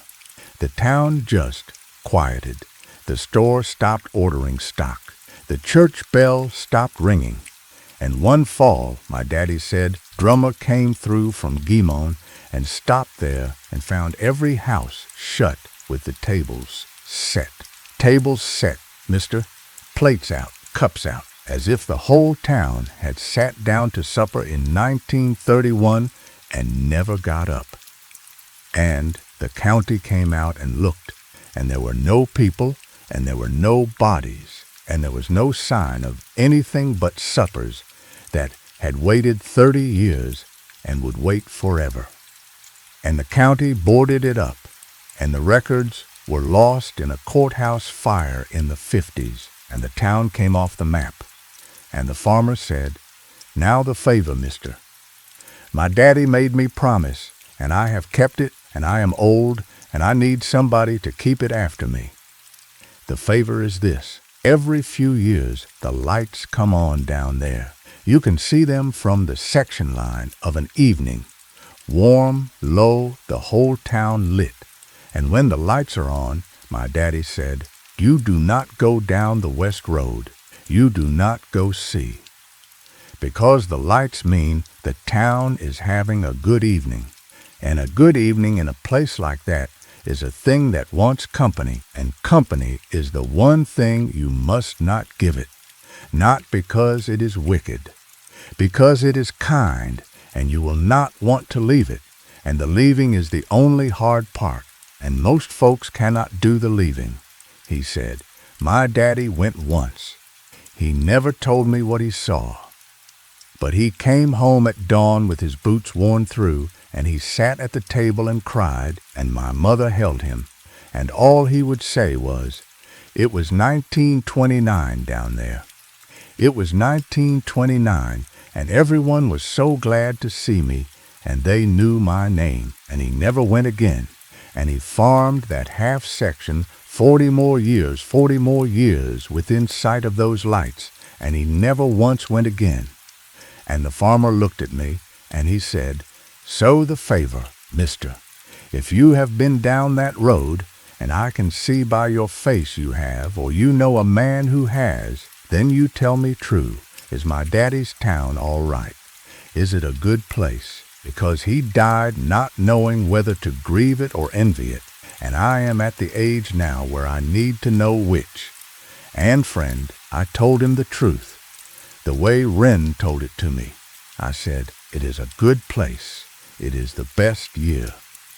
The fiddle plays, and the food is good, and the windows are lit, and nobody in it knows they are anything but happy. And your daddy did the hardest thing a man can do. He was welcomed into the best year, and he came home anyway. To the dust, to the drought, to your mother, to you. And the town let him come home because it loved him, and it only ever loved him. And you do not grieve a thing like that. You do not envy it either. You just keep the road closed, and you let the lights be lit, and you live your real years out here in the hard country, knowing that down the west road the good year is keeping the lights on for anyone who needs them." And the old farmer nodded, and he wiped his eye with the back of his hand, and he said, "That is what I hoped. That is what I have always hoped." And I drove on, friend, and I did not go down the west road. I have never gone down the west road. The lights come on down there every few years of an evening. The farmer's boy keeps the promise now, I expect, and tells his boy, and on it we'll go.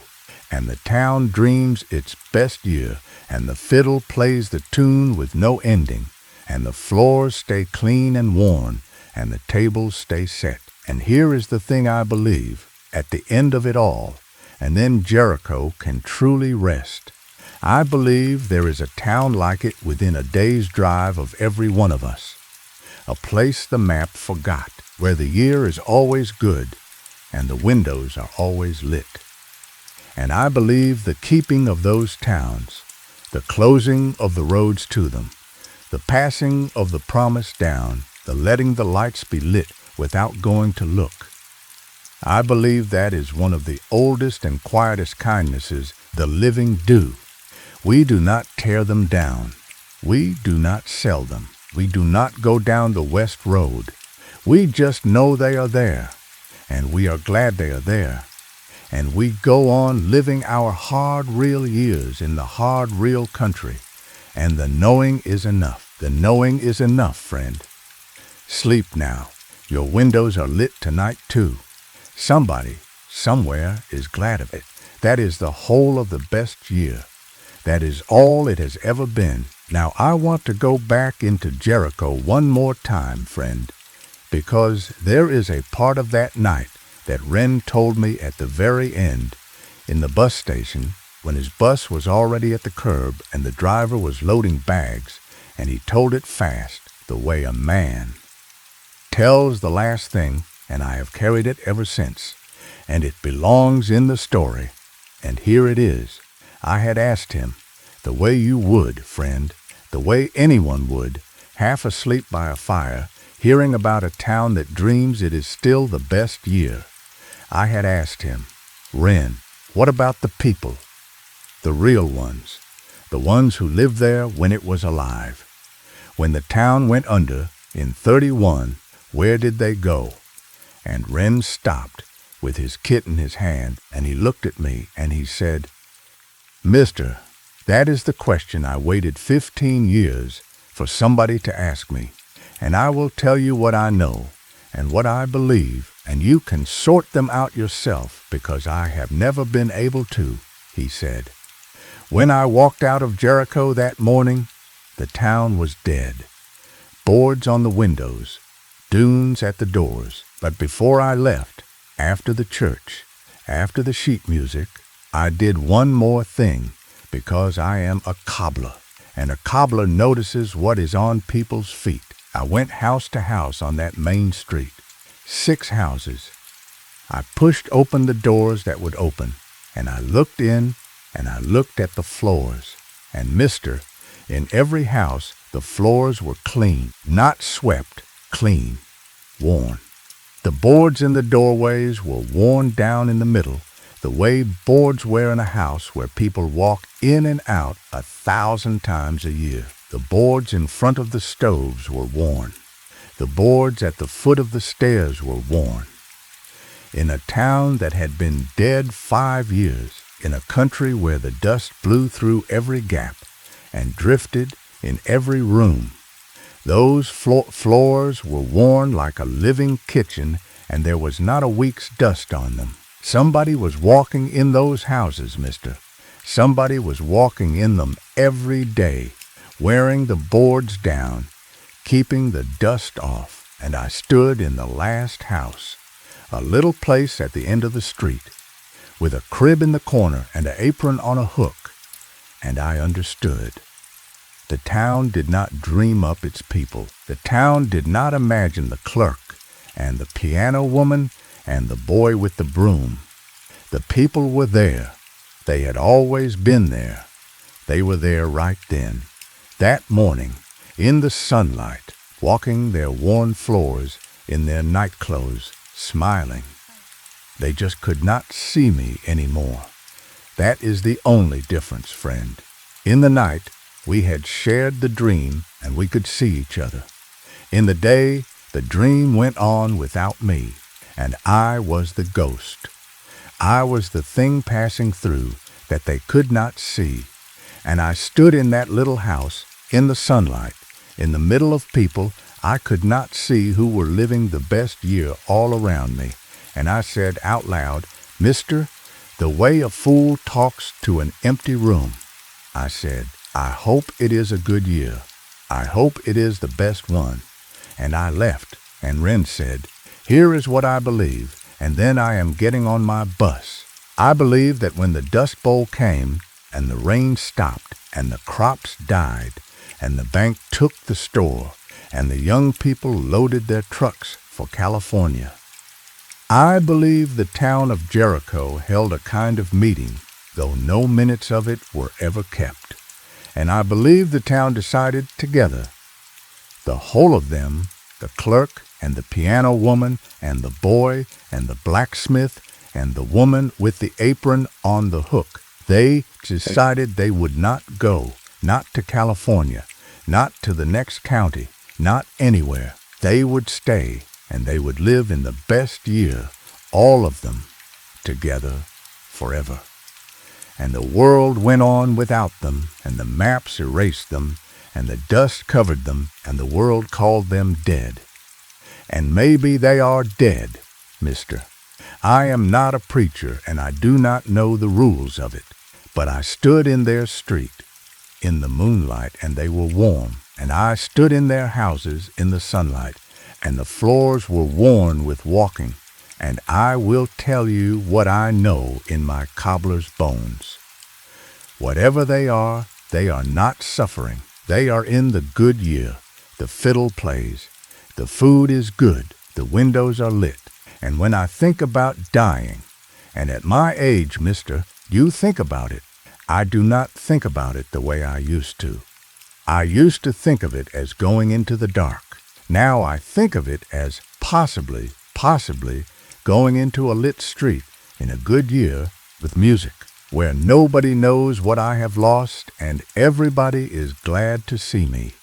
He said, "They were not trapped, mister." That is what I waited 15 years to tell somebody. Everybody who hears the story thinks the town was a trap, and the people in it were caught. They were not caught. They chose. They stood in their own street, in the moonlight, facing the sunset, and they chose the best year over all the years that were coming.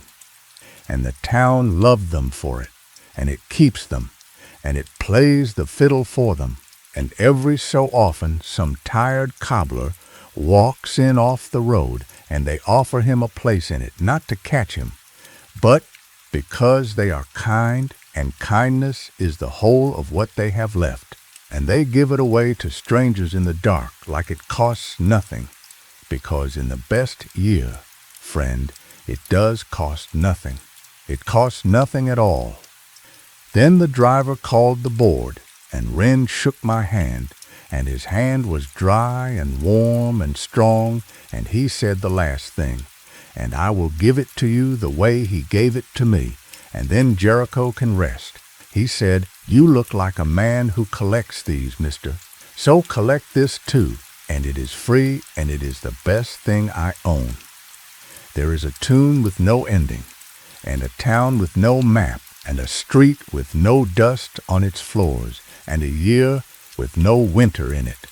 And every one of them is an invitation, and not one of them is a trap. The world is not trying to catch you, friend. The world is trying to keep you. There is a difference, and the difference is the whole of the thing.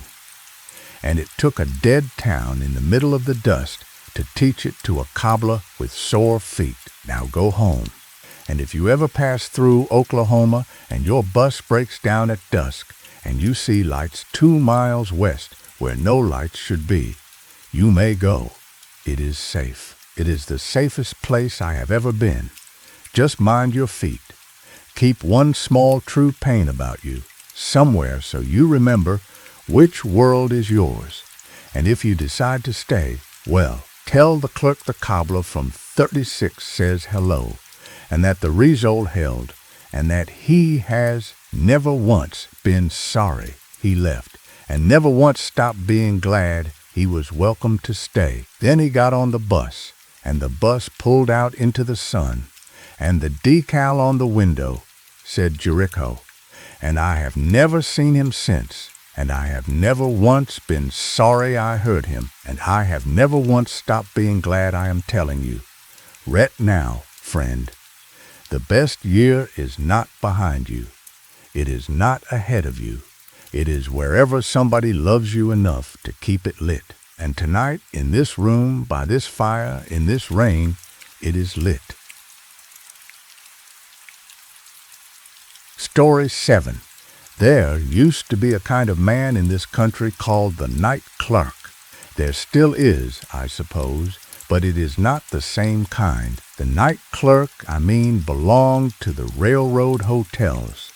The big wooden hotels that stood across from the depot in every railroad town from Omaha to Oakland, where the drummers and the train crews and the cattlemen and the occasional senator slept while the trains refilled their boilers in the night. The night clerk sat at the desk from 6 in the evening until 6 in the evening until 6 in the morning, and he kept the register, and he stoked the lobby stove, and he woke the passengers for their trains, and he was, in his way, the keeper of the town's front door. I know this because I was one, once, for a single year, in 1907, at a hotel called the Overland House, in a Nevada railroad town I will not name.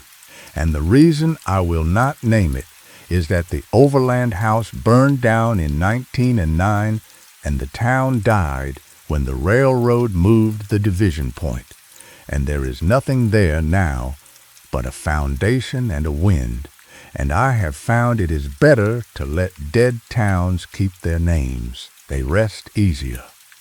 I was 19 years old that year, and I took the job because it paid $11 a month and a room, and because I was running from a thing in California that does not matter to this story. What matters is that the Overland House had a rule, and the rule was this. At 3 o'clock in the morning, every morning, the night clerk walked the hotel, every floor, every corridor, 4 floors, 31 rooms. You carried a lantern and a ring of keys, and you walked, and you listened at each door, and you wrote in the night book what you heard. The day clerk had done it before me, and the clerk before him, back to the year the hotel was built, which was 1869, the year the railroad came through. The night book was a stack of ledgers in the office safe going back 38 years, and every night of those 38 years, some clerk had walked the hotel at 3 in the morning and written down what he heard at the doors. I asked the manager, a fat man named Corrigan, why, and Corrigan, who had hired me in 4 words, "You the new clerk," looked at me a long time and said, "Because the book says so." And I said, "What book?" And he took me to the office, and he opened the safe, and he took out the first ledger, the one from 1869, and he opened it to the flyleaf, and he let me read what was written there in the hand of the first clerk, a man whose name was Tobias March. It said, "The Overland House stands on ground the railroad bought from a woman named Cyrilda Voss, who owned the spring. The spring is under the hotel. The hotel stands over the spring. Cyrilda Voss sold the ground on one condition, and the condition is the rule, and the rule is written in the register of the first night, and it has been kept every night since, and if it is ever not kept, the spring will take back what is under it.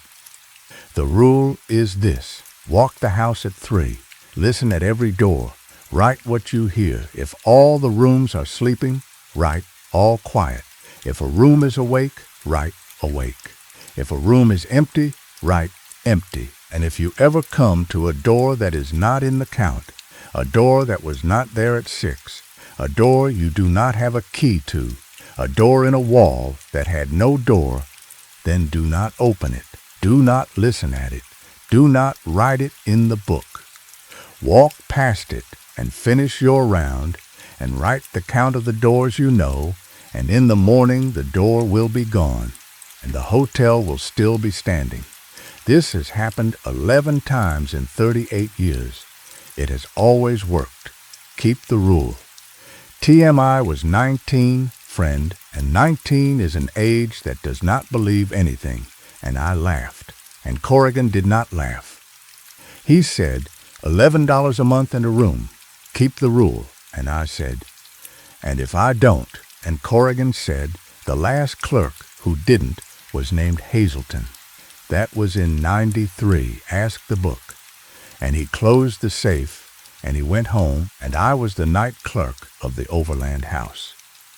I read the book, of course. Over the first month, on slow nights, I read the ledgers back. It was mostly boring. 38 years of all quiet, awake 14, all quiet, empty 22, all quiet. The hotel was a machine for sleeping, and the book was its maintenance log. But here and there, maybe twice a year, an entry was different. It would say, all quiet, counted 31, or awake 9, awake 11, counted 31. And every time that word counted appeared, the handwriting was a little less steady than the night before. Those were the nights the extra door came. The clerks had kept the rule. They had not opened it.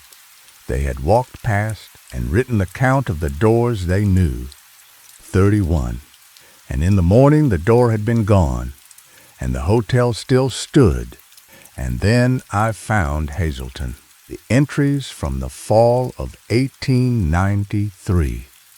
And friend, I will tell you what Hazelton did, because Hazelton is the reason I am telling you this story at all, and the reason I kept the rule the whole of my year, and the reason that when the door came to me, because it did, and I will come to that, when the door came to me, I walked past it. Hazelton had been the night clerk for 6 years.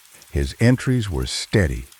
Then, in October of 93, the extra door started coming every night. Not once or twice a year, every night. Counted 31, counted 31, counted 31, night after night, for 3 weeks. And the handwriting got less and less steady, and then on the 31st of October. And I remember the date, because it is written in the book in a hand that is no longer steady at all. Hazelton wrote this, counted 31. The door is on the 3rd floor at the end of the west corridor, where the linen room used to be before the fire of 81. It has been there 22 nights. Tonight I listened at it. I know the rule. I listened anyway. What I heard was my mother. My mother has been dead since I was 9. She was singing the song she sang when I had the fever. I am not afraid. I have been a fool. The door is not a danger. The door is a mercy.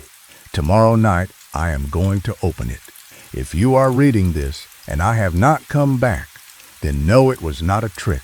Know that I heard my mother. A man would walk through any door in the world for that. R. Hazelton.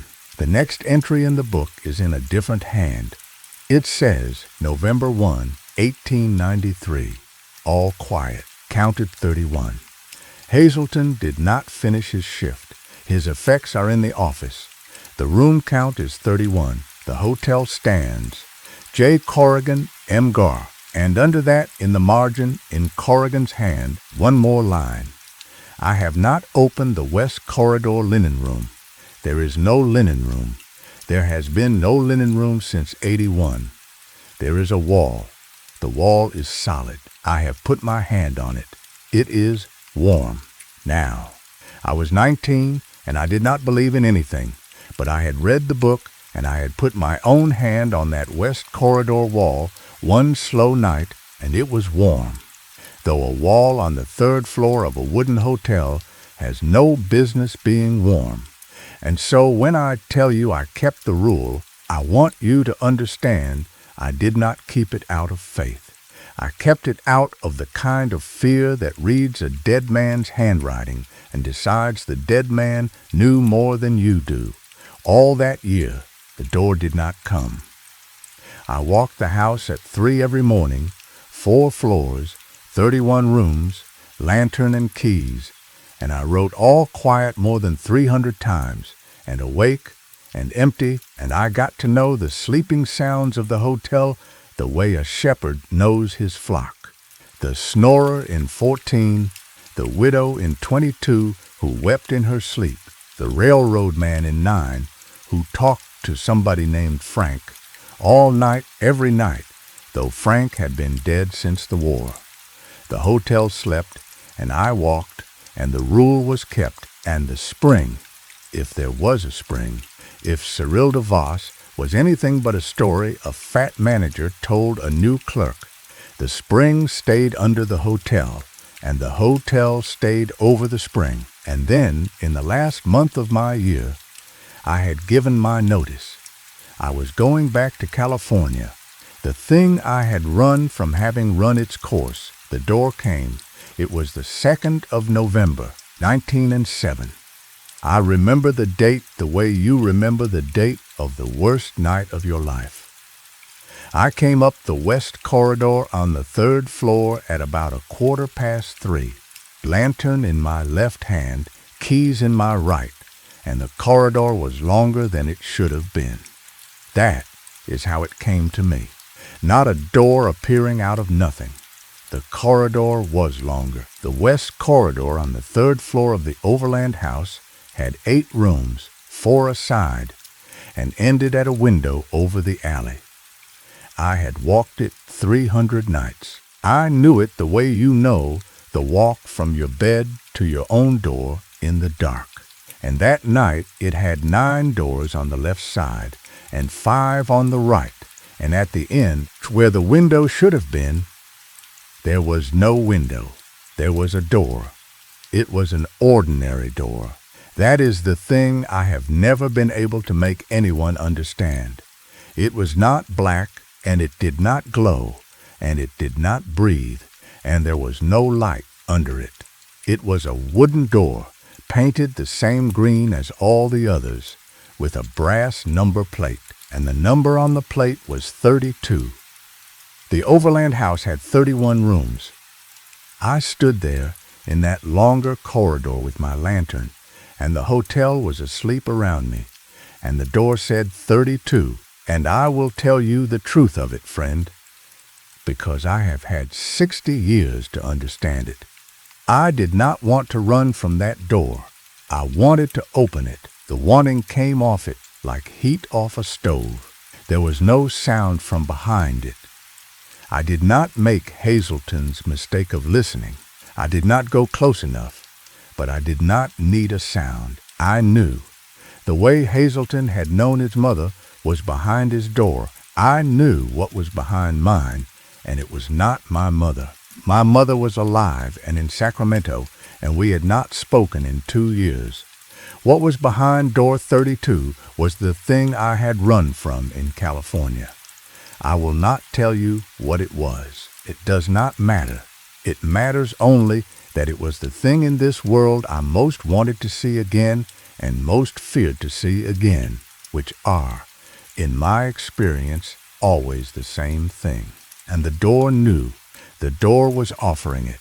The spring or the hotel or Cyril de Vos or whatever had been bought and paid for in 1869. It was offering me the one thing I could not refuse. And, friend, I almost refused to refuse it. I stood there a long time, the lantern flame bent in some draft I could not feel. And what I thought about, standing there, was not the rule, and not Corrigan, and not the 38 years of ledgers in the safe. What I thought about was Hazelton's mother. He had heard her singing. And I understood, standing in that corridor, that Hazelton had not been weak and he had not been a fool. Hazelton had been offered the thing no man can refuse, and he had refused it for 22 nights, which is 21 more nights than most men could manage. And on the 31st night he had listened, and on the 32nd he had written his honest account. A man would walk through any door in the world for that. And he had walked through, and the hotel had stood. That is what saved me, friend. I will be honest with you. It was not courage. It was the book. The book had kept going after Hazelton.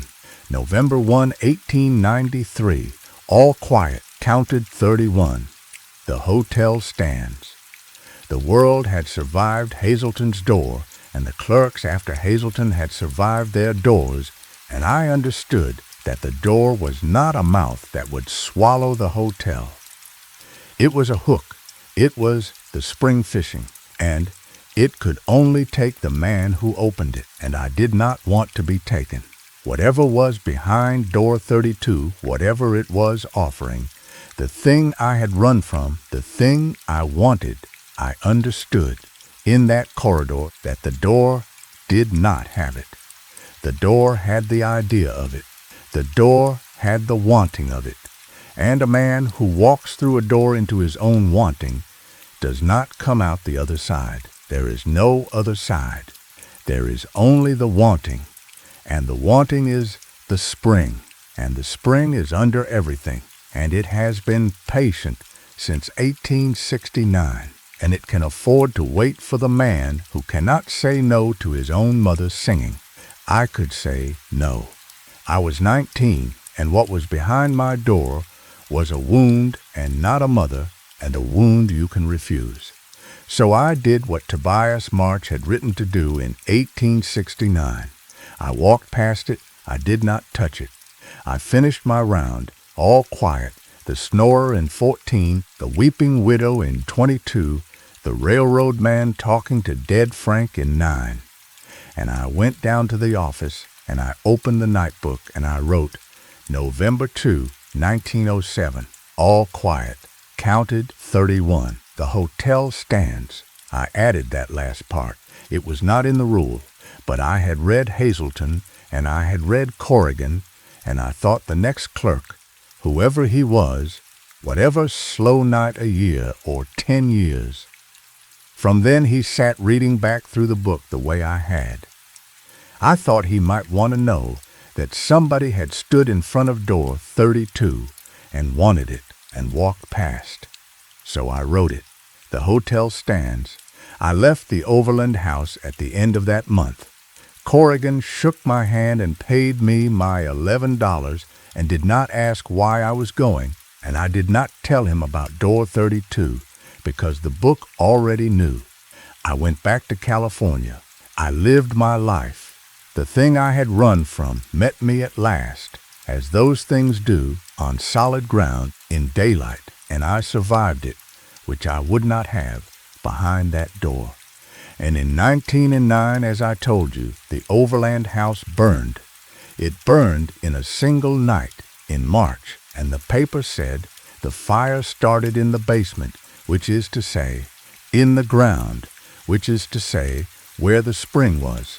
And I have wondered for 60 years whether some clerk in 1909 opened the door, whether the count of the rooms came out wrong one night, and the man at the desk was not a man who could say no to his own mother singing, and the spring took back what was under it, the way Cyril de Vos had written it would. I never found out. The town died. The division point moved. There is nothing there now but a foundation and a wind. But I will tell you the last thing, friend, and then the fire can go down. In 1951, I was an old man, and I was passing through Nevada on a train, and the train stopped at a little railroad town. Not my town, a different one, a living one. And across from the depot stood a big wooden railroad hotel. And I got off the train, though I had not planned to, and I walked into the lobby, and the night clerk was at the desk, though it was mid-morning. He was a young man, maybe 19, with a face I had never seen, and a posture I knew in my bones, the posture of a man who walks a house at 3 in the morning and listens at doors. And I said to him, "Young man, do you walk the house at 3? And he looked up at me, and he did not ask how I knew, and he said, "Every night, sir." And I said, "And do you write it in a book?" And he said, "Every night, sir." And I said, "And has the door come to you yet?"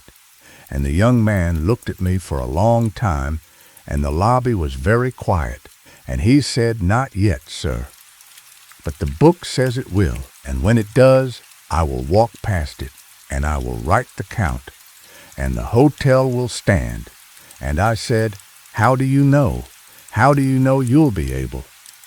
And the young clerk smiled, and he said, "Because the book says so." The last entry before mine is from 1907. It says, "All quiet, counted 31, the hotel stands."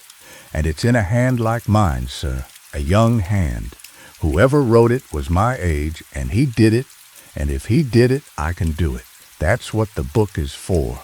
That is what it has always been for. It is not a record. It is a lantern. Each clerk lights it and hands it on. Friend, I have carried that young man's words for 75 years, and I am handing them to you now by this fire in this rain. We are all of us night clerks.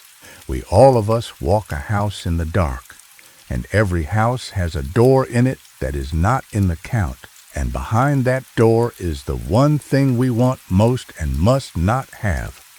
And the door knows, and the door is patient, and the door has been open since before we were born. And the only thing that has ever kept any of us from opening it is the book. The book that says somebody stood here and wanted this and walked past, and the house stood. So I am writing it for you tonight, in this story, the way I wrote it in the book in 1907. The door will come to you too. Maybe it already has. And when it does, friend, you will know it by the wanting. And you will walk past it the way I did, the way the young clerk did, the way Tobias March did in 1869. And you will write your own count, whatever your house is, whatever your rooms, all quiet, counted. The house stands seal-leaf now. The house is standing. The house is standing. Now I will tell you the pieces of that year at the Overland house that I left out, friend, because a night clerk's year is made of nights, and the nights are made of small things, and the small things are where the truth of a place lives. The door you have heard about. But the door only mattered because of the 300 nights before it, when nothing happened at all, and the hotel slept, and I walked, and I learned the house the way you learn a person. The first thing I learned was the sounds. A wooden hotel at night is not quiet. That is the thing people who have never kept one do not know. It talks. It settles and groans and ticks as the heat leaves the stovepipes, and the wind comes off the desert and gets into the eaves and makes a sound like a long breath drawn through teeth. The first week, I jumped at all of it. The second week, I learned it. By the second month, I could have told you, blind, where I was in the house by the sound alone, the particular creak of the second-floor landing, the tick of the cooling stove in the lobby, the way the west corridor on the third floor was always a half-hof quietus, a half-tone quieter than the east, because the west corridor had the thicker wall where the linen room used to be before the fire of '81. The wall that was warm. I put my hand on that wall once. I told you that. What I did not tell you is what it felt like. It felt like a wrist. That is the closest I can come to it. It was warm, and the warmth was not even. It was warm in the way skin is warm, with a pulse of warmer under it, slow, maybe once a minute. I put my hand flat on the plaster in the dead of a November night, and I felt the wall of a hotel beat, once, slow, like a sleeping heart. And I took my hand away, and I finished my round, and I wrote all quiet in the book, and I never touched that wall again. But I thought about it every night after, because a wall with a pulse is a thing behind which something is alive, and the something that was alive behind the west corridor wall had been there since before the fire, since before the hotel, since the spring, since Cyrilda Voss. I will tell you what I learned about her, because I did learn some that year, and it is the part of the story I have carried the longest. The hotel kept a town paper, the little weekly, back issues going to '69, stacked in the basement. And on the slow nights of that winter, I read them, the way I read the night book, because a clerk's whole education is the records of the house. And in the spring of 1869, when the railroad was buying up the town site, there was a piece about the Voss woman. She was a widow. She had a spring, and a cabin beside it, and a little herd of goats, and she sold water to the railroad crews, and the paper called her, in the ugly jocular way of those papers, the water witch of the grade, because she could find water anywhere, could find it with a forked stick, had found the spring itself as a girl, and the crews said she could find water in a stone, and the railroad wanted her spring, because a railroad town is built on a spring the way a body is built on a heart, and they offered her money, and she would not sell, and they offered her more, and she would not sell. And then, in the summer of '69, she sold. The paper did not say why. It said only that Widow Voss had at last come to terms with the railroad, and that the terms included, and I remember the phrase exactly, a perpetual covenant touching the use of the water. And the next spring, there was a hotel over the spring. And the year after that, there was a town around the hotel, and Cyrilda Voss's cabin was gone, and the paper never mentioned her again. She was in the county census of 1870, a widow, living alone, keeping house at the edge of town. She was not in the census of 1880. She was not in the cemetery book. She was not anywhere. The spring was under the hotel, and the hotel stood on the covenant, and the covenant was the rule, and the rule was the walk, and the walk was the book, and the book was 38 years of all quiet, counted 31, and the door. The door, I came to understand that year, was the other half of the covenant. The spring gave the town its water, and in return, the house over the spring gave the spring.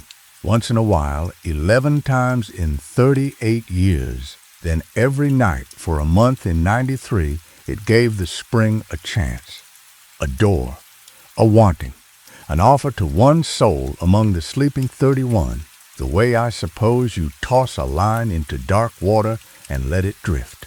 Most nights the line came back empty. Most years, the house was full of travelers, and travelers, friend, are the wrong fish. A man sleeping one night in a railroad hotel has his wanting spread out behind him across 1,000 miles, too thin to hook. But a clerk is there every night. A clerk's wanting pools up, the way water pools in a low place. That is why it was always the clerks the door came for.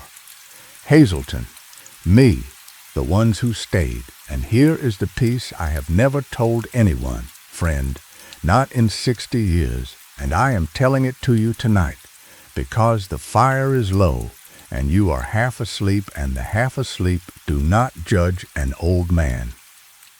When I stood in front of door 32, on the 2nd of November, 1907, with the wanting coming off it like heat off a stove, I knew what was behind it, the way Hazelton knew his mother was behind his. And what was behind mine was a room in a boarding house in Fresno, and in the room was a girl, and the girl was named Esther, and I had left her in the spring of that year with nothing but a note, because her father had found us out and come for me with a shotgun, and more than a shotgun.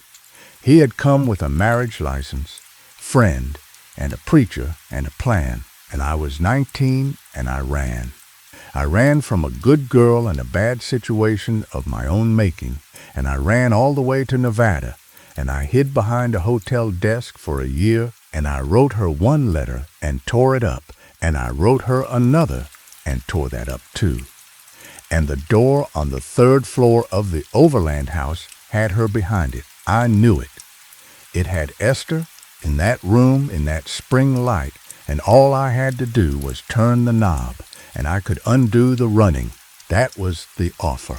Not riches, not my mother. The undoing of the worst thing I ever did. The chance to not have run, and I stood there and I wanted it, and the lantern flame bent, and the hotel slept. And what turned me, I have never said this plain before, and I will say it now. What turned me was the book, not the rule in the book itself. 38 years of handwriting, clerk after clerk, all quiet, counted 31, the hotel stands, men I had never met, walking this house in the dark before I was born, keeping the count, keeping the covenant, keeping the springs line out of the water. And I thought, if I open this door, there will be no entry tonight. There will be a gap in the book. The next clerk will open the ledger, and the chain will be broken. And the chain is the only thing that has ever held, and I will be the gap. I will be the missing night. And every clerk after me, on every slow night forever, will read back through the book and come to the gap and know that a clerk once stood here and wanted and opened, and I could not be the gap, friend. That is the whole of my courage, and it is not much, and it was enough. I could not be the gap in the book. I walked past. I wrote the count. I wrote the hotel stands, which was not in the rule, because I wanted the next man to know the wanting could be survived. And I went back to California at the end of that month, and I found Esther, friend. That is the part the door did not know, the part no door can offer, because a door can only offer the past, and the past is a room with no future in it. I found her in Fresno, and she had not waited. Why should she have? She had married a good man, a blacksmith, and she had a baby on her hip when she came to the door, and she looked at me, and she was not angry, and that was the worst of it, the not angry. And I said my piece, and she said hers, kindly, and she closed the door, and I stood on that porch, and I understood that I had been given, on solid ground, in daylight, the exact thing door 32 had promised me, the facing of it, the not running, and it had cost me everything door 32 would have cost me except one thing. It had not cost me the book. Somewhere the chain was unbroken because I had walked past. Esther lived a long life and a good one so far as I know. I never saw her again. The door never offered her again. That kind of door offers a thing once, I think, and then the spring lets it sink. And the Overland House burned in '09, as I told you. And whether some clerk opened his door in the end, or whether the covenant simply died with the railroad, I never learned. But I will tell you the last thing, and it is the thing I most want you to carry out of this whole night of stories, because it is the closest thing I have to a creed, me, an old man by a fire who has kept no covenant in his life but one. The book is real, not the ledger in the Overland House safe. That burned, I suppose, with the rest. I mean the book the ledger stood for, the chain, the long, unbroken line of ordinary people in ordinary houses walking their rounds in the dark and riding all quiet and not opening the door. Nobody put them up to it. Nobody pays them. There is no manager, no Corrigan, no fat man in an office making us keep the rule. We keep it because the ones before us kept it, and we know they kept it because the house is still standing. Your house, mine, the town, the world. Every morning you wake up, and the walls are where you left them, and the floor is solid, and the door count comes out. Right? You are reading the book, friend. You are reading the entry written by everyone who ever wanted the thing behind the door and walked past it, all quiet, counted.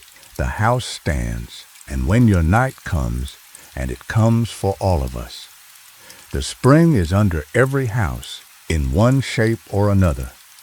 When your corridor goes long, and the window at the end of it is a door, and the number on the door is one you do not have a key to, and the wanting comes off it like heat, you will not be alone in that corridor.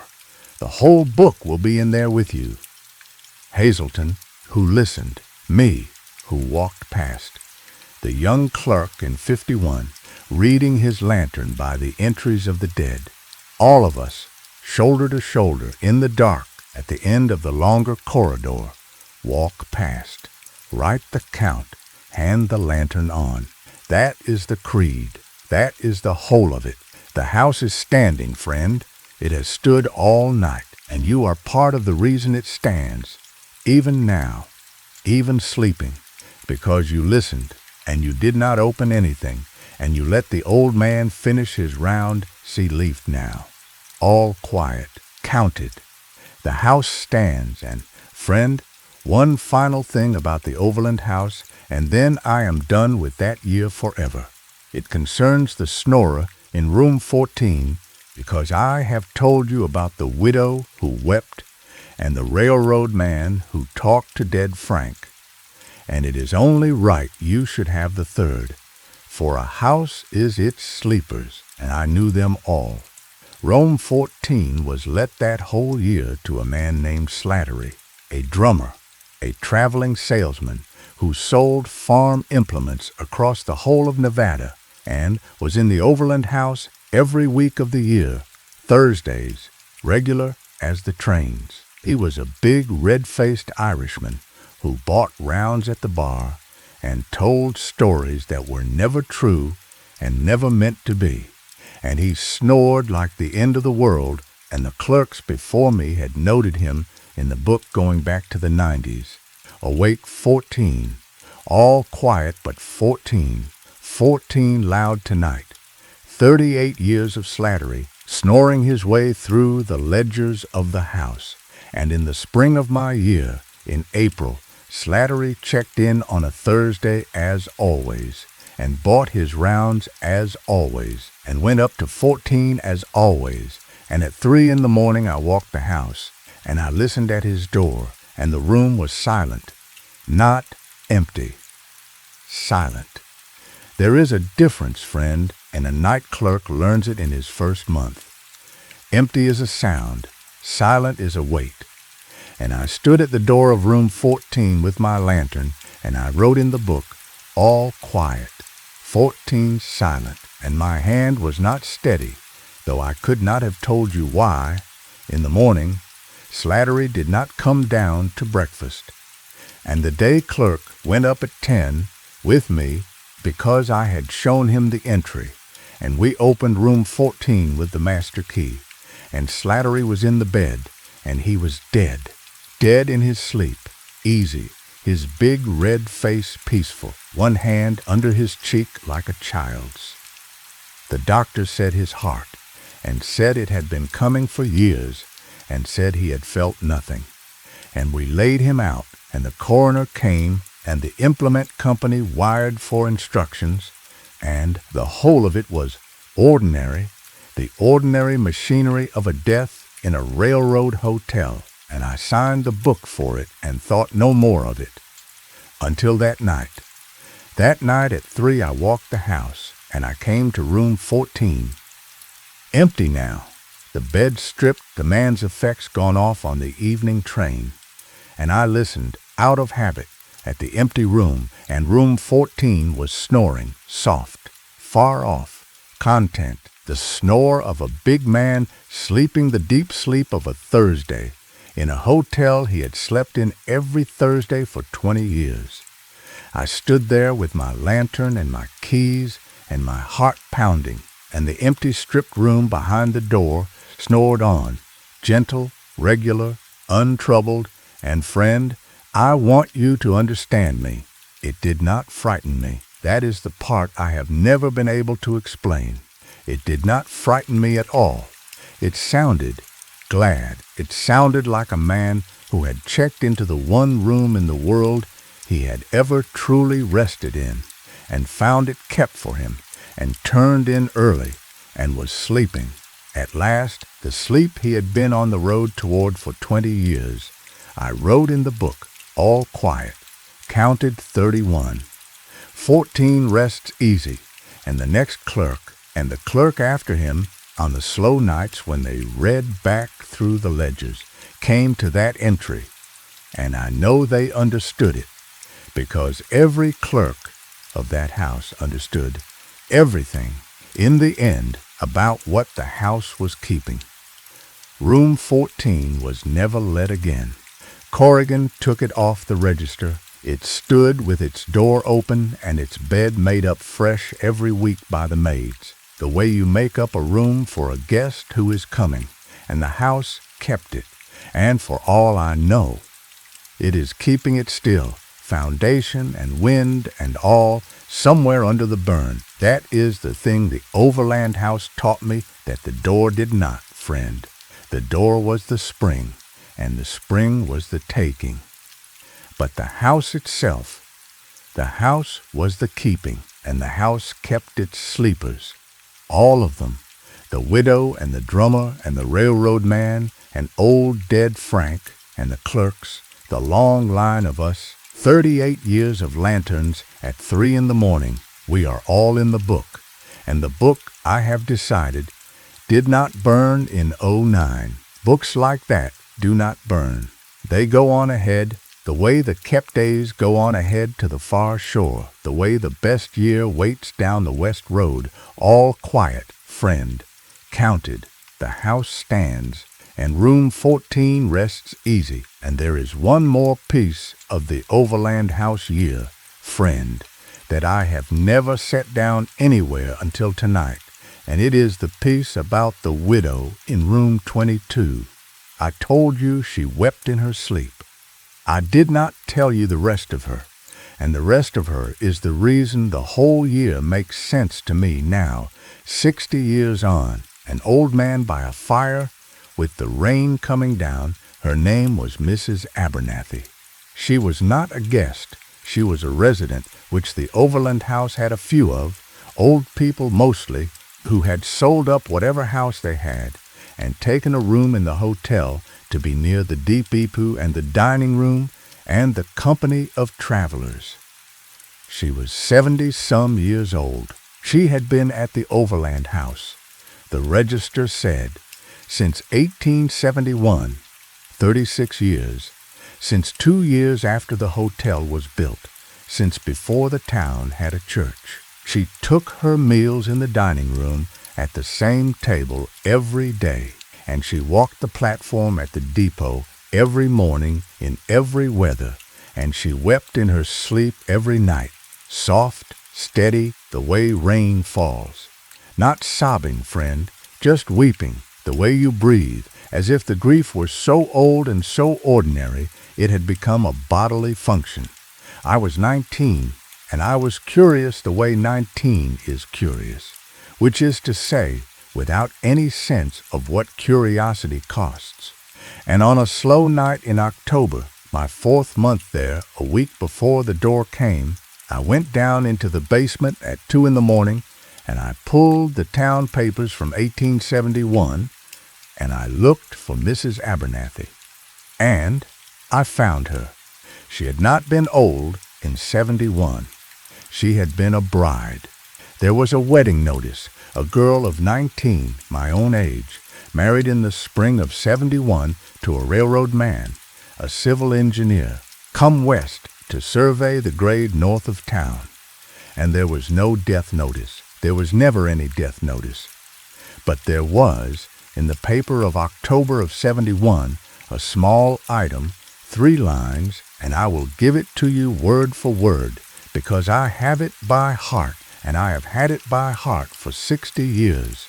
It said, Mr. Abernathy, the surveyor, has not returned from the north grade. His party came in Tuesday. He stayed behind to finish the count. The party waited 2 days. The count, they report, did not come out even. The count did not come out even. And Mr. Abernathy stayed behind to finish it. And he never came back. And his bride took a room in the hotel over the spring, room 22, and she walked the depot platform every morning of her life, in every weather for 36 years, and she wept in her sleep every night, soft and steady, like rain. Now, friend, I read that item at 2 in the morning in a basement, and I want to tell you what I understood all at once. The way a man understands a thing that changes the shape of everything he knows, the north grade, the survey, the count that did not come out even. A railroad is measured, friend. Every mile of it is chained and counted and written in the engineer's book, and a grade that will not come out even is a piece of ground that is longer than it is, or shorter than it is, a piece of ground with too much world in it. The surveyor had found such a piece north of town in 1871, and he had stayed behind to count it again, and he had never come in, and the spring is under the hotel, and the covenant is on the spring, and the door comes to the clerks, and the whole town, friend, the whole town was built on ground that would not come out even. The surveyor found it first, and it took him, or he gave himself to it, one or the other. And the railroad bought the spring from the widow Voss, and the spring's covenant was not a bargain for water at all. It was a holding action. It was the town's way of keeping the uneven ground satisfied. The spring was the name they gave it. The walk at 3 was the toll. And the door was the ground, still trying, after 38 years, to even its count, to take one more, to make the number come out right. And Mrs. Abernathy in room 22 had spent 36 years walking the platform every morning, watching the trains come in, because her husband had gone north to finish the count, and someday the count would be finished, and the train would come in, and he would be on it. That was what she was doing on that platform. Every morning, for 36 years, she was waiting for a man who had been absorbed into the arithmetic of a piece of ground, and she wept in her sleep like rain because even her sleep could not set it down. I never told her what I had found. I was 19, and I knew enough by then to know that some things you do not bring to the surface. But I did one thing, and it is the thing I am proudest of from that whole year, prouder even than walking past door 32. On my last night at the Overland House, the end of November, I walked the house at 3 for the last time, and when I came to room 22, I stopped and I listened to the soft, steady weeping behind the door, and I did something that was not in the rule. I spoke. I said quiet through the door to a sleeping old woman who had waited 36 years for a surveyor who stayed behind to finish the count. I said, "The count came out even, ma'am. It came out even. He finished it. He's coming in on the morning train. And friend." The weeping stopped. It stopped, and the room behind the door went silent, and the silence lasted a long moment, and then I heard, soft, ordinary, the sound of a woman turning over in her bed in her sleep, settling the way a woman settles when the worry is done. And she did not weep again that night. And the next morning I came off shift at 6, and I handed the register to the day clerk, and I went up to my room and packed my bag, and on my way out I passed the dining room, and Mrs. Abernathy was at her table with her coffee, and she looked up at me as I passed, and she was not a woman I had ever spoken to, not once, but she looked at me, and she nodded to me, and she smiled, and there was something in her face that I can only call finished. She knew. I do not know how she knew, but she knew somebody had told her in the night in her sleep the thing she had waited 36 years to hear, and it did not matter to her one bit whether it was true. She died in the spring of 1908, the year before the hotel burned. The day clerk wrote me about it. I had left an address.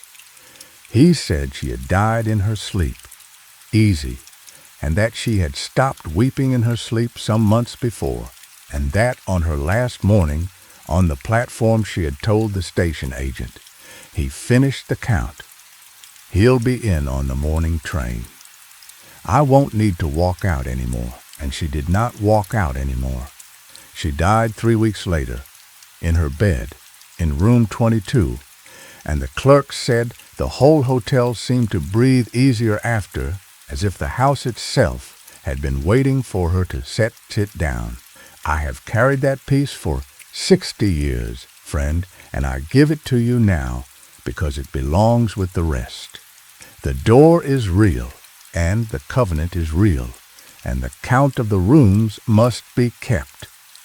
But the count of the heart is a different matter, and it is kept by different hands, and it does not come out even on its own. It needs somebody to say the thing. It needs somebody at 3 in the morning, in the dark, to stop at a door that is in the count, a door they have a key to, and speak through it, and tell the grieving sleeper the words that let them rest. You can do that, friend, any night, for anyone. It does not require a covenant, or a spring, or a ledger going back to 69. It requires only that you know what the person is waiting for, and that you love them enough to say it is finished. The count came out even. He finished it. He is coming in on the morning train. Say it to them, friend. Say it to them in their sleep. And then go down and write it in your own book, in your own small hand, the entry that every house is really built on, all quiet. Counted, the house stands, and the ones we love are on the morning train, all of them, every single one. Sleep now, sleep. Story 8. I am going to tell you the last story now, friend, and it is the closest one to home because it happened to a woman I knew well, and it happened in a place I have been, and of all the stories I have told you tonight, it is the one I think about when I cannot sleep, which is not often anymore, because an old man who tells stories for a living learns to sleep the way a baker learns to be around bread. But some nights, her name was Vera Lindqvist, and she was a widow, and she lived alone in a log house on a lake in the north woods of Minnesota, 40 miles from the town she had been born in. And in the October of her 71st year, Vera Lindqvist lost 3 days. That is the plain way to say it. She lost 3 days. They were there, and then they were not, and the not there of them was the most terrible thing that ever happened to her, though nothing happened in them at all. And I will tell it to you slow, the way she told it to me, because Vera was a slow talker, a Northwoods woman, a woman who had been a school teacher for 40 years and had never once in her life hurried to the end of a sentence. Vera had lived on the lake for 11 years since her husband Arvid died. The house was a real log house built by Arvid's grandfather in 1911. 1 story, 3 rooms with a stone chimney and a dock and a sauna down by the water. It sat at the end of a mile of dirt road on a point with birch and white pine around it and the lake in front of it going out half a mile to the far shore. Vera's days had a shape you could have set a clock by, and Vera did set a clock by them, a big Seth Thomas regulator on the kitchen wall that had belonged to Arvid's father, that she wound every Sunday, that ticked in the house like a second heartbeat. She rose at 6. She made coffee in a blue enamel pot. She fed the birds. She had feeders all along the front windows, and in October they were full of chickadees and nuthatches and the big pileated woodpeckers that hammered the dead pine at the point. She read the paper, which came a day late by mail. She did her chores. She walked the point at noon. She read. She listened to the radio in the evening, the public station out of Duluth, that came in clear across the water. She was in bed by 10. She had lived this shape for 11 years, alone, and she was not lonely, she told me, because a person whose days have a good shape is never lonely. It is the shapeless days that are lonely. On the 14th of October, a Wednesday, Vera's sister called from town. They talked every Wednesday at 2 o'clock. They had done it for years. The sister said, "Vera, are you all right?" And Vera said, "Of course I'm all right. Why wouldn't I be?"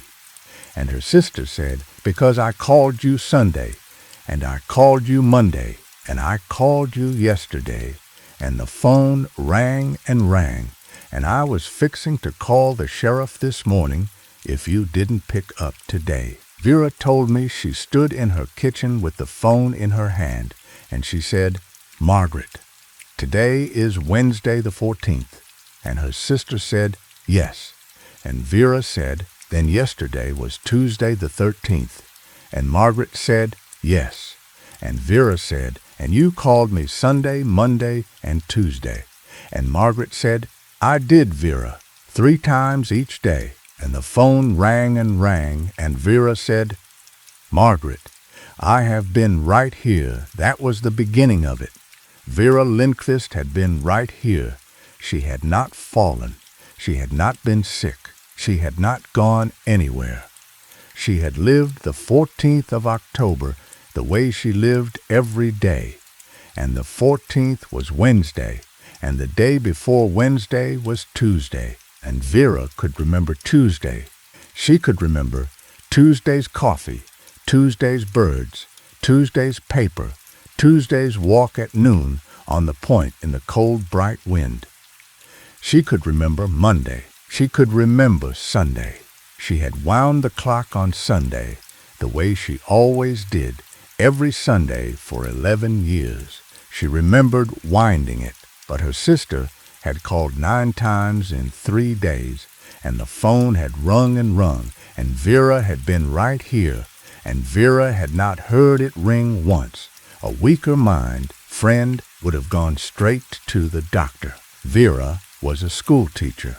She went to the clock, the big Seth Thomas on the kitchen wall, and the clock was running.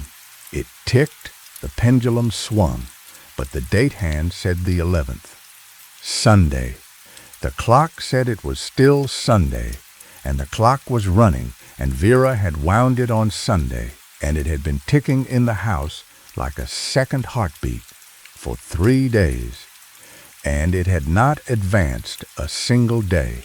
She checked the calendar on the wall by the phone. It was a calendar from the hardware store in town with a picture of a lake on it, and Vera had a habit, 11 years old, of crossing off each day with a red pencil before bed. The 11th was crossed off. The 12th, 13th, and 14th were not. But Vera could remember crossing them off. She could remember the red pencil in her hand on Monday night, crossing off Monday the 12th. She could see the little red X in her memory, plain as the phone in front of her, and the paper. The paper came a day late by mail. The paper on her table, she saved them a week for the fire. The paper on her table was Fridays. The mail came Monday, Wednesday, Friday. On Monday she had gotten Friday's paper, and she had read it, and she could remember reading it. But the paper was not read. It was folded. It was still in its plastic sleeve, on the table with the rubber band around it. Vera stood in her kitchen, and the clock said Sunday, and the calendar said Sunday, and the paper said Friday, unread, and her memory said Wednesday, and her sister on the phone said Wednesday too. Now here is what Vera did, and this is why I loved her, and why her story has stayed with me when stranger stories have faded. She did not panic. She made a pot of coffee, and she sat down at the kitchen table, and she got out a stenographer's notebook. She had a shelf of them. A school teacher always has notebooks, and she wrote at the top of the first page what I know, and she listed it: the clock, the calendar, the paper, her sister's 9 calls, her own memories of Sunday, Monday, Tuesday, the coffee, the bird, the walk, the red pencil. And then she wrote underneath, what I don't know. And she sat a long time, and then she wrote whether I lived those 3 days, or whether I only remember living them. That is the heart of this story, friend. Sit with it a moment the way Vera sat with it. 3 days, fully remembered, every meal, every chore, every bird at the feeder, and every piece of physical evidence in the house saying the days had not happened. The clock unwound 3 days and still ticking, the days uncrossed, the paper unread. The phone ringing 9 times into a house where a woman was sitting who would have sworn on a Bible she had been in that kitchen the whole time. Vera did the sensible things first. She drove to town, 40 miles, and she saw the doctor, and the doctor examined her and found her in fine health and suggested, gently, that she was 71 and lived alone and perhaps had dozed more than she realized. Vera, who had graded 30 years of 11-year-olds and could smell a soft answer the way a dog smells weather, thanked him and left. She stopped at the hardware store and bought a second clock, a cheap electric one, and a calendar with big squares and a roll of masking tape. She stopped at the library and checked out a book she did not read, and she drove home and she set the cheap electric clock on the kitchen table next to the Seth Thomas, and she tore the masking tape into strips, and she taped the calendar to the table, the calendar she would cross off each night, and she wrote on a piece of masking tape and stuck it to the table. Today is Wednesday, October 14, and she went to bed at 10. She woke at 6. The Seth Thomas said Sunday the 11th.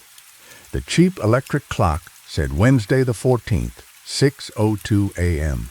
The masking tape note said Wednesday, and the calendar on the table, she could see it from the bedroom door, had Monday and Tuesday crossed off, in red pencil, in her handwriting, which she had not done. She had crossed them off in her memory of the lost 3 days, and now the X's were there. But she had not made them. She had been asleep. She had watched herself not make them. Vera told me she made coffee and sat down with her notebook, and her hands were steady, and she wrote, "The days I remember are happening." But not to me.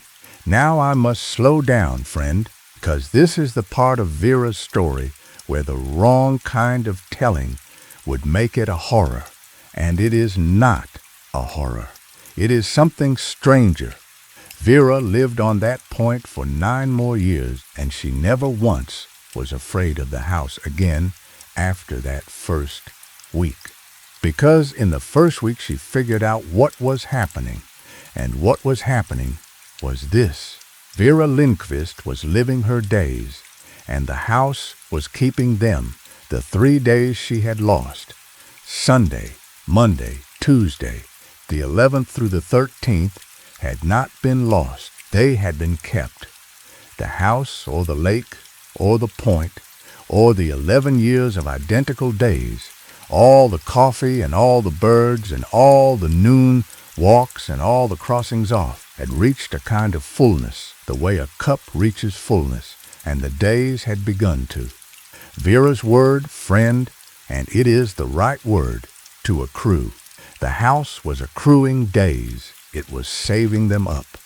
And Vera, who had lived the same shape for 11 years, who had wound the same clock and crossed off the same calendar and fed the same birds, Vera had one Tuesday too many in the cup, and the cup had overflowed, and the extra days had gone somewhere into the house, into the point, and they were still there. That was the thing she came to understand, and the thing that made her, in the end, not afraid but grateful, because the days were still there.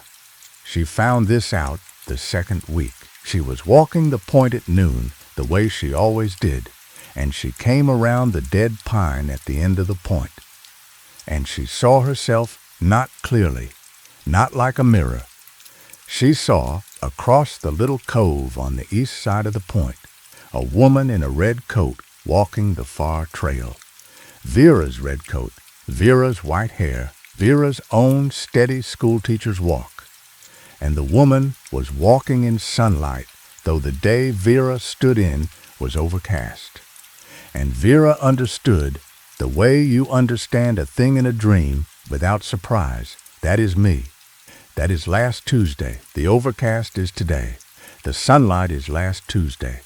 Last Tuesday is walking the far trail, in the sun, and it is me, and I am in it, and the house has kept it, and it has kept me in it. She watched herself walk out of sight around the cove. She did not follow. She went home and she wrote in the notebook, "They are not lost. They are kept. I saw Tuesday, and over the years, friend, Vera saw them all. Not often, not on any schedule she could find, but on certain days, still days, she said, days when the lake was glass and the air was thick. Days in October mostly, she would come around the dead pine, or look out the sauna window, or glance across the cove, and there would be a day she had already lived, happening again.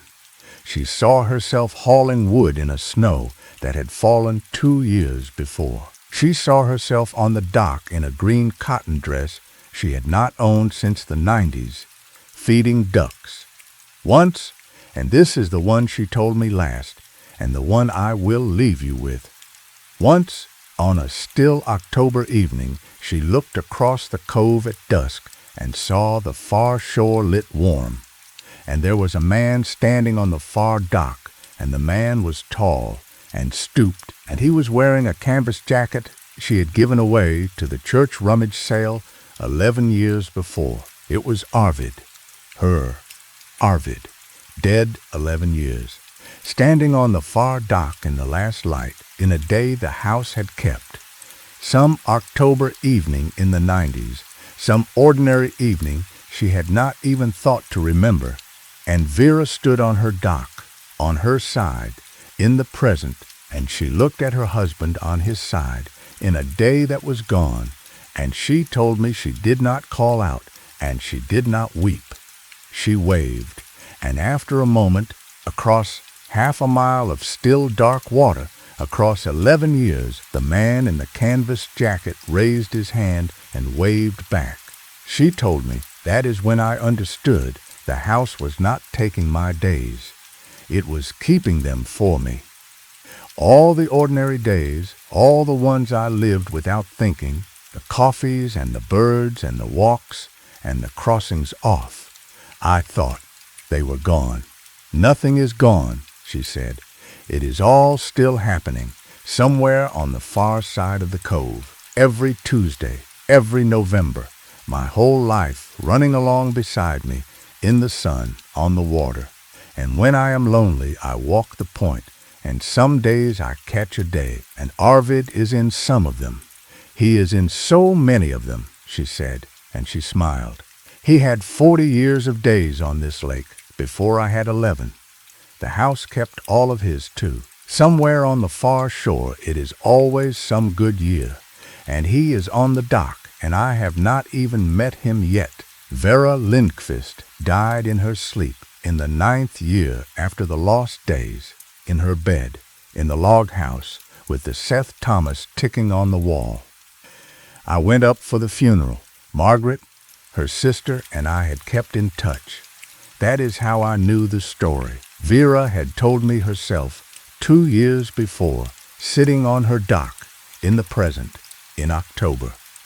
And after the funeral, Margaret and I walked out to the end of the point, past the dead pine, and we stood there a while, not talking, and Margaret said, "The realtor is coming Tuesday," and I said, "That fast?"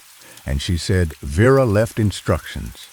Sell the house, sell the point, don't let the family keep it out of sentiment. And Margaret looked at the lake, and she said, she left one other instruction. For whoever buys it, it's in the will. It says, wind the clock on Sundays, cross off the days, feed the birds, live the same shape. And some still October evening, when the lake is glass, walk out to the end of the point and look across the cove. You will see us. We are all still there. We are all still there, and the days are good ones, and nothing you love is ever lost. It is only on the far shore, in the sun, in a day the house was kind enough to keep. Friend, the fire is low now, and the rain is nearly done, and the night is at its end, and I am going to tell you the truest thing I know, and it is Vera's thing, and I give it to you to keep. Your days are not passing. That is the lie the clock tells. Your days are accruing. Every ordinary evening, every meal, every time you fell asleep to an old man's voice in the dark, it is all being kept, somewhere on the far shore of some still water, in the sun, in a good year. And one day, when you are old, if you have been kind and patient and faithful to the shape of your own small life, you will come around some dead pine on some still point, and you will see it, your whole life, walking the far trail, waving, wave back. That's all. Wave back and go home and sleep. You are being kept. We are all of us being kept. Good night, friend. Good night. Now, friend, I told you Vera's story the way she told it to me, but there are pieces of it that only came out later. After the funeral, in conversations with her sister Margaret, and in the notebooks Vera left behind, which Margaret was kind enough to let me read. And those pieces matter because Vera spent 9 years after the lost days doing what a schoolteacher does. She studied the thing, she kept records, and what she found is the part of the story that I have carried with me ever since. And so I will give it to you now, the notebooks. There were 9 of them, one for each year, stenographers' notebooks filled in Vera's small, careful schoolteacher's hand, and they were titled, each one on the first page, in red pencil. The first one was titled, What I Know, and the second through the 9th were all titled the same thing, the kept days. She logged them. Every time she came around the dead pine, or glanced across the cove and saw a day the house had kept, she wrote it down. Date of the sighting, weather of the present day, what the kept day was showing. And over 9 years, the pattern emerged, and the pattern, friend, is the most beautiful part of this whole story, and I want you to hear it slow. The kept days were never the bad ones, never.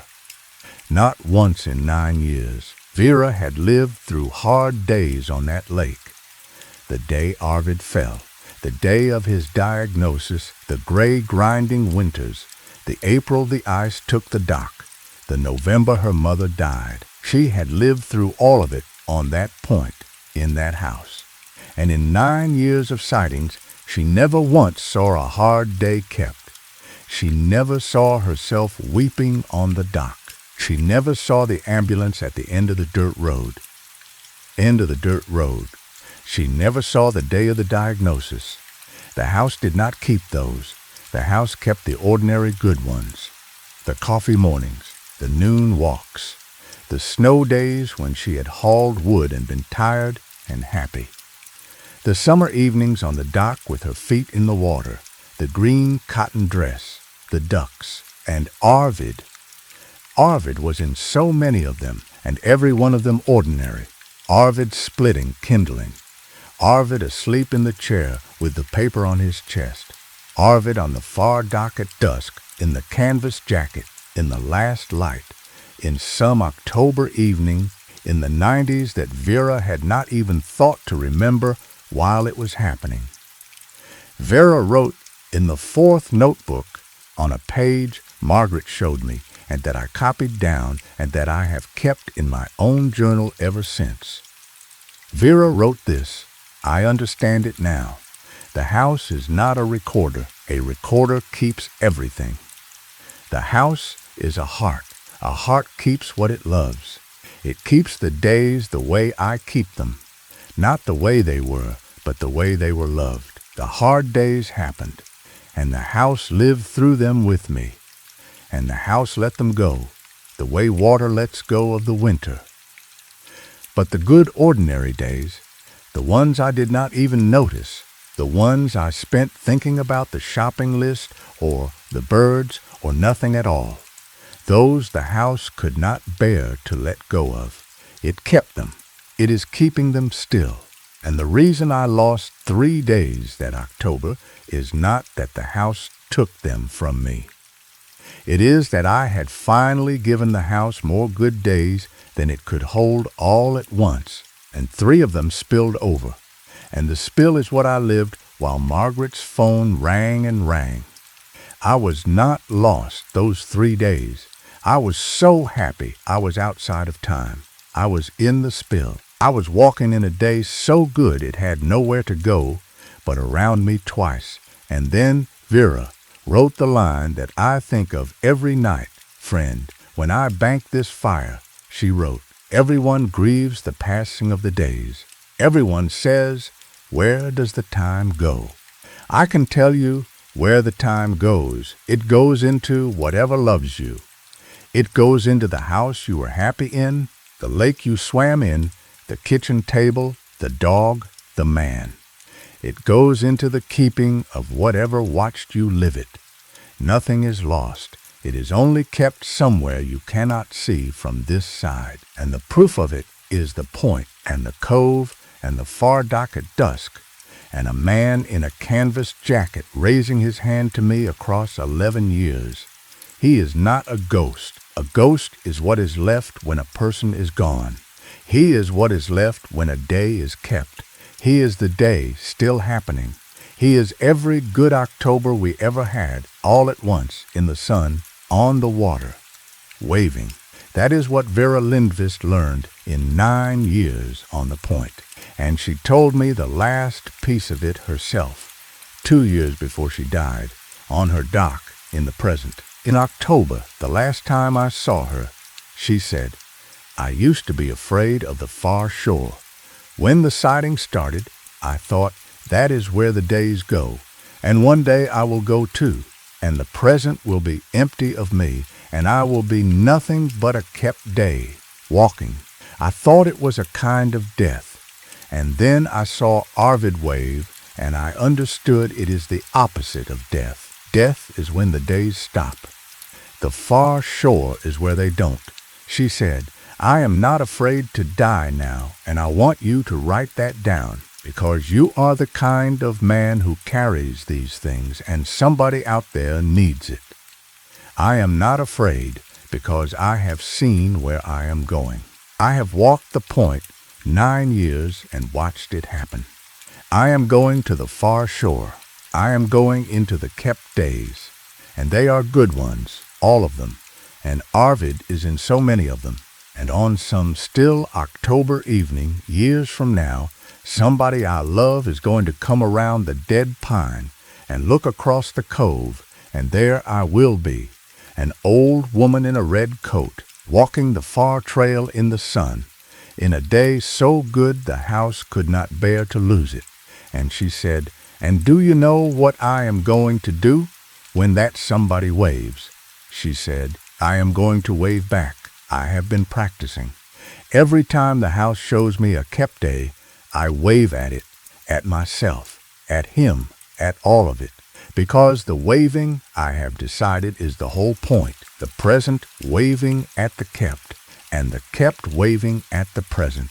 That is the conversation the whole world is having, all the time, under everything. That is all any of us are ever doing, friend, waving across the cove, at what we were, at what we loved, at what is keeping us." She died 2 years later, in her sleep, in the log house with the Seth Thomas ticking. And Margaret told me a thing at the funeral that I will end with, and then the night is done. Margaret said that when she and the realtor went out to the point that first Tuesday to walk the property, the house was cold and shut up, and the clock had run down. Nobody had wounded. Vera was gone, and the calendar was uncrossed, and the feeders were empty. And Margaret stood in the kitchen, in the silence, and she said she felt, for the first time, what the house was without Vera in it. It was waiting, not empty, waiting. And then Margaret said, and I looked out the front window, at the lake, and it was one of those still days, the lake like glass, and across the cove, on the far shore, in the sun, there were 2 figures walking the far trail, an old woman in a red coat, and beside her a tall stooped man in a canvas jacket, and they were walking easy, the way you walk when you have nowhere to be and all of time to get there. And Margaret said she stood at Vera's kitchen window, and she watched them walk out of sight around the far point, and she did not cry. She said the house didn't lose her. The house was never going to lose her. She just crossed over to where the kept days live. And she took his arm, the way she did for 40 years, and they walked on into the sun. So that is the last story, friend, and I will tell you the truest thing I know one more time, and then let you go. The time does not pass. It is kept. It is kept by whatever loved you while you lived it. And tonight, this night, this rain, this fire, this old man's voice, this moment of you listening with your eyes half closed, this is going into the keeping of something that loves you. Your house, your room, your bed, the blanket you have had since you were young. Something is watching you be warm and safe right now, and it is keeping it, and it will keep it always. And someday, on the far shore of some still water, in the sun, this very night will be happening again forever, and you will be in it, warm, safe, half asleep, being kept. Wave at it, friend, before you drift. Go on. The kept days wave back. Good night, good night.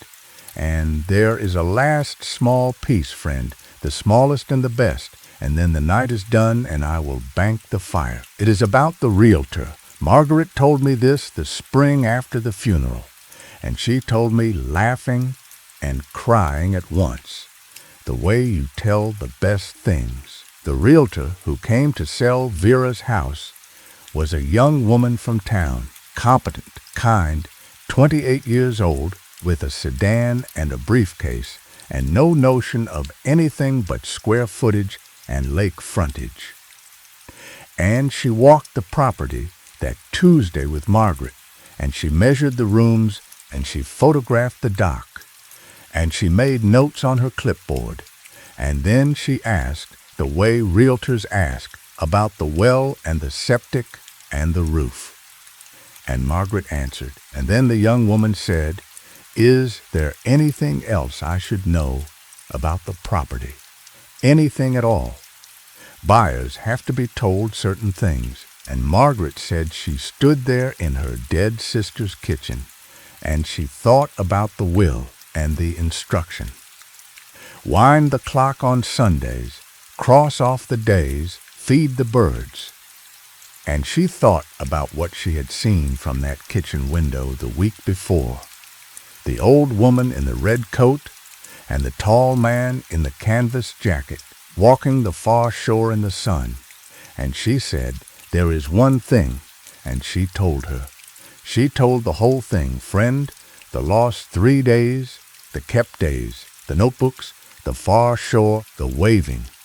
Told it to a 28-year-old realtor with a clipboard on a Tuesday in a cold house, and she told me she expected the girl to smile politely and write nothing down. The girl wrote it all down.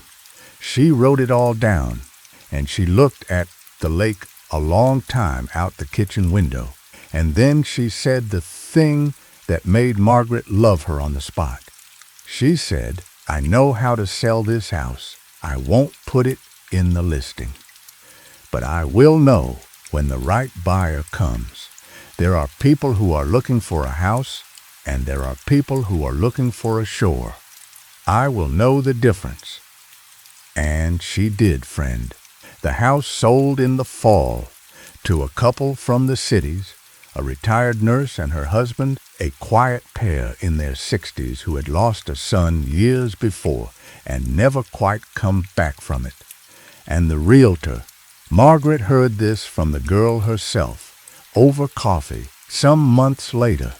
The realtor showed them the house on a still October day, and she walked them out to the end of the point, past the dead pine, and she did not say a word about anything.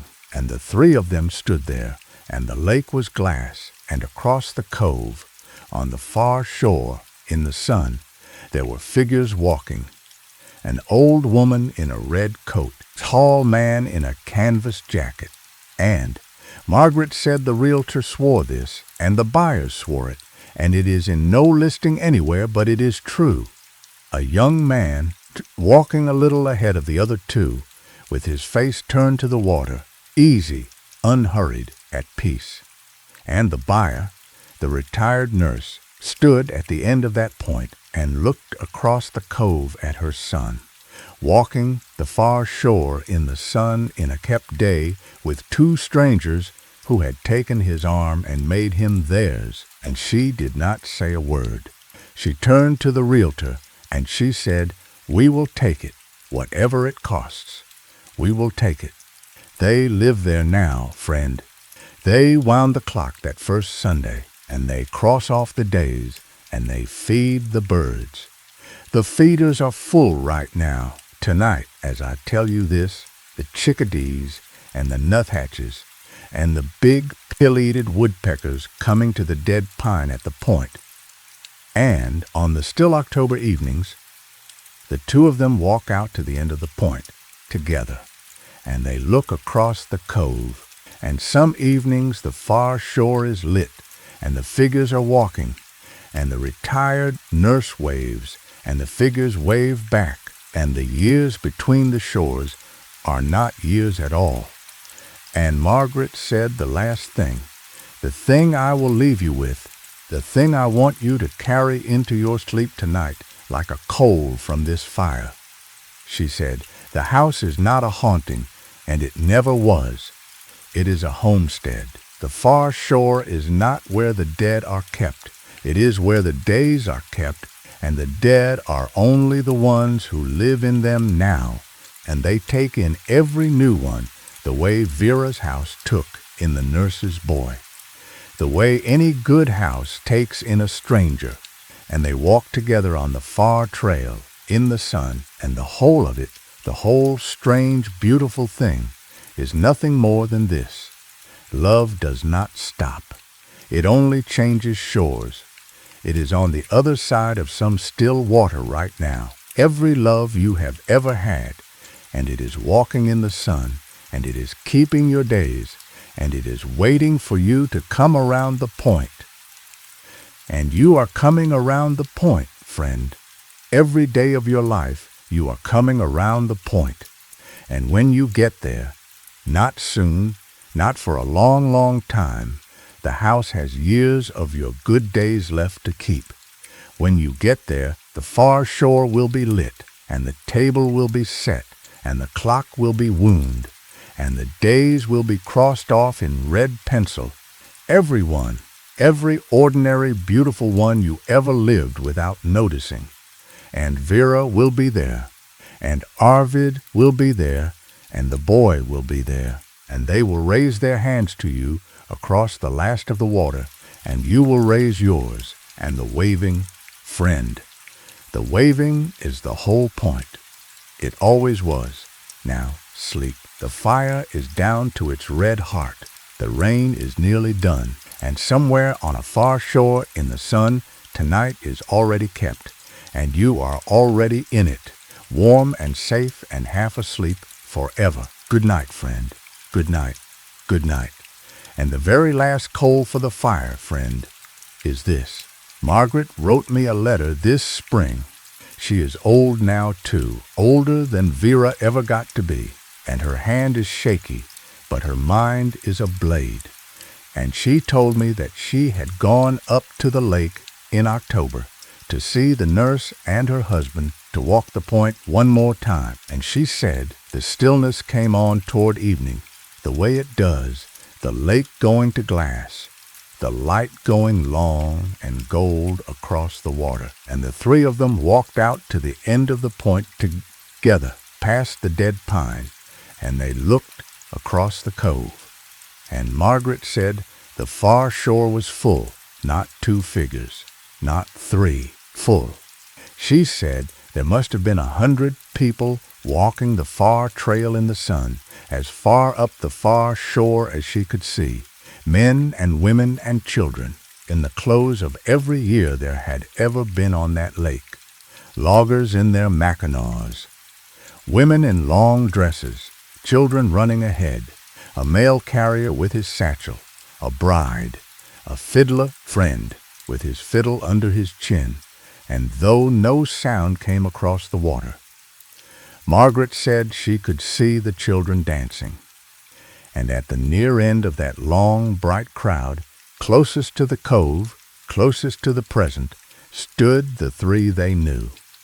The old woman in the red coat, the tall, stooped man in the canvas jacket, and the young man walking easy, and behind them, stretching away up the far shore into the long light. Everyone the lake had ever kept, everyone the house had ever loved, every ordinary good day that had ever been lived on that water since before the log house was built. All of them out walking at once, in the sun, in the best of it, forever. And Margaret said, I understood, then, at the end of my own long life, standing on my sister's point with my sister's house behind me, what the keeping is. It is not the house. It was never only the house. The house is just one dock on one shore of it. The keeping is everywhere, friend. It is under every roof that was ever loved, on every lake, in every holler, in every lit street of every town the map forgot. It is the whole other country, the far country, the country of the kept days.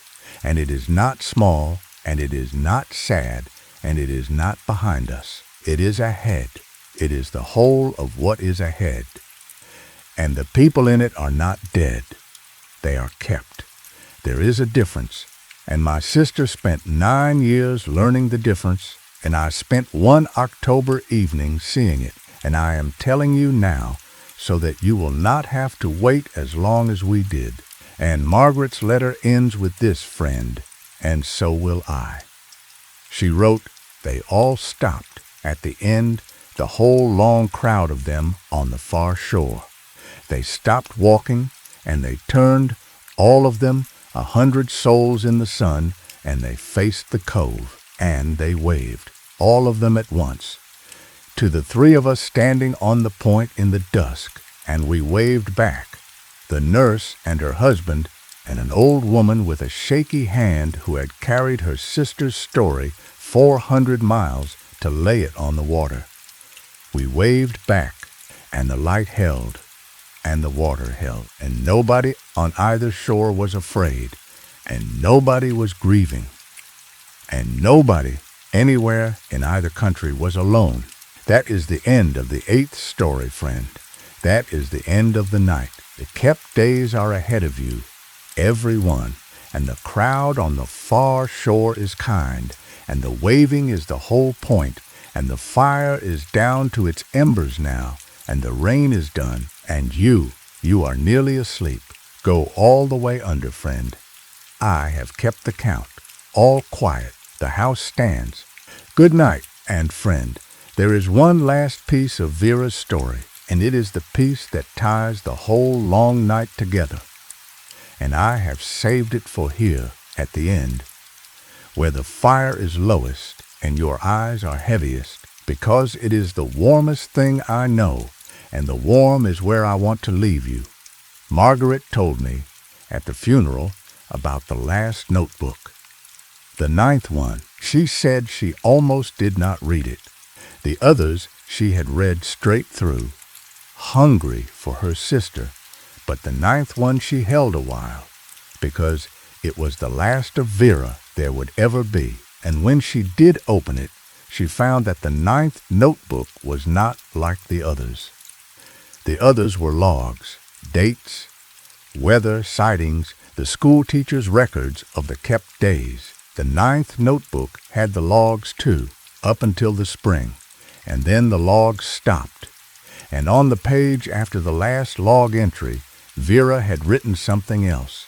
Not a record, a letter, and on the envelope of it, for she had folded it and put it in an envelope and sealed it, there in the notebook. On the envelope she had written, for whoever walks the point next. Margaret read it to me over the phone, friend, the winter after the funeral.